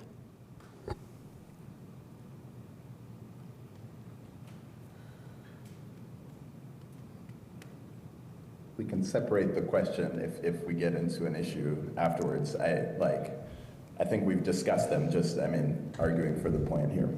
Yes. Councilmember Flaherty? I'm not seconding the motion. I would support, so the reason why I didn't is because there are some reasonable conditions that are still in the packet that I authored that I do not intend to move to adopt at all, namely reasonable conditions 7 and 11. And so we don't need to vote on those. I would be up for voting on reasonable conditions 8, 9, 10, and 12 as collectively, if folks were up for that. And I think it could be relatively quick, and we could always divide the question if needed. So I could make that motion. I withdraw my motion and second Councilmember Flaherty's motion. Great. Could I move adoption. Could you I'll restate. specify? I move adoption of reasonable conditions 8, 9, 10, and 12. Okay. Is there a second? Second. Great. Thank you. Councilmember Flaherty, would you like to take it away? Yes, I'm glad to. So first, just a clarifying note, there was a packet addendum this afternoon that had a version 8C and 9C, and an updated version 12. I think it was labeled 12C. That probably the accounting got a little as we had subsequent versions, a little messy. So apologies for that. But reasonable conditions 8, 9, and 12 were in the packet addendum from this afternoon. Reasonable condition 10 is unchanged from the packet addendum that went out yesterday. I will briefly cover each of them and kind of where we landed. And their impact. Reasonable conditions 8 and 9 are about sidewalks. They are 2 paragraphs. So this is 8 and 9C. Paragraph 8 says that the PUD standards and street sections will be updated to reflect a 6-foot minimum sidewalk for all streets except Rogers and the lanes. And right-of-way dedication will be increased as necessary to accommodate those changes. Additionally, what would be reasonable condition 9 is that the sidewalks bisecting block 9 in the east-west and north-south directions will be updated to reflect a minimum width of 8 feet, and that these sidewalks can be either within the public right-of-way or in a pedestrian and bicyclist easement. And similarly, right-of-way dedication would be increased as necessary to accommodate the change. This is based significantly on the conversations with the RDC last week, and I had, as noted in the synopsis, confirmation earlier this week from the planning director that this change will not entail losing or foregoing any developable lots that are planned currently in the PUD. Reasonable condition 10, I'll take questions on them at the end if that's all right. Reasonable condition 10 is about tree plots. It says that all of the streets in the PUD need to include tree plots, including the Wiley Street and Jackson Street cross sections, which would need to be updated to reflect a tree plot with a minimum width of 5 feet, which is consistent with the transportation plan and the UDO. And there are specific allowances made for Block 8, which is the easternmost block on the north side of Wiley Street, where the sidewalk may be basically a tree plot. We may forego a tree plot as necessary to accommodate the sidewalk there because the existing building gets pretty close to the street. And again, right-of-way dedication as necessary to accommodate the changes. Finally, reasonable condition 12 is on Rogers Street. It would call for the same right-of-way dedication we have planned in the PUD now, but updating the street cross-section to show a 5-foot tree plot and 10-foot sidewalk, where currently it shows a 5-foot tree plot and 5-foot sidewalk. The 10-foot sidewalk is what's required of general urban streets, which is what Rogers is classified as, and it's what we built further to the north in the PUD. Finally, the update that went out this afternoon on that condition gives extra flexibility in the immediate proximity to the stairwell of the existing building. Technically, there is room for a 10-foot sidewalk and a 5-foot tree plot, but there's some grading issues, and as they actually get into it, it was a request to the city engineer that they have some flexibility to reduce the width of the tree plot or sidewalk in that immediate vicinity if necessary. So those 4 conditions regarding sidewalks and tree plots, essentially, in the PUD, update it to fit with the requirements of the transportation plan and the UDO requirements for subdivisions and rezones. I believe these were consistent with conversations we had last week. They've been reviewed and vetted by the planning director and the city engineer, who both confirmed that these would not have negative impacts on the number of planned lots for housing in this PUD. That's all covered in the synopses for these reasonable conditions. I'll stop there. And I mentioned that reasonable condition 11 was being withdrawn. That was the one that was about lanes, which I was initially bringing with the intent of making sure we had enough space to do this, but ultimately it wasn't needed, and for other reasons it didn't make sense to persist with that reasonable condition. So happy to answer any questions. Thank you. Councilmember Asare. I move that we vote to approve, I forget the numbers, all of these reasonable conditions. That would on the basis that we have discussed them at length and the changes reflect those discussions. Second. No, that's calling the question. The motion is already on the table. What you're doing is calling the question. Cool. I call the question then. Would you like to second? Okay, second. Which means nobody else can discuss anything. That there is a motion to call the question on the floor. This is not debatable. Correct. Will the clerk please call the roll? It's a shame. But that has to pass by 2/3 majority too, right? Yes, it does. That's correct. Okay. Will the clerk please call the roll? Absolutely. Councilmember Ruff.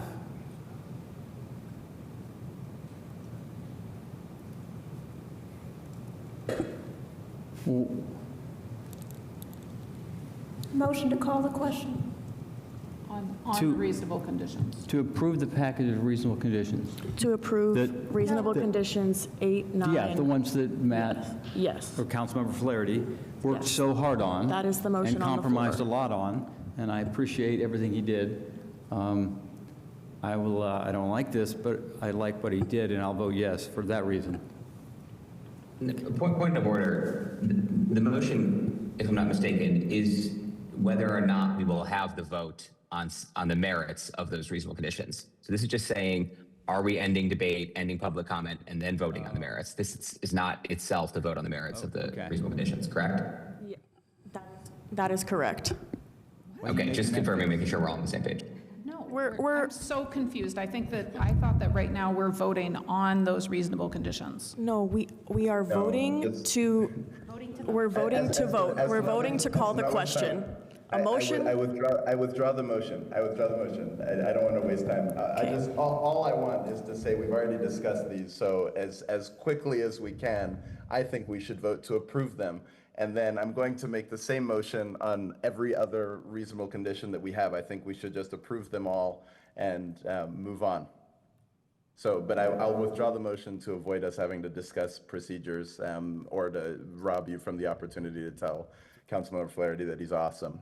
So if the motion's withdrawn, then just proceed as we normally do. Great, thank you. Council questions for Councilmember actually, first off, does the petitioner have any response to the updated reasonable conditions? You can just shake your head if no.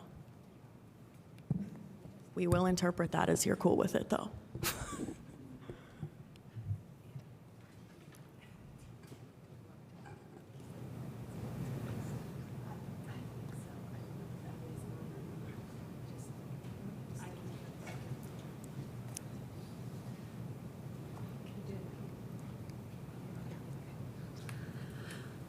Hi, Anna Killian-Hansen, Director of Housing and Neighborhood Development. The one thing that I want to call to your attention, our consultant flagged that on the north pathway through the north-south trail that runs through the middle of the PUD on Block 9, if that Council Member Flaherty's reasonable condition is adopted, of course, it's a lot better than it was.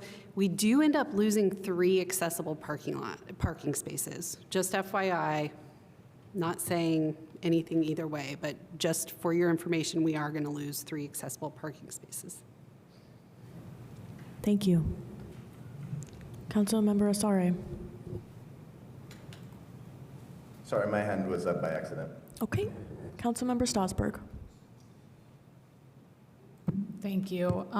This was discussed last time, and the reasonable condition wasn't actually updated to reflect it, but there I think is an issue with having a tree plot along Wiley Street because Wiley currently has a 12-foot setback, so I would like to add an amendment to reasonable condition 10B, adding a number 4 to say setbacks along Wiley in Block 9 may be decreased as necessary, or I should say front setbacks along Wiley in Block 9 may be decreased as necessary to accommodate the additional right-of-way dedication. And I'm sorry that we didn't manage to coordinate that earlier to put that in there, but I think that the intention with those setbacks was to give more space on that side of Wiley between the street and where the houses start, and the tree plot will do the same thing as the setback would do, but we need to give an allowance to the petitioner in order to reduce that setback as part of this. So do I need to move to amend reasonable condition 10B, Attorney Allen?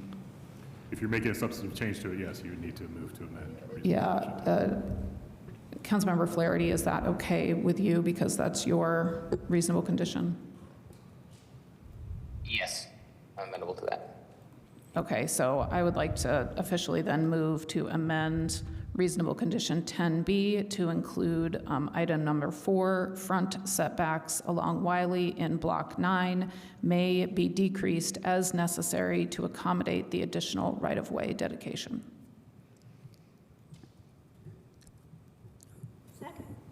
Okay, there's been a motion and a second. Is this available as an amendment form in writing?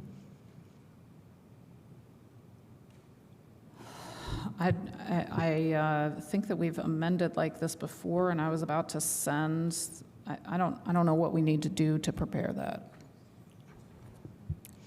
I can prepare it for you. I mean, if everybody's clear on the full text of what it is as amended and votes on it, it does need to be reduced to writing, no doubt about that. But as long as everybody has notice about exactly what the text is going to be and how it's amended and what you're voting on, then we can memorialize that to writing as soon as possible. Great, thank you. In that case, Councilmember Strasburg, could you please repeat the wording? Yep. Front setbacks along Wiley in Block 9 may be decreased as necessary to accommodate the additional right-of-way dedication. Great, thank you. And just to make sure everybody's clear about that, currently front setbacks along Wiley are 12 feet and front setbacks anywhere else in the development are 0 feet. Great, thank you. Does anyone have any questions about this amendment? Seeing there is no council questions, would anyone like to speak? Would anyone from the public like to speak on the proposed amendment specifically? Oh, sorry, we'll get there. Not seeing anyone in chambers. Is there anyone on Zoom? Okay, great. In that case, any council comments on this amendment? Councilmember Ruff. Just like to agree with Councilmember Asari that Councilmember Flaherty was awesome on this. Great, thank you. Anyone else? Oh. No, you passed the public comment. I'm sorry, we passed the Bob. Great, thank you. Okay, and in that case, will the clerk please call the roll? On Amendment 1 for reasonable condition 10. B. Councilmember Ruff, Yes. Rosenbarger, Yes. Flaherty, Yes. Strasburg, Yes. Piedmont Smith, Yes. Zulik, Yes. Asari, Yes. Daly, Yes. Rallo. Yes. Thank you. Great, thank you. That passes 9-0, and now we are back to reasonable conditions 8, 9, 10, and 12. Are there any more questions for Councilmember Flaherty? Councilmember Piedmont Smith. This is a question for the petitioner. The statement has been made by Director of Planning and Transportation that these changes will not reduce the number of developable lots in Hopewell South. Is it your contention that these changes will decrease the number of units? And if so, by how much? Oh, I see Allie Thurman there. Great. Hi, guys. Thanks for your patience being with us late this evening. I can confirm that as far as we have reviewed, we think that we are good with the current conditions, not removing any units. We think we may have a few units that we need to modify to be slightly different units, but we think we can make that work. And I think, as noted, we're going to lose some accessible parking spaces, and so we may need to do some work with engineering to see where those can be relocated, which I think is something that we discussed. You know, it's that north-south section that's our only one. We could narrow it at the parking spaces. We're just very tight on those community parking spaces, which is one of the places we're doing our accessible spaces just for grading. So that would be probably our only comment, which I think Anna brought up. Great, thank you. Thank you. Other questions? Okay, we will move now to public comment on reasonable conditions 8, 9, 10. Sorry, actually, Councilmember Flaherty. Did have a question or comment. So I appreciate that feedback that we received from Director Killian, and it was just now. That is not feedback I'd gotten before this moment. I am happy to amend reasonable condition 9 to add a sentence that would allow for that narrowing for the purpose of accessible parking spaces. So I think I would like to do that. I move that we amend reasonable condition 9C to add the following sentence. The sidewalk running north-south may be narrowed as necessary to accommodate planned accessible parking spaces. Councilmember Flaherty, I believe you cut out. Would you please repeat that? Yes. Yes, I move that we amend reasonable condition 9C to add the following sentence. The sidewalk running north-south may be narrowed as necessary to accommodate planned accessible parking spaces. Thank you. There's a motion on the table. Is there a second? Second. Thank you. Is there any discussion for Amendment 2? Is there public comment on Amendment 2? This could be your time. I am Kristen Wyda. I am the CEO of Indiana Uplands Realtor Association. And I just wanted to speak briefly and very clearly about Hopewell and what your zoning and your amendment choices will actually produce. So if Hopewell is built under the current UDO requirements, the site would support 29 homes. Because of those requirements, those homes are going to be large and costly with an average sale price of $700,000. If Hopewell is built under the proposed PUD without any of your amendments, the same land would support 98 homes. Those homes are smaller, they're more efficient, and the average price of those homes, $200,000. Nothing about the land changes. The difference is the rules. Every additional requirement that you add to the development adds cost. The cost is passed directly to the buyer, your constituent. More requirements mean fewer homes and higher prices. So the choice before you guys is simple. You can build 29 homes for $700,000, or you can build 98 homes for $200,000. And I also want to address the conditions of requiring permanent affordability. While affordability requirements are often well-intentioned, they can have unintended consequences because those resale prices are capped.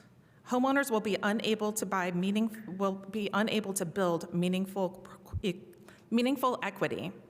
Even after years of mortgage payments and costly repairs, they may leave with very little money to put into the next property. These homes can be harder to sell. They can be limiting families' ability to move for jobs, their health needs, or changing circumstances. In practice, permanent affordability functions much like long-term renting, restricting wealth building and mobility. So the most effective way to help lower-income starter families is not to lock them into permanent restrictions, but to increase housing supply at all levels. So I urge you guys to accept the PUD as proposed and give all your constituents a realistic chance to own a home and to build wealth for themselves and future generations. Please do not add additional requirements that increase costs, that reduce supply, and unintentionally harm the very families that these policies are meant to help. The best path to affordability is allowing more homes to be built at all price points so families can enter the market, they can move up over time, and share in the stability and opportunities that home ownership provides. Thank you very much. Would anyone else like to speak on Amendment 2?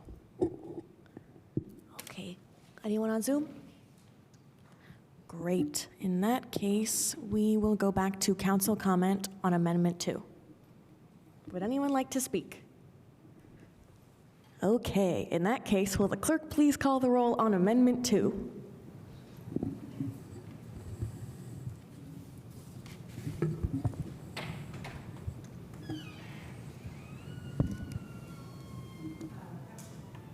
Sorry. Councilmember Rosenberger? Yes. Flaherty? Yeah. Strasburg? Yes. Piedmont Smith? Yes. Zulik? Yes. Asari? Yes. Daley? Yes. Rallo? Yes. Ruff? Yes. Thank you. Thank you. With a vote of 9-0, Amendment 2 passes. And now we will come back to council questions. For reasonable conditions 8, 9, 10, and 12, are there any more questions? Great. Then we will go to public comment on reasonable conditions 8, 9, 10, and 12. Would anyone in public chambers like to speak? Please approach the mic. You will have 3 minutes. And if you could state your name for the record, that'd be great. Yes, Jeff Richardson. I just want to say that with you folks meeting with the Redevelopment Commission was modeling the best kind of behavior. That was one of the best meetings I've attended ever. And I've been to a lot of meetings, and I just want to compliment you, and really demonstrates that working together, you can accomplish great things. I hope the county takes notice of that, but I just want to acknowledge this is why tonight it ran so smoothly. It was beautiful. This is beautiful. Thank you. Thank you for the kind words. Would anyone else like to speak on reasonable conditions 8, 9, 10, and 12? Anybody on Zoom? Great. And we will come back to council comment. Would anybody like to speak? Great. Oh, council member Asari. Just thanking Councilmember Flaherty and the entirety of the mayor's office, the administration, for working so diligently on these. Thank you also to Ali, but really for making it. I mean, we've worked through these now, I think, over almost going on 3 months, 2.5 months. And I just really wanted to, I mean, I think a lot of work has gone into getting these right, getting these in a way that's acceptable without lowering the number of houses. We've just made amendments even to deal with the issue of parking. So I just, really wanted to thank Councilmember Flaherty and all of you for all of your contributions to this, and looking forward to voting for this. Thank you. Anybody else? Councilmember Flaherty. Yes, also just briefly, thank you to city staff who were able to give feedback on these, especially recently. We were able to work quickly through some outstanding questions and get to, I think, a stronger place and mutually agreeable place. Thanks. Thank you. Any other comments? Will the clerk please call the roll? Councilmember Flaherty? Yes. Strasburg? Yes. Piedmont Smith? Yes. Zulik? Yes. Asari? Yes. Daley? Yes. Rallo? Yes. Ruff? Yes. Rosebarger? Yes. Thank you. Thank you. With a vote of 9-0, reasonable conditions 8, 9, 10, and 12 pass. Yay! Would anyone like to introduce any other reasonable conditions? Councilmember Strasburg. I guess I'll move reasonable condition number 14. Okay. Reasonable condition. Oh, and there's been a second. So reasonable condition has been moved and seconded. Would the clerk please call the roll? Oh, my bad.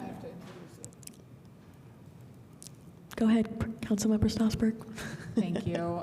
This is a reasonable condition that is new. It was mentioned last week, kind of in the context of Councilmember Flaherty removing any of the lane narrowing from his consideration. One of the things that I had brought up at the Plan Commission level was a concern with the speed of the lanes being high, especially given that there's no sidewalks, that there would be, these lanes would be shared by multiple types of road users, and that there would also be people like pulling out of parking spaces and things like that, there could just be the potential of fender benders. So reasonable condition number 14 requests the petitioner work with planning and transportation and engineering to design the lanes with a target speed of 10 miles an hour, utilizing design elements intended to create low speed, high comfort environment for vulnerable road users. I did consult with planning and transportation department and engineering department about the wording of this, and they approved that wording. Great. Does the petitioner have any response to reasonable condition 14? I think this one is worded flexibly enough that we can work through that with engineering, so I don't think we have comment on it. Fabulous. Council questions? Okay. Public comment on reasonable condition 14. Anybody? Please approach the podium if you'd like to speak. Please raise your hand on Zoom if you'd like to speak. Looks like we got nothing. Council comment. Would anybody like to share? Okay. Well, in that case, would the clerk please call the roll on reasonable condition 14?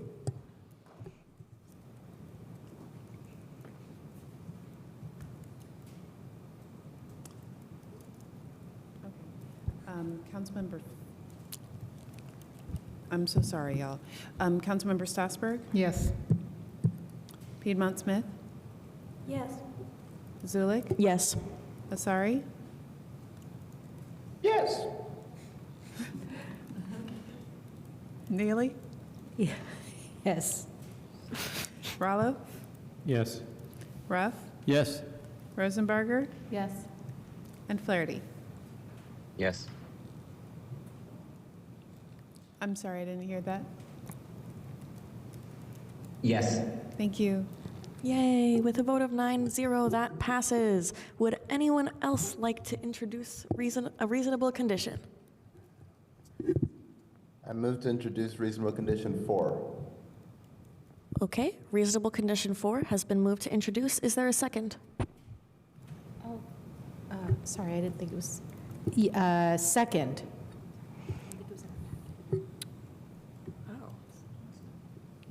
We can talk about this. It didn't get updated. It's really hard to get around to talking to everyone about it. I mean, obviously, we can all talk about it here. We are still working on a definition of permanent affordability to add into this reasonable condition. Councilmember Piedmont Smith and I met yesterday about it and then asked interim attorney Allen for some definition. So we got some things today. Well, we can, I think, follow anyone's lead. It could kind of go the way it is. It could wait and get amended. It's just, it's been a lot, I guess. Questions? Comments? Well, I'll add to that as a sponsor that we also met with Director Killian Hansen last week to try to figure out wording around silent second mortgages and some other stuff, and that wording just doesn't have finality yet.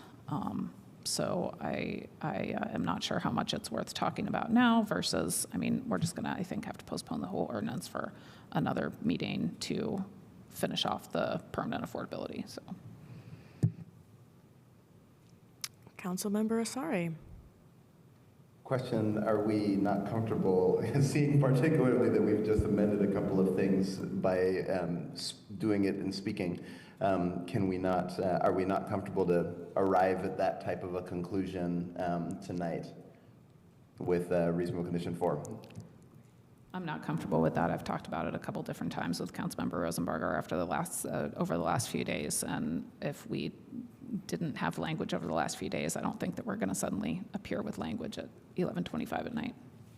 I would also chime in that question makes me laugh a little because I think you encouraged us to push it if we needed to. So I thought it was like totally okay to say we can't get it done. We do Okay. it what?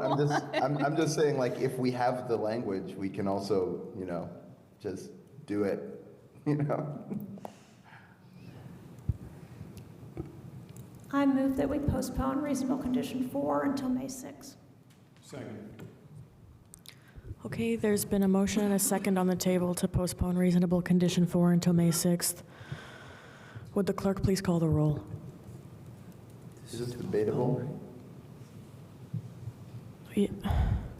It's just a procedural motion to postpone, not debatable. Would anybody like to make a comment then? Great. Will the clerk please call the roll? Not debatable. Anyway, Councilmember Piedmont Smith. Yes. Zulik. No. Asari. No. Daley. Yes. Rallo. Yes. Ruff. Yes. Rosenbarger. Yes. Flaherty. Yes. Stossberg. Yes. Okay, with a vote of 7-2, that passes. So I guess ordinance 2026-06 will be continued in its entirety on May. Point of order, I don't think that we continued it in its entirety. We just continued reasonable condition 4 with that motion. How would you suggest we vote on the entire thing then? I think I just have to move to continue ordinance 2026-06 to our next regular session on May 6th. Okay, Councilmember Flaherty has his hand up. I was just going to share a little bit more about a couple of the reasonable conditions for folks' awareness. I anticipate there's a motion to postpone the adoption of the ordinance until our next regular session. But just for clarity on a few things that are in the packet, reasonable condition 6, which we already adopted, I anticipate bringing a motion to rescind. Reasonable condition 7, which is about energy efficiency, I anticipate not moving, as I mentioned before. And in lieu of reasonable conditions 6 and 7, am seeking a written commitment covering those topics of electrification and efficiency, of which there was a draft in the most recent packet addendum that came out today. I would rather not vote on that today, though, since we are seemingly postponing until a future meeting, because there was still at least one substantive question I would like to dig into further in conjunction with staff or in collaboration with staff. But I wanted folks to be aware of that additional context and anticipated procedural steps when we next take this up. Great, thank you. Well, I guess we have the full ordinance before us. Are there any other motions? Councilmember Strasburg.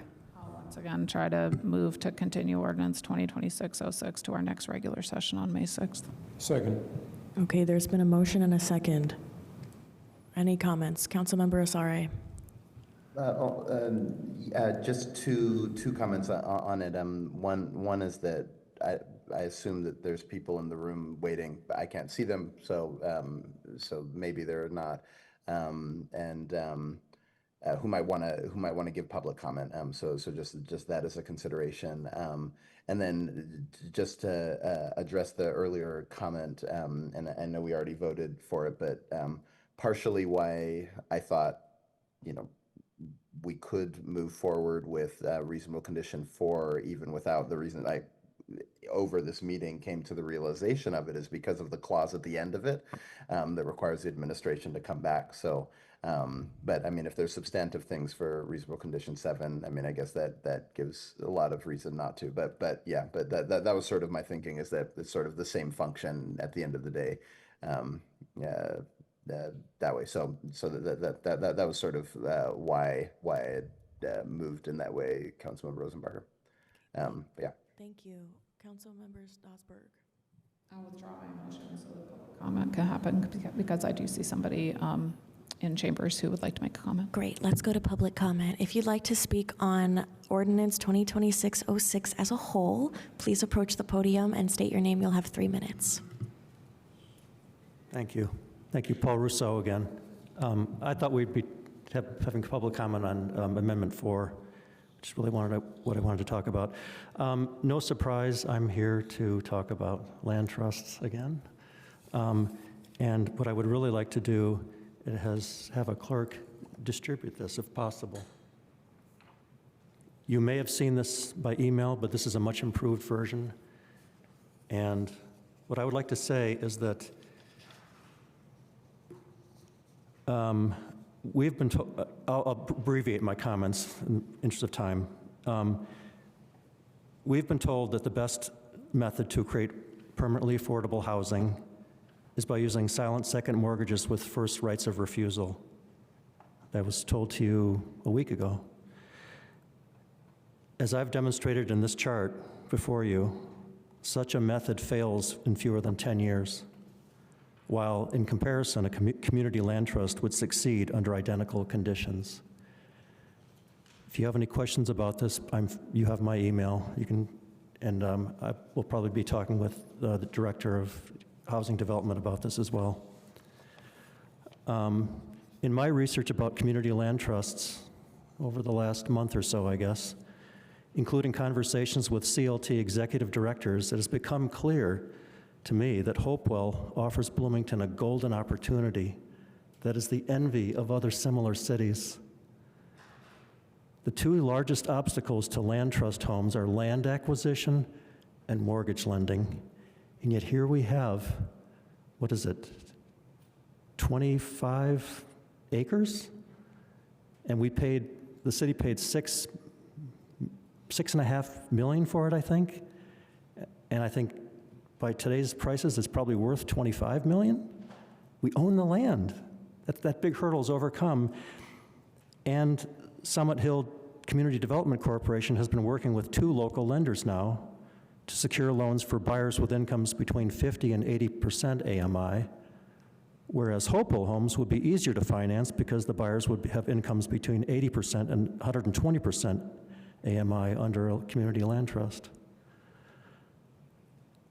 once you get something started with some momentum, every time there's an opportunity for land to build a land trust, if you're ready to go, you can jump on that opportunity. That's what all these other people have been telling me when I have conversations with them. There are some land trusts that get started with one parcel and they don't have philanthropic money to expand their land holdings, and they just sit there for 5 or 10 years not growing. But the ones that are a little bit bigger to start with, which is what Hopewell would allow you to do, would allow you to rival Your time, sir. other places, such Your as time. State College, Ithaca, I can go on and on. Thank There you. are other college towns all over the place that have done this, and we're way behind. Thank you. Thank you.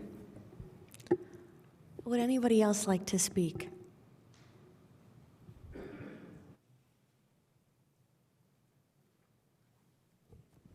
Hello, Wendy Goodlett, CEO at Habitat for Humanity of Monroe County. I sent an email today, but I want to read some of the remarks from that for the public. As the only developer/builder offering affordable homeownership opportunities for households between 35 and 80% AMI in our community, I would like to provide some insights regarding the challenges of creating affordability at the Hopewell South PUD and beyond. First, permanent affordability restrictions can lead to several unintended consequences, the greatest of which is limiting the equity a household can realize. Given that home equity represents the largest proportion of wealth for U.S. households, and that U.S. homeowners have an average net wealth that is 400% greater than renters, we should allow homeowners at Hopewell the same opportunities as others in our community to grow their equity. The housing market in Bloomington is so supply constrained that it is nearly impossible for an average household, let alone a severely income constrained household, to move out of a starter home. Locally, 80% of the homes built by Habitat and sold are still owned by a Habitat family. Rarely does a Habitat family's household income improve to such a degree that they can afford a more expensive home. This is mostly attributed to Monroe County housing costs far outpacing incomes. Due to the investments, both public and private, that are required to keep Habitat houses affordable, Habitat implements measures to ensure that those dollars are not transferred to the homeowner should they decide to sell during the term of their mortgage. The tools to achieve this are a second mortgage, a forgivable second promissory note, and a grant of right of first refusal. Utilizing these tools, Habitat has successfully purchased, fixed up, and resold 19 homes to a second qualified Habitat family, thus maintaining affordability for the next family. This process also maintains the quality of the home, which is something that will not automatically happen with a deed restriction. In most cases, due to the lack of equity, deed-restricted properties are in need of expensive repairs when they are sold to the next buyer. Affordability necessitates prioritizing outcomes. If you want the highest number of low-income earners to have access to homeownership, then as decision makers, you need to reduce the barriers to building affordable units.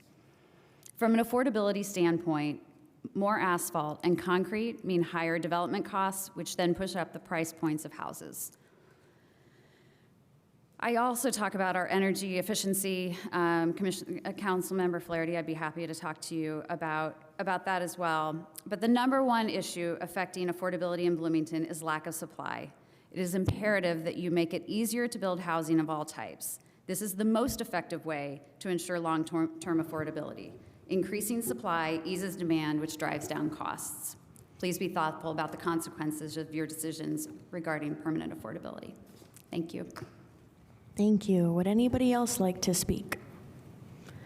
Anybody on Zoom? Great. We will come back to council comment. Are there any motions? Councilmember Strasburg. I'll move to postpone consideration of ordinance 2026-06 until our next regular session on May 6th. Okay, there's been a motion and a second to postpone ordinance 2026-06 to our next regularly scheduled session on May 6th. Is there anyone who would like to discuss anything? Great. Will the clerk please call the roll? Councilmember Zulik. No. Asari. No. Daly. Yes. Rallo. Yes. Ruff. Yes. Rosenbarger, Yes. Flaherty, Yes. Strasburg, Yes. Piedmont Smith. Yes.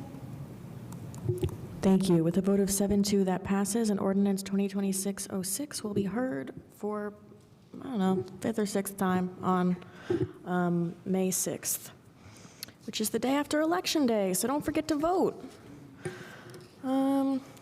Okay, are there any other motions on the floor? There are 2 others, but you don't have to. Okay, I'll just say, there is a clerk's note that resolutions 2026-05 and 2026-06 will be referred to the next regular session. Unless anyone is feeling really passionate about introducing either of them. Going once. Do we need to take formal action to postpone them to our next meeting? Not if they're not introduced. If there's no objection, I will move to additional public comment, general public comment. If you've already spoken in a period of general public comment, you may not speak, but anyone who has spoken on a legislative-related public comment, you are more than welcome to speak during general public comment. Would anyone like to approach the podium? Anyone on Zoom? Great. Going last time? Okay, council or public comment has concluded. Last thing, items on council schedule. As we said earlier, the next regularly scheduled council meeting will be held on May 6th in council chambers at 6:30. That is a Wednesday, and there is a council hiring committee tomorrow at, can someone help me out? 5:30. In the Allison Conference Room. So if you would like to watch us try to find new lawyers, please come on down and hang out with us in Allison Conference Room at City Hall tomorrow. Anything else? Councilmember Strasburg. There's a fiscal committee meeting on Friday at 8:30, also in Allison Conference Room, and it's also available on Zoom if you want to Zoom in your pajamas on Friday morning. Thank you. Fabulous. Friday morning plans, love it. Anybody else? Great. I adjourn this meeting.